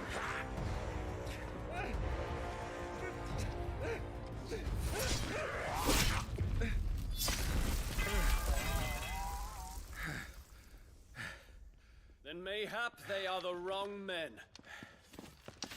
Well, I'll be damned. Damn, dude, let's go! Our numbers are few, but I shall rally as many of my dragoons as I'm able. You, apprise the Lord Strategist of the state of the city's defenses. Yes, Your Radiance. And you would fight alongside us? I owe the Phoenix a debt.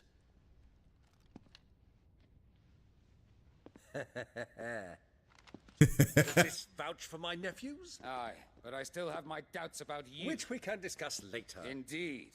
You said you had men garrisoned in the keep. Captain, do you know how many yet remain? Allow me to confirm. Commander? Whatever their number, Randalar will be needing Gather the them bodies all. and build a pyre in the courtyard. Quickly. Terence. My lord.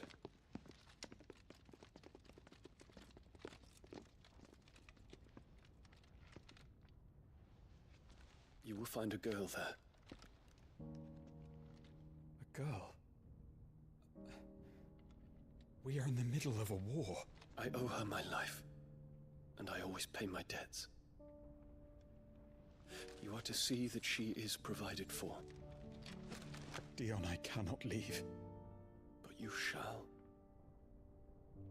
If I am ever to be worthy of the forgiveness of our people, then I must earn it. And I must earn it by my hand, and my hand alone. Know that I do not ask this lightly. And know that I will do it.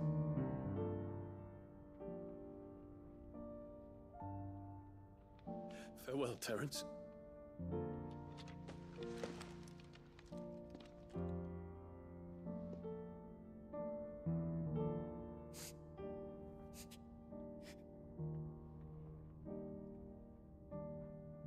Farewell, my prince.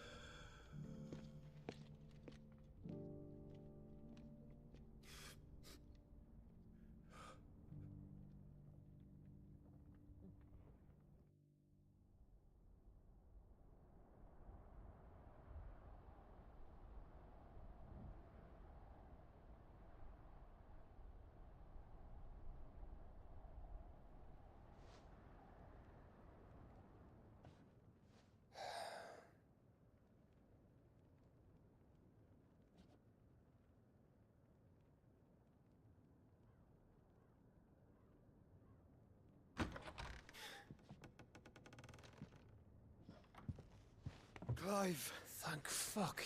You alright? I am. Unfortunately.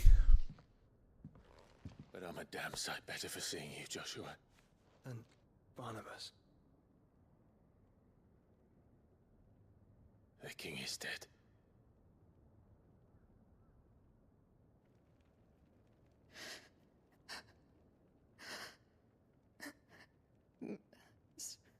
So they're all...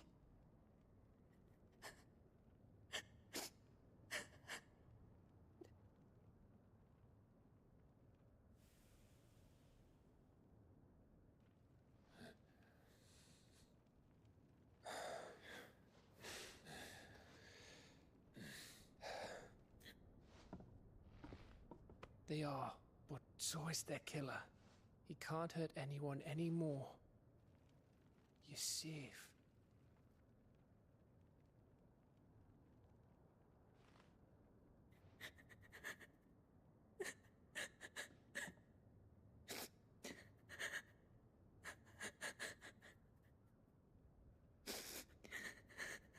Kind of should bring her back though.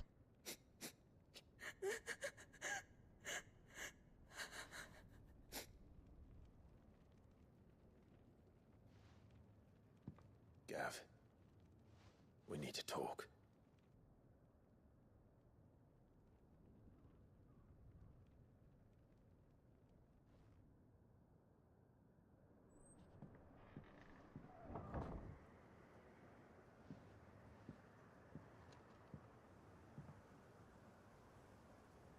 I'm sorry, Clive.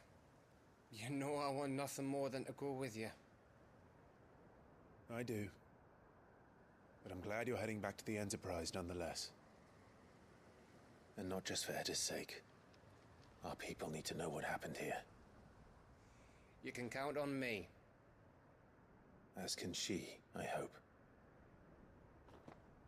Thank you, my lords.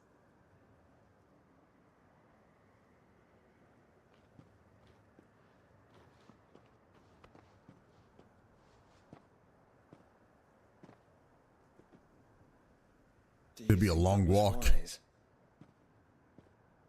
Wiser than leaving a woman with child alone in the Deadlands. They'll be safer at the hideaway. For now, at least.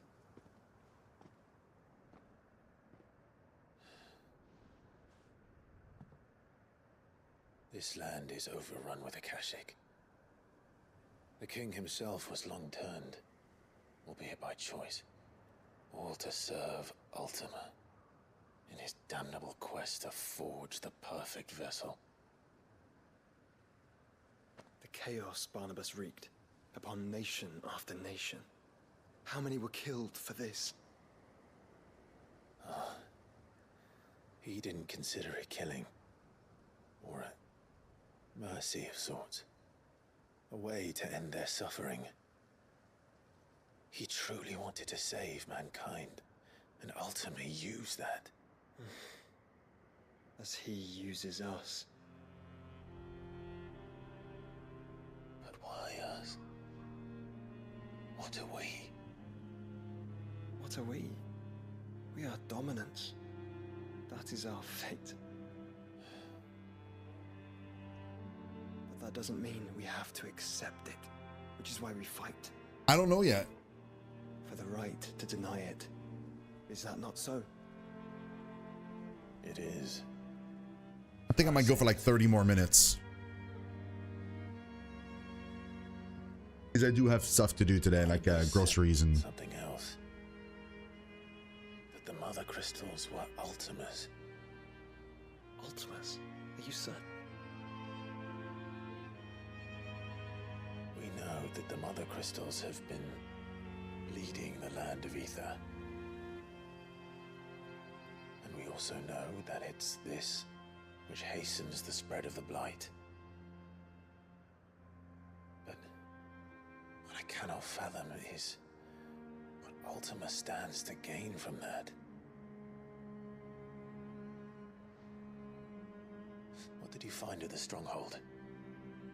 The truth about Ultima's prize. For so long, I believed it to be you, and you alone. Yet, it is not merely a freed that he desires, but a freed and phoenix both. That which we became in the skies over Twinside. Only when the twin flames are joined, shall his vessel be complete. Quite why he needs a vessel is another question.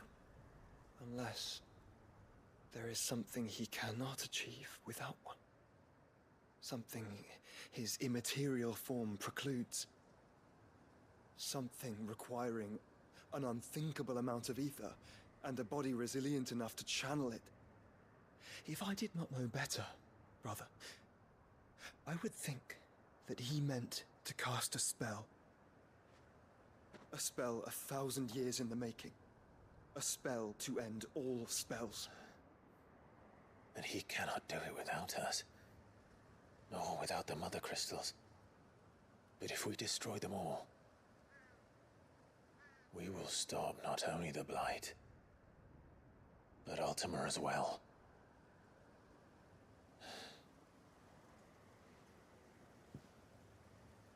We stick to the plan then. Only this time, we face him together. Well, it's a long walk to Stone here. Let's not keep Ultima waiting.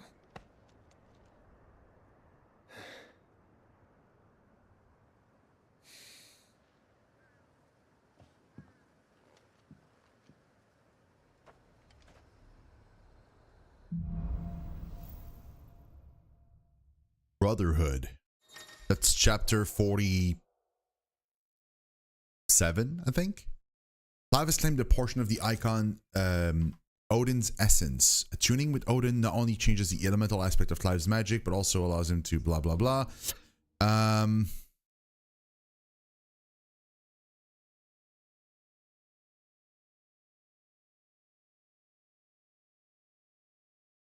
So, Feet Arm of Darkness can be used to temporarily transform Clive's weapon into Odin's legendary blade. Landing attack slowly charges the blade, readying it for Sentetsuken, which is executed by holding square, determined by the blade charge at the moment of execution. When Barnabas fell, his magic died with him. The road to Stone here is barred to us no longer. Useful. I'm assuming there's like probably a ton of side quests to do, I would guess. Wait, we can enter this room. Oh, wait, hold on. First of all, yeah, there's a side quest here even. I want to see this. Okay, we have the final skill tree. Arm of Darkness. It's 5k it costs. Replaces my weapon with Odin's blade. Just my weapon becomes Odin's blade, period.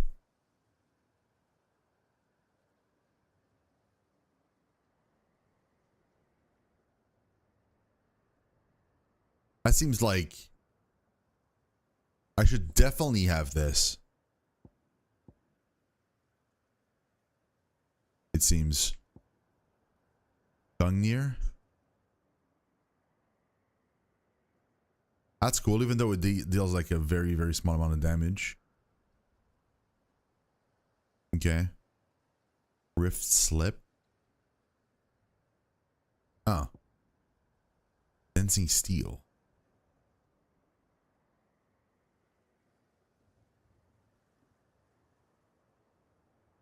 Oh, the series of attacks fills the gauge and I can use it to do the thing. Interesting. I think what I might want to do.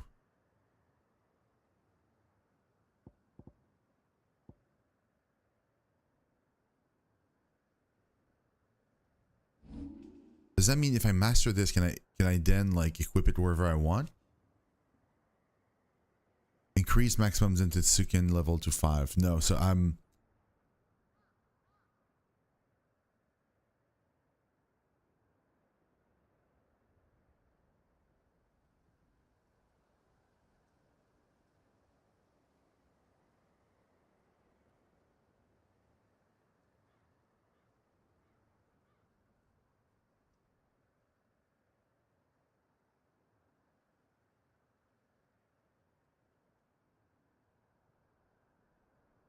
Oh.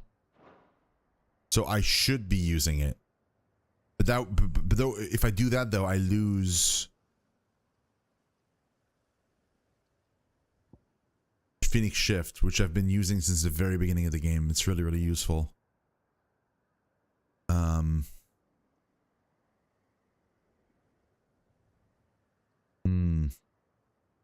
It's that or I lose one of these. I feel like I could lose Earth and Fury, to be honest. Yeah. I could lose Earth and Fury.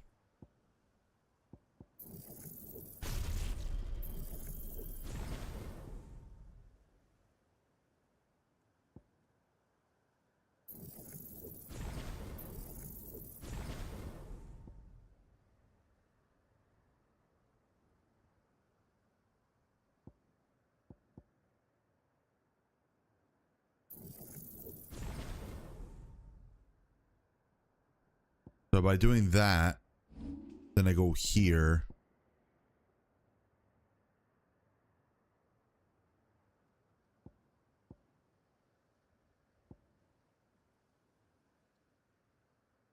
And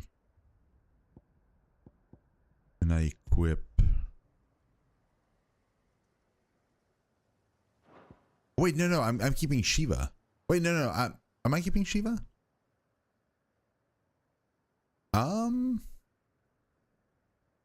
Am I though?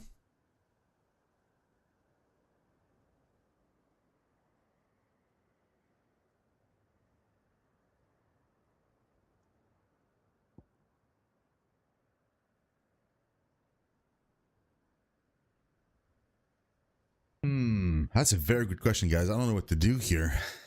I really like Phoenix Shift. It's really, really helpful. Although we just did a fight in which I didn't use it at all. It wouldn't be the end of the world if I was not using it. So I guess like what I do is I... Hold on. Go back to... Hold on.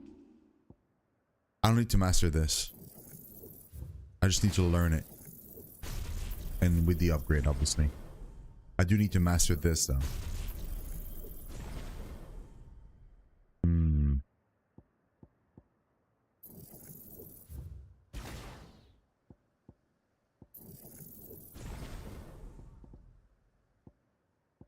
Right. And now I have to work towards getting this mastered. I need 5k points. And I go here. I equip Earth and Fury here. Go here. Change that to Odin. Gungnir and Evan's Cloud. No. Dancing Steel.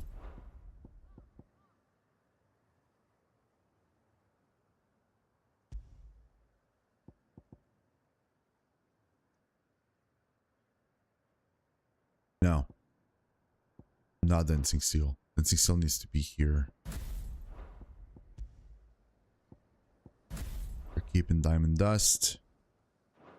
And wait, I don't have enough to... Wait, hold on. Wait, it wasn't... I never mastered it.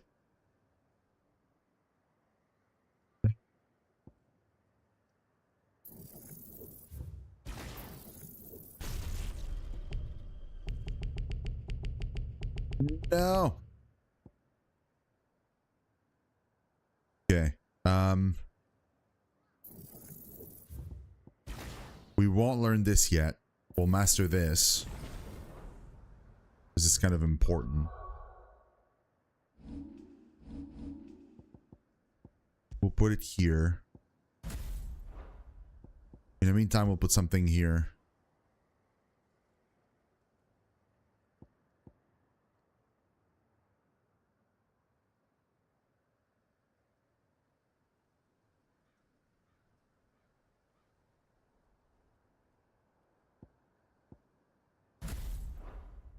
We'll put that here in the meantime. Sorry, no. That one.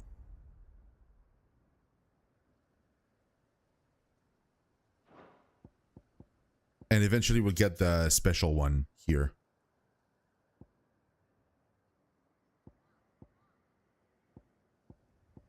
And yeah, we don't have Phoenix anymore. Well, that's weird.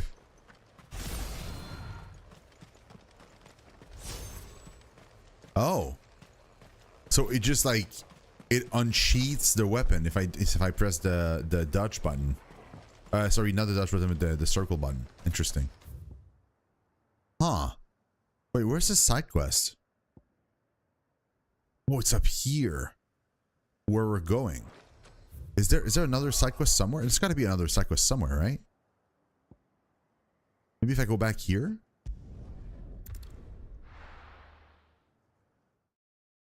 Do we have anything new? Oh, we have a ton of new stuff. Oh my god. Hold on. But there's new crafting recipes also.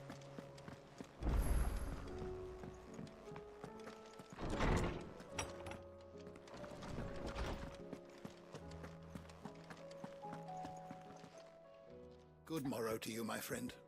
Ask about Joshua. If I may observe.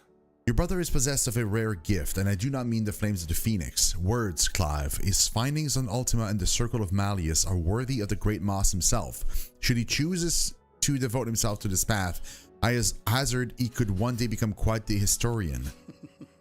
But not before you and he finish your own story. Wait. After all, for that is what it does. Okay. I don't believe you've read this particular chapter before.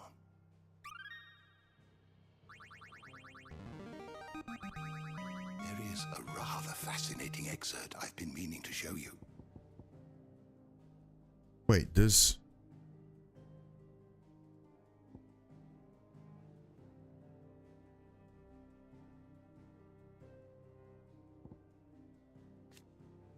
a vascular cavity.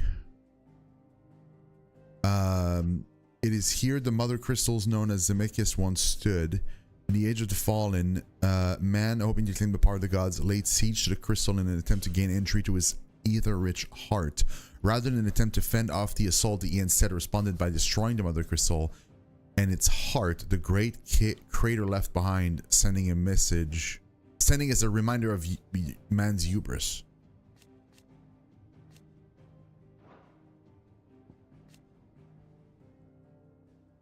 Far-fabled scholar of Valestian history and legend, when Harpocrates was but a boy, Moss visited his village on the other continent. Perhaps seeing something of himself in the young scholar-to-be, the great master took him under his wing. However, their time together was soon to come to an end, for one day Moss and his journal were gone, leaving nothing but a note behind, one which read, "Seek knowledge." The young Harpocrates took these words to heart. Barnabas's mother, one of the few surviving descendants of the children of Zemeckis, who fled from Valisthea and took refuge in the other continent, only returning generations later. She and her clan were devout believers in the Circle of Malleus, whose teachings she still instilled in her son. Teachings and memories that he treasures to this day. Alas, her beliefs were also to prove her downfall, as she was killed in a raid by the followers of her rival religion. The ancient religion from which more recent savior cults grew. Its beliefs were originally drawn from murals left behind by the people who lived near the mother crystal, Zemeckis. But while at one point it was a faith followed throughout Valisthea, time and the fading memory of the ancient culture that spawned it saw it gradually fall from favor. The mother crystal, which stood in southern Ash, an area now lost to the blight. The fall of Drake's horn left Drake's spine the only mother crystal of the continent, and sparked a decades-long conflict for control of its ethereal bounty. After much bloodshed, it was the erstwhile nation of Veldemark which finally subjugated the warring tribes of Ash and established a kingdom around what is now Stoneher. One of many great conflicts waged near the end of the Age of the Fallen, in which mankind, fielding fantastical clockwork armies fueled by powerful magics, fought for control of the mother crystals. This, however, worked to hasten the drain of the ether from the land, and thereby gave rise to the blight.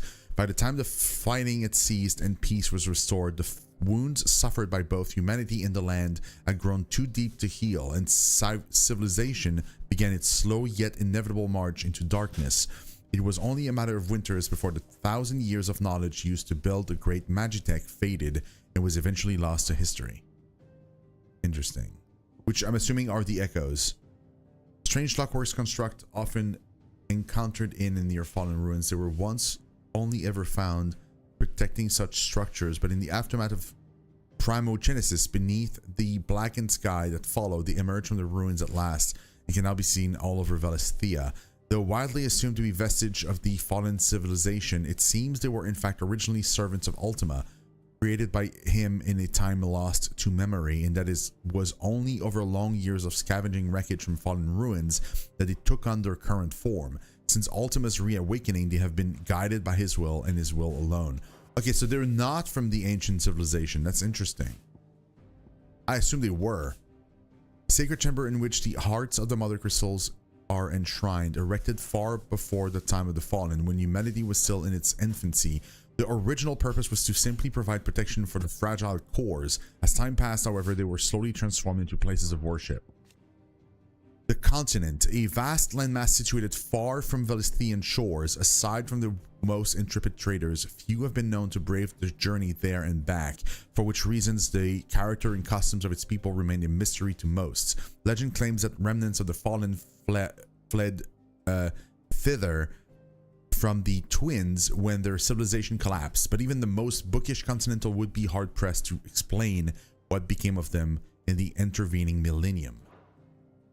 Yeah, that's exactly what it is, Alpha. Yeah. Wish to study the tomes? It's like a giant compendium of all the information about the game. So like the game gives you a little bit of lore, but most of it, like if you want to know more, you have to go and search for it in this guy, basically. Or whenever you're like in any scene, you can do this. Like you press the middle button on the controller and then it pops you this. And this gives you lore, but only on whatever is most recent. So like whatever scene you're currently watching or something that just happened is here. Once we're like a little bit further in the story, these won't be the options, and I'll have new options here. So if I want to reread these, let's say I missed some, I have to go talk to that dude. Or Porcrates.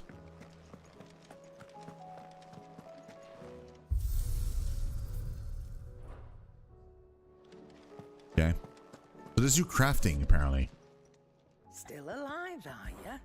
If you're gonna buy something, be quick about it.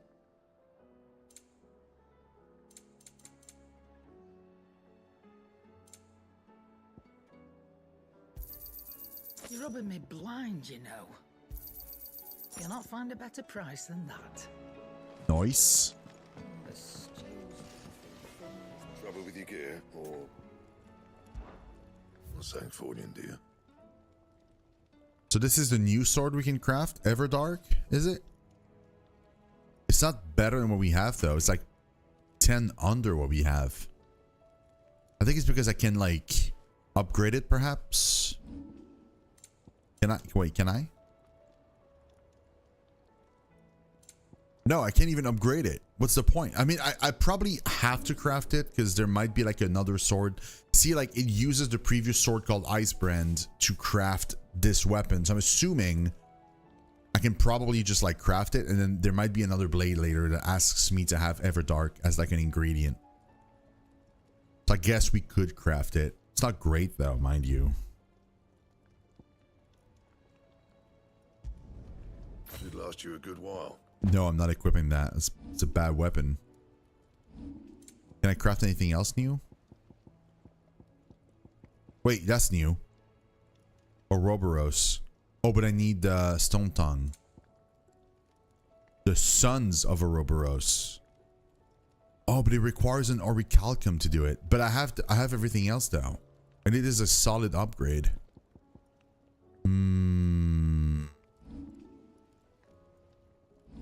I kind of have to do it, which means we're gonna have to find more Orichalcum. Not bad, if I do say so myself. I'm assuming the other thing also needs Orichalcum. It does. It needs 1. The problem is the weapon needs 3.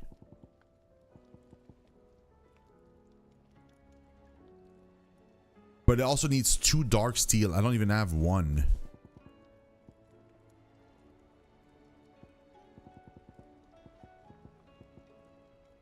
It was a dark shard. It wasn't a dark steel. So yeah. So that means the game can still provide me with not 1 but 2 more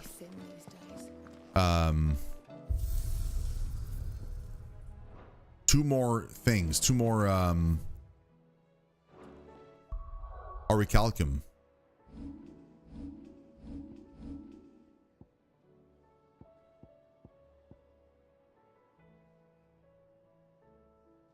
Yeah, so we have this equipped right now. Not bad. Do we have letters? No, we don't have any letters. We do have stuff in the opposite way though. What's this way? Covered in nicks and lumps, the lot of them.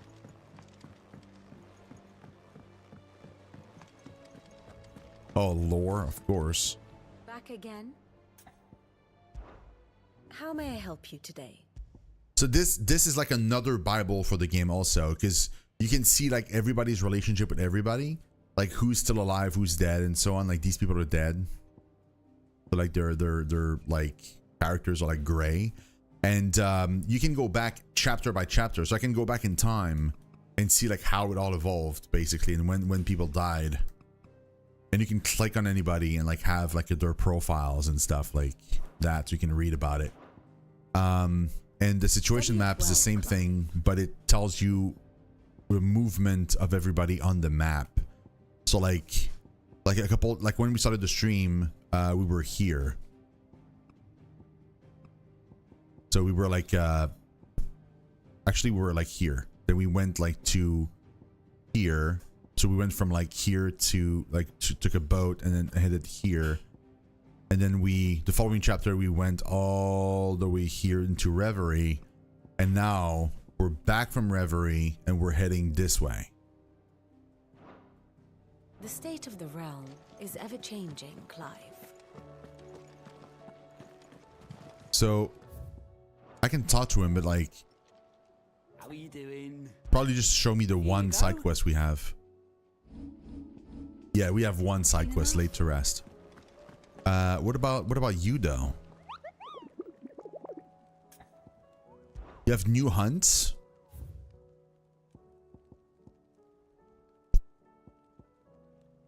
Live? Oh my god. A rogue goblin has been sighted several times in the abandoned village of Estla, presumably drawn by the stores left behind when the villagers departed for Reverie. Though said villagers will not be returning, we shall surely seek to reclaim the village from mankind once this is all over. I suggest that we end the goblin's misery now before he tears the houses down in his search for sustenance. Gobbermouch. Or Mooch. We can definitely check it out. This one is also in Waloed.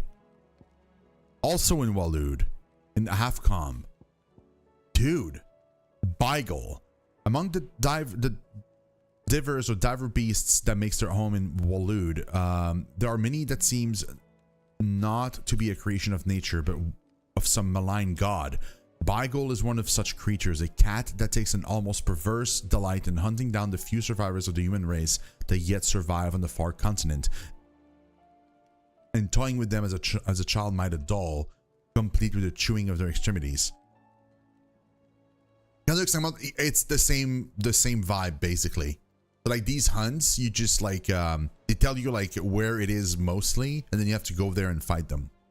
They're like out in the world somewhere. Agni, a band of cursebreakers making a first foray into Waloed encountered these creatures near the road through Halfcom. Though those with memory of Ash before its fall knew Agni is a peaceable beast, one worshipped as the Yal Kona of the north. The ether has since addled its mind, sending its barrening hither and yon, crushing anything in its path. To end its torment would be a mercy. What about you? Dalmekia, Titan's Wake. Travelers of the Gilded Path share stories of the Crystal Giant, a beast who haunts the path less trodden, illuminating the shadowy canyons with the unmistakable blue glow of ether and painting them red with the blood of its victims. If our suspicions are correct and this creature is another construct of Ultima, then only by laying him low might we truly begin to live on our own terms. Usher to the underworld. Oh my god. The Blood Moon. In Sanbrek, after the collapse of the fallen civilization, their technology slept silently within the ruins of their airship for many long years. However, of late, these echoes of the fallen age have begun to awaken, attacking any strangers on sight, presumably as they were designed to do. While some are easily escaped, this particular echo persists in pursuing its targets until they lie dead in the dust. Okay, let's take a look at this. So we'll do the ones that are not in Waloed first. These two. So the Titan's Wake in Dhalmekia. Where is that? This is Dhalmekia. Titan's Wake. Here it is. So it's in this. Interesting.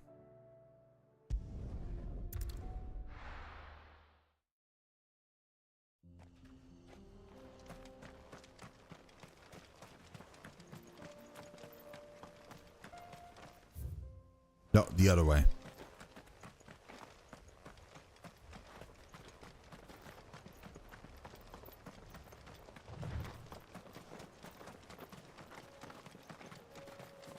We have a new power though, so like I'm not used to it. So they're all A ranks though. They're not like S ranks, so it shouldn't be too much of an issue, but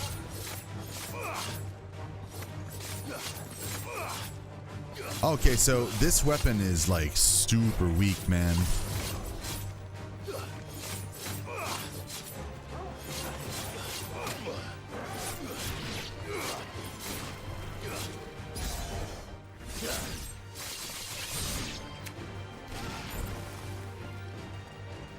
Not sure I'm a fan of it. What's that? What was that? Was that Torgal? Dude.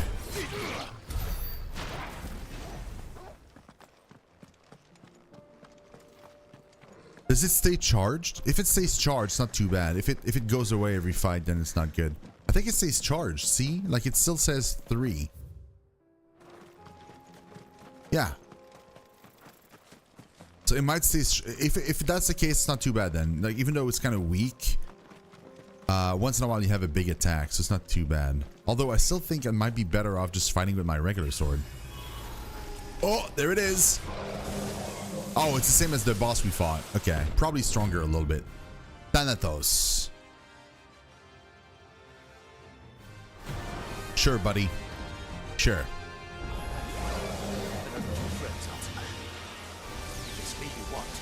Right here.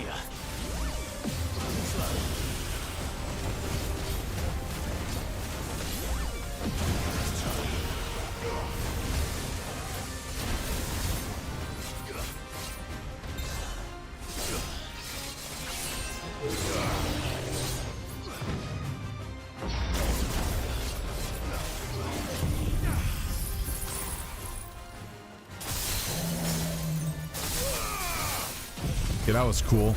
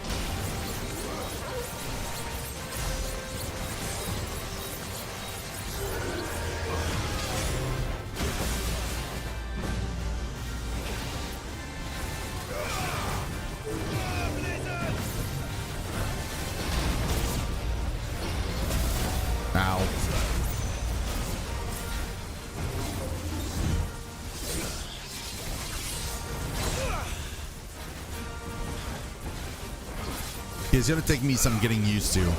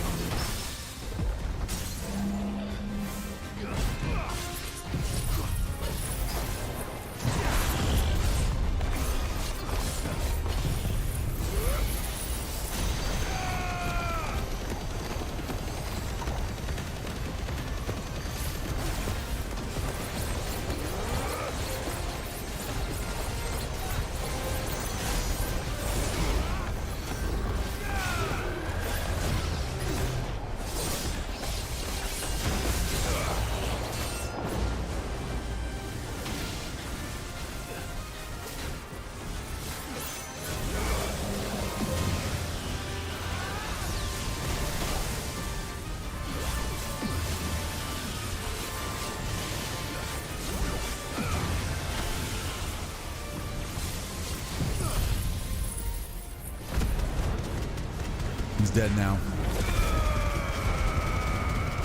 Oh, maybe not.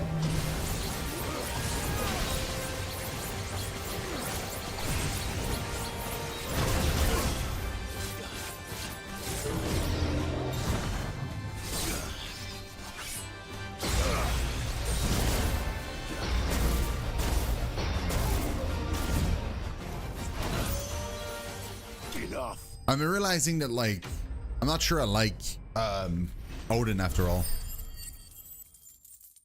And I think the main reason why is, what I mean, first of all, the blade doesn't do anything, almost.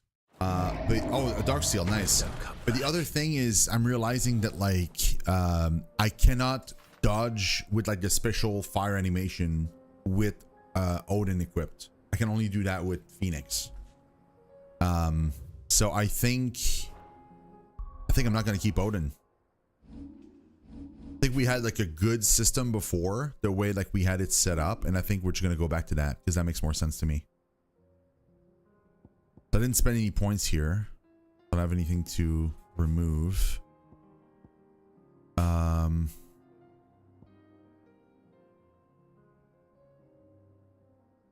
I'll need to master this though. I only have to like upgrade it, but I'll have to master it because I'll be using that. So we're good. I think mastering only allows assignment to other icons.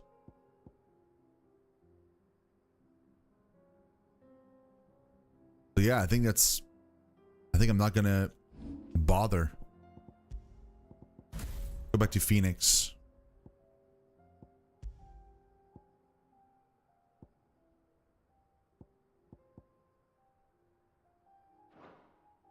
That's ignition.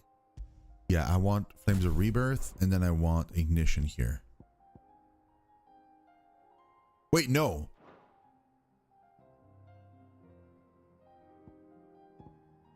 No. Ignition is here. And this is where I had Flames of Rebirth. Pretty sure. Oh, thank you, Alpha. I appreciate that, man. That's awesome. Thank you. Hopefully one day.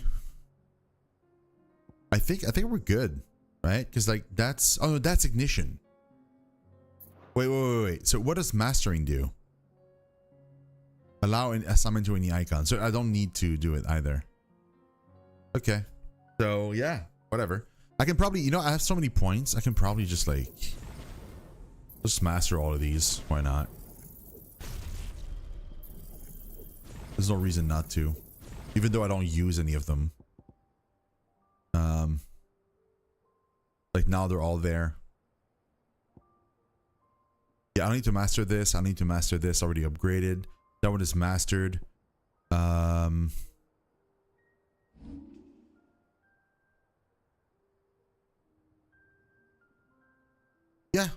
We had a good setup. I prefer this setup, to be honest. Like it worked well for us in the past. Pretty sure it's going to keep working well for us.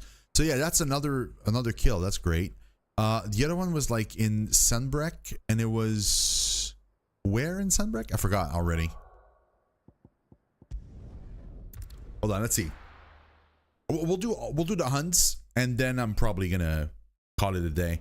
But we have like a lot of hunts to do still. I have like 4 more. Covered in nicks and lumps, the lot of them.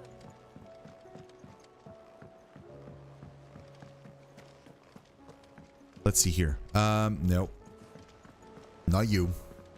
You.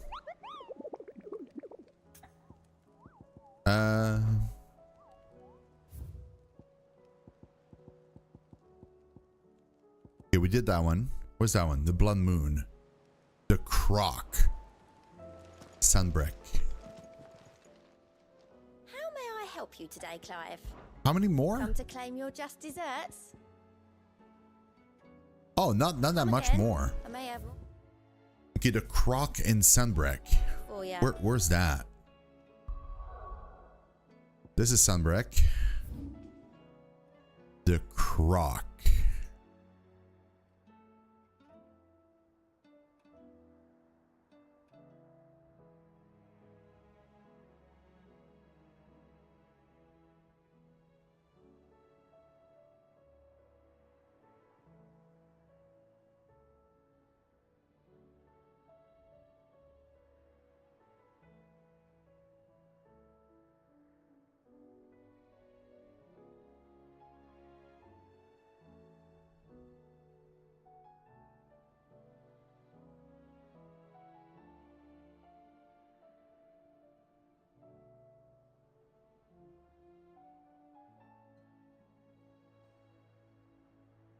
Ah, there it is.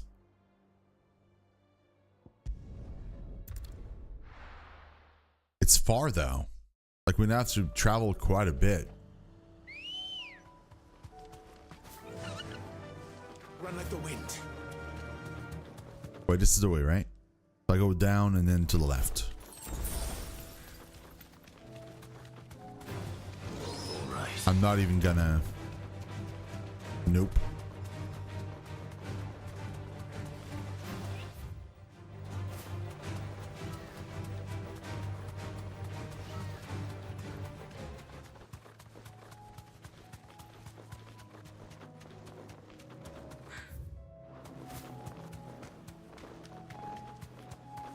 So it's here and then to the left. Nope, I'm not even fighting.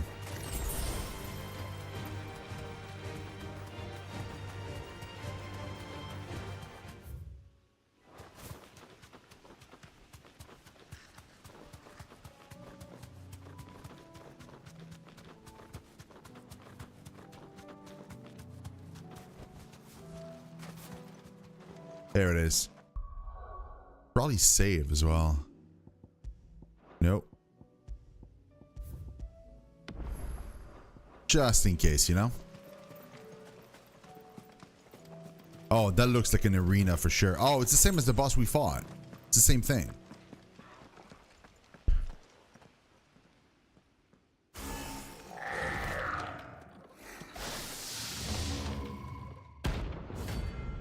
Harmonious. Okay.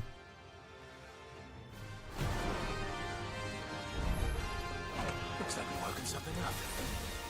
One thing for it.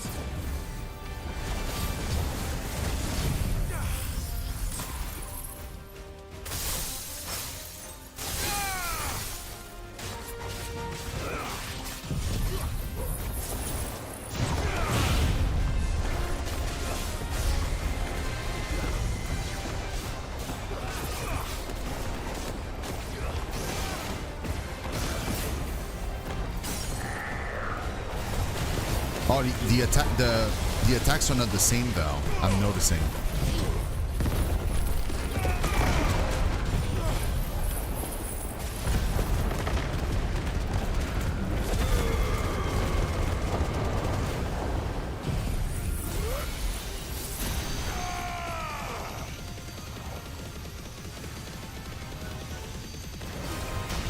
I'm trying to point out that we're doing significantly better using Phoenix than Bahamut. Look at the sorry, than Odin.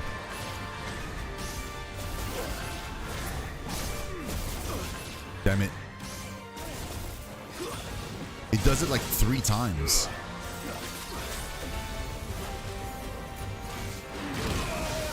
Whoa.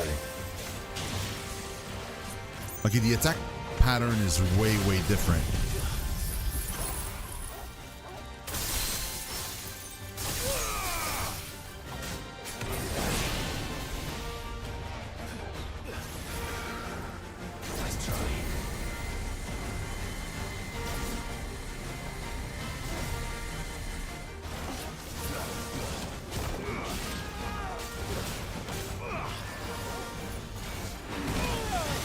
Jesus. I'm gonna stay away.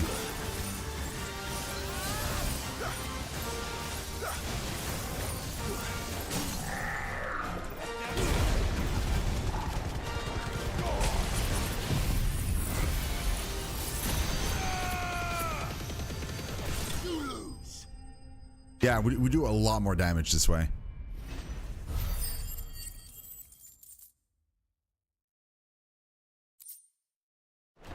Meteorite. Oh, that's it? Oh, that's kind of sad. We didn't get anything good. We need like another dark seal though. Wait, is a new thing at the shop? Wait, what?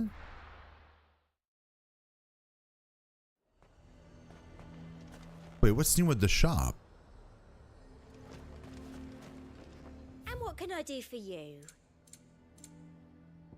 Oh, I see. Okay.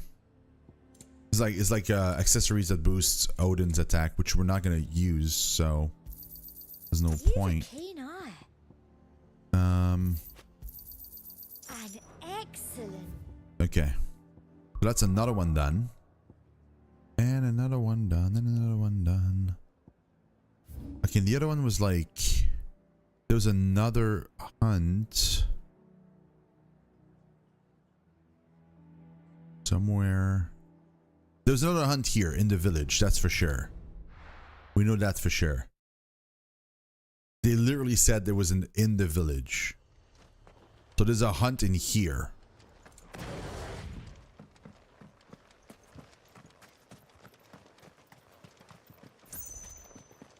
I don't know where it is.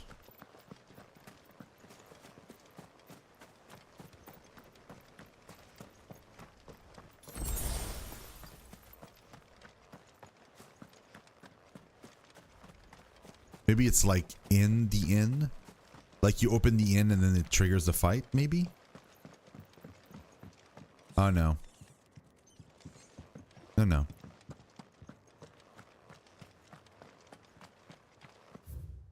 Where could it be? Oh, here. It's definitely there. So it's like up there.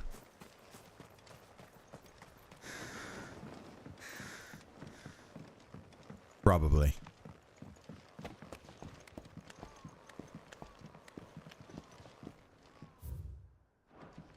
Probably here. Yeah. He's just a small dude too. How is he like so strong? How the hell did he cross the strait?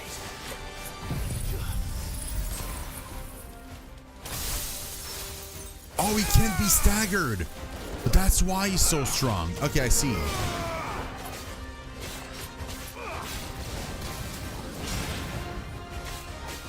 Because I can't like stun him or something.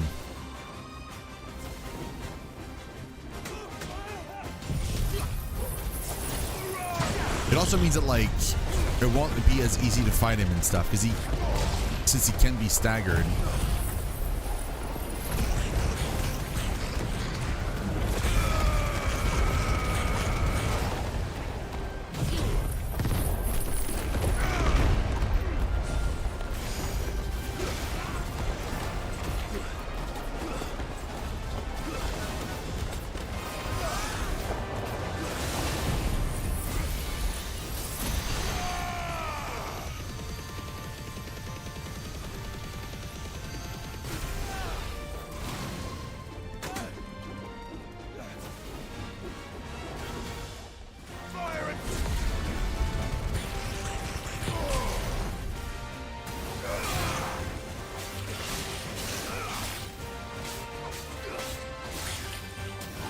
I think that huge fire beam can't be Torgal. It has to be Joshua. I just didn't notice Joshua before helping me, but he must have been.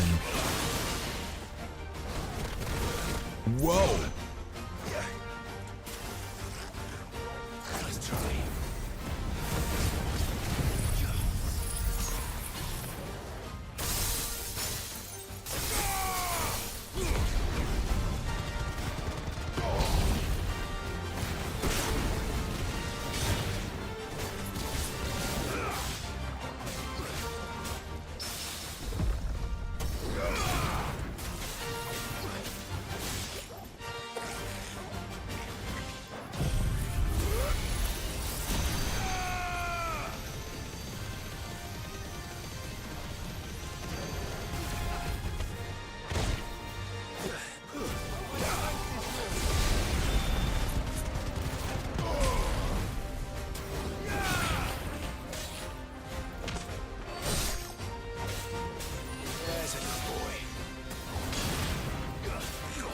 Don't know what's that thing I have around me.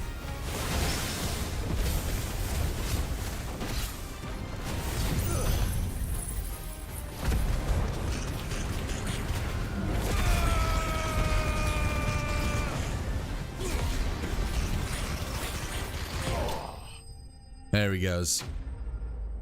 Yeah, mobs like that you can't, like, they don't have a stagger bar are really weird to fight because you're kind of so used to having to use a stagger mechanic So we got a new crafting material. Which is interesting.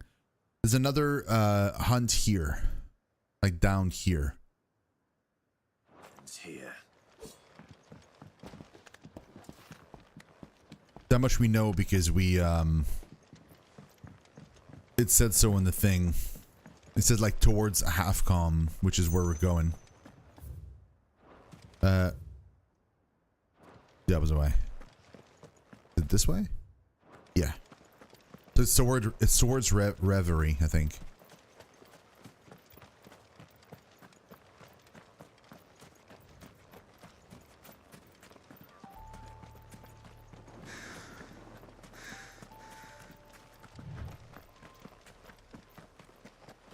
We live, we love, we lie. Yeah, pretty much. I'm gonna avoid these guys if I can. Right.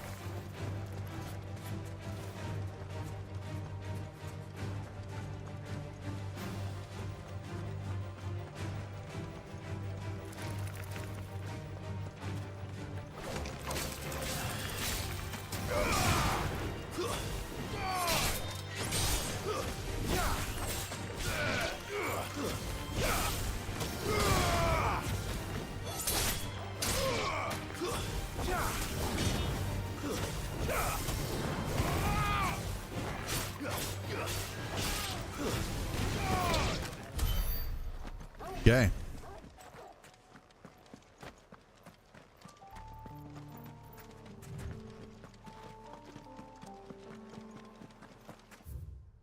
It's going to be forward into this big circle here, I think, is where they're going to be.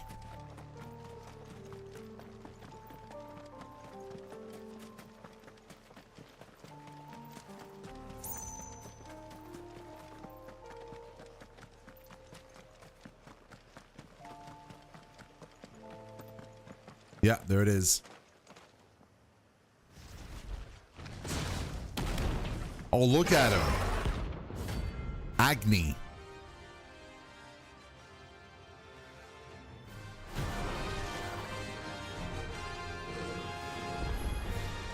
Look who's here to meet us. Pity they don't seem fond of visitors.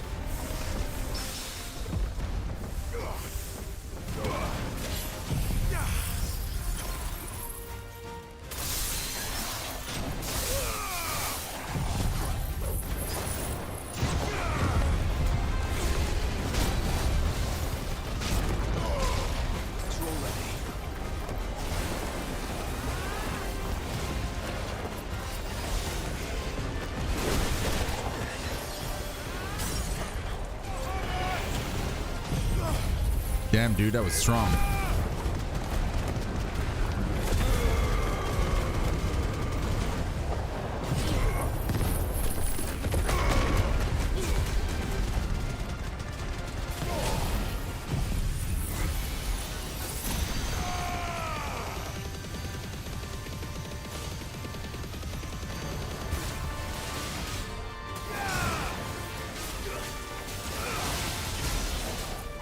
$105k damage we did. That was good.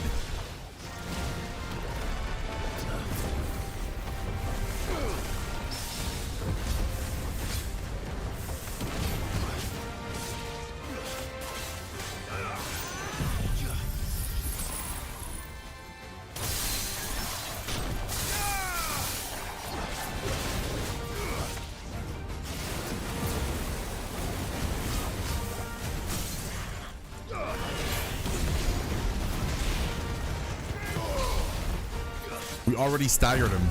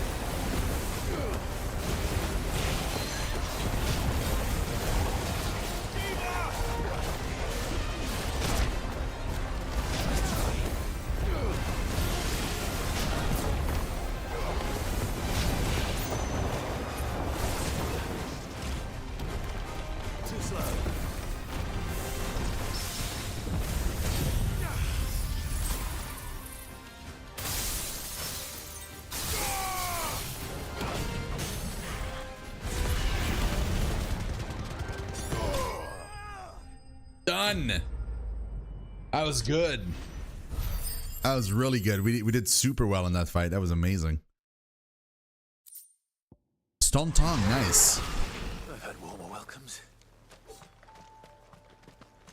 Cool. So now we have only one left to do.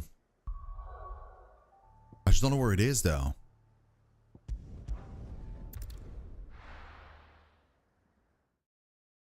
Absolutely, Agni defeated. Yep.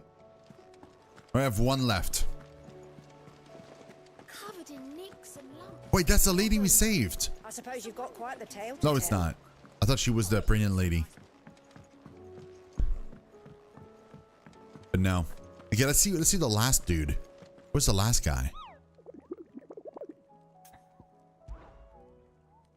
He was also in Walud, Crichton Hollow. Where is that?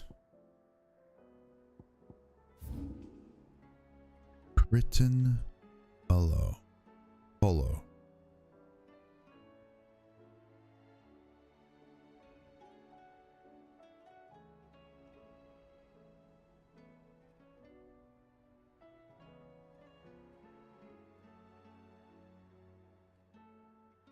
Maybe we don't have access to it yet. It could be like up here. It could be like up this way. And we just don't have access to it yet. Although I can teleport here, right? Yeah, let's check out the Edge of Infinity so I can like unlock it on the map at the very least. Because right now it's not even locked. There it is. There it is. Now it's unlocked.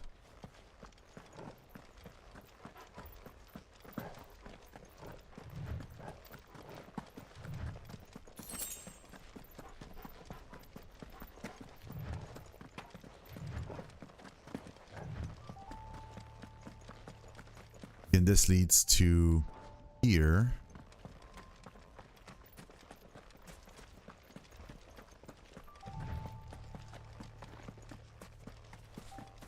The chest here?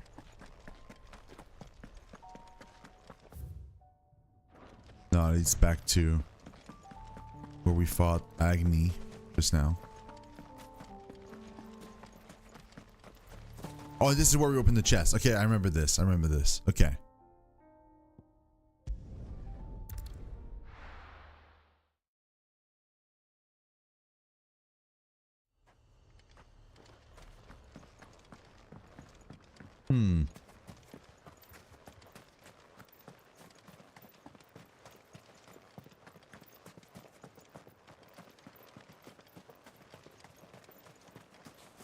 We're getting a lot of ingredients for crafting, which is nice.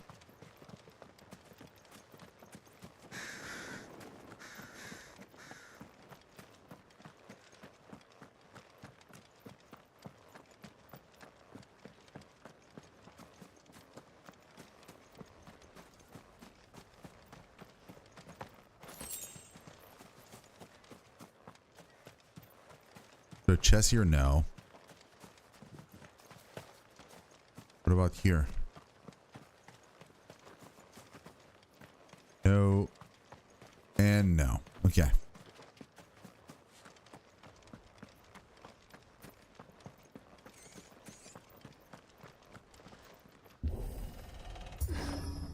I'm assuming it'll be on the way, right? Crichton Hollow. You were right, Joshua.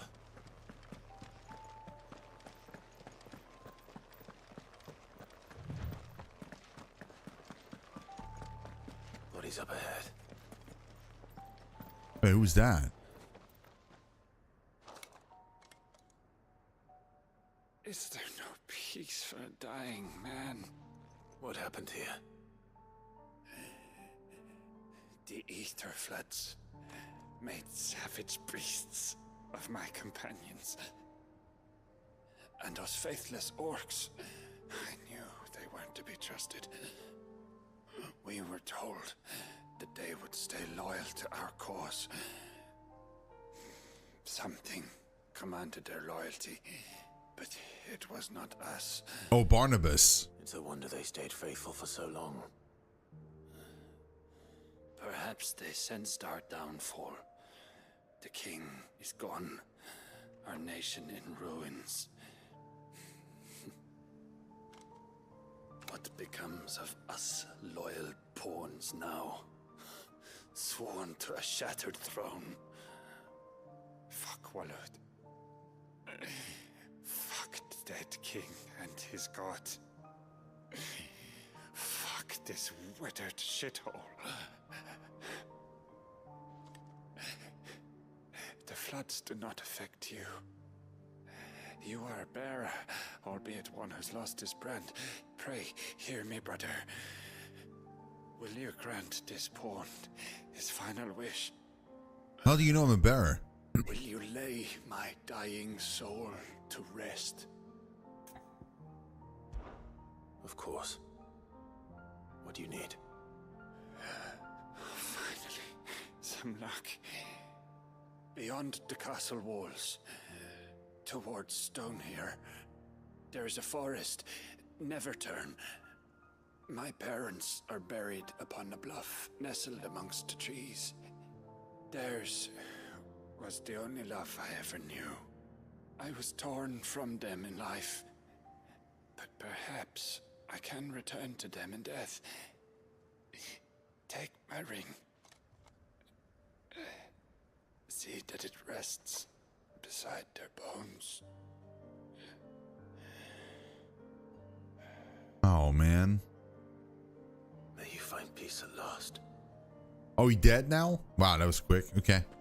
I arrived just in time then.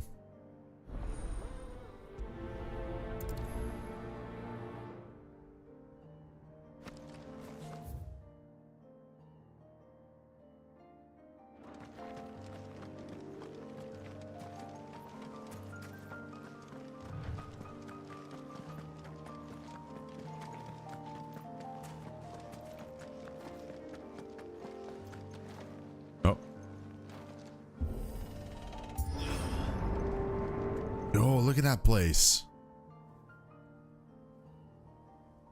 Don't tell me. The only way to the capital is through that gate, just as you surmise.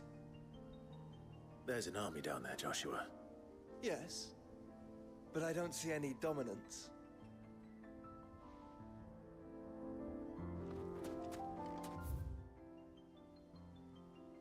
Oh, look at that zone. It's so big. Oh, we're gonna wait for next time then. We're gonna wait for next time. I thought maybe like, oh, it was like a nice corridor that leads to, you know, the side quest and then like where we need to go. But dude, this is way too huge. It's way too big. Oh, Curtain Hollow. That's where it is. That's where. So the next hunt is here. So the bounty beast is here. The side quest is there. So it's past, like there's probably going to be a like a boss or something here, and maybe like a mini kind of not really a dungeon, but like a thing to explore here, and then like this giant zone here as well. So yeah, I would have waited for next time because it's going to be too long. I do have stuff to do. So that was great, man. That was super fun. Oh my god, we did some good progress. That was really nice. Like we did like what, two and a half like chapters. That's good. Like we're up to chapter, I want to say like chapter oh god, I don't even know. What chapter is this? Hold on. Let's see how far we've gone. So this is chapter called Brotherhood. It's chapter 47, and there are 49 chapters. So yeah, we're approaching the end. We're approaching the end. That's awesome. That's really cool. Okay, hold on. Right. Okay. Well, I mean, that was a stream. That was super fun, guys. I really enjoyed myself. So, yeah, we're gonna wrap this up now. Obviously, I'm going to be streaming more of FF16 next week. I don't know when I'm going to stream though. I always try to stream at least once a week on YouTube, and then like at minimum once a week on Twitch. But sometimes it's way more than that, but I need to kind of see, because last week like I planned for like 4 streams, and in the end I only ended up doing 2 because I was too tired from work. So yeah, I don't know what's gonna happen, but for sure next week we are, what's the date next week? Hold on, let me see. I don't, because I don't have a calendar in front of me right now. Next week is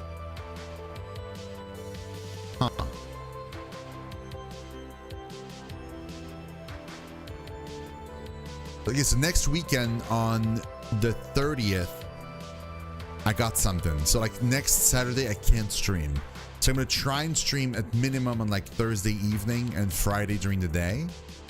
So probably like it might be Friday during the day that we do the stream, the next FF16 stream actually, over on YouTube. And then like Thursday evening I would stream on Twitch probably, and since I can't stream Saturday and Sunday, then that'd be the 2 streams for the week. Maybe I can add like another stream during the week, I'm not sure. But yeah, so expect uploads also on YouTube. Okay, Alpha. Thank you, I appreciate you being here, man. That was super cool. But yeah, I'm gonna upload some videos on YouTube this week. I'm really hoping that I'll be able to. So it should be like I'm trying to get like at least 1 or 2 videos this week done. So you'll probably have like a one more, like a Starfield episode 2, and then like Baldur's Gate episode 19, and a bunch of shorts. That's the goal. And yeah, we'll see what happens for next week. We have or sorry, the week after that, I do want to keep uploading, and like I said, finish up like the editing of the Starfield stuff we've already shot, and then we're gonna start playing Baldur's Gate 3 again. So I'm gonna have even more Baldur's Gate 3 stuff to upload. So we'll see what happens. And as soon as we're done with FF16, the first thing we do is we start FF7 Crisis Core. So Final Fantasy VII Crisis Core is the next game we're going to be playing over on YouTube, as well as kind of continuing Ever Crisis, the phone game. So we'll have like a bunch of Final Fantasy coming up on the channel. It's going to be fun. But yeah, hope you guys enjoyed the video. If you're watching after the fact, please consider subscribing to the channel. It really helps me out. I'm trying to reach 1,000 subscribers before Christmas. I would love to reach it. It'd be great. It'd be a nice Christmas gift for me. And also like the video if you liked what you're saying. It'd be super nice also. And yeah, I will see you guys next time. Thank you so much for watching, and stay safe. Bye bye, guys.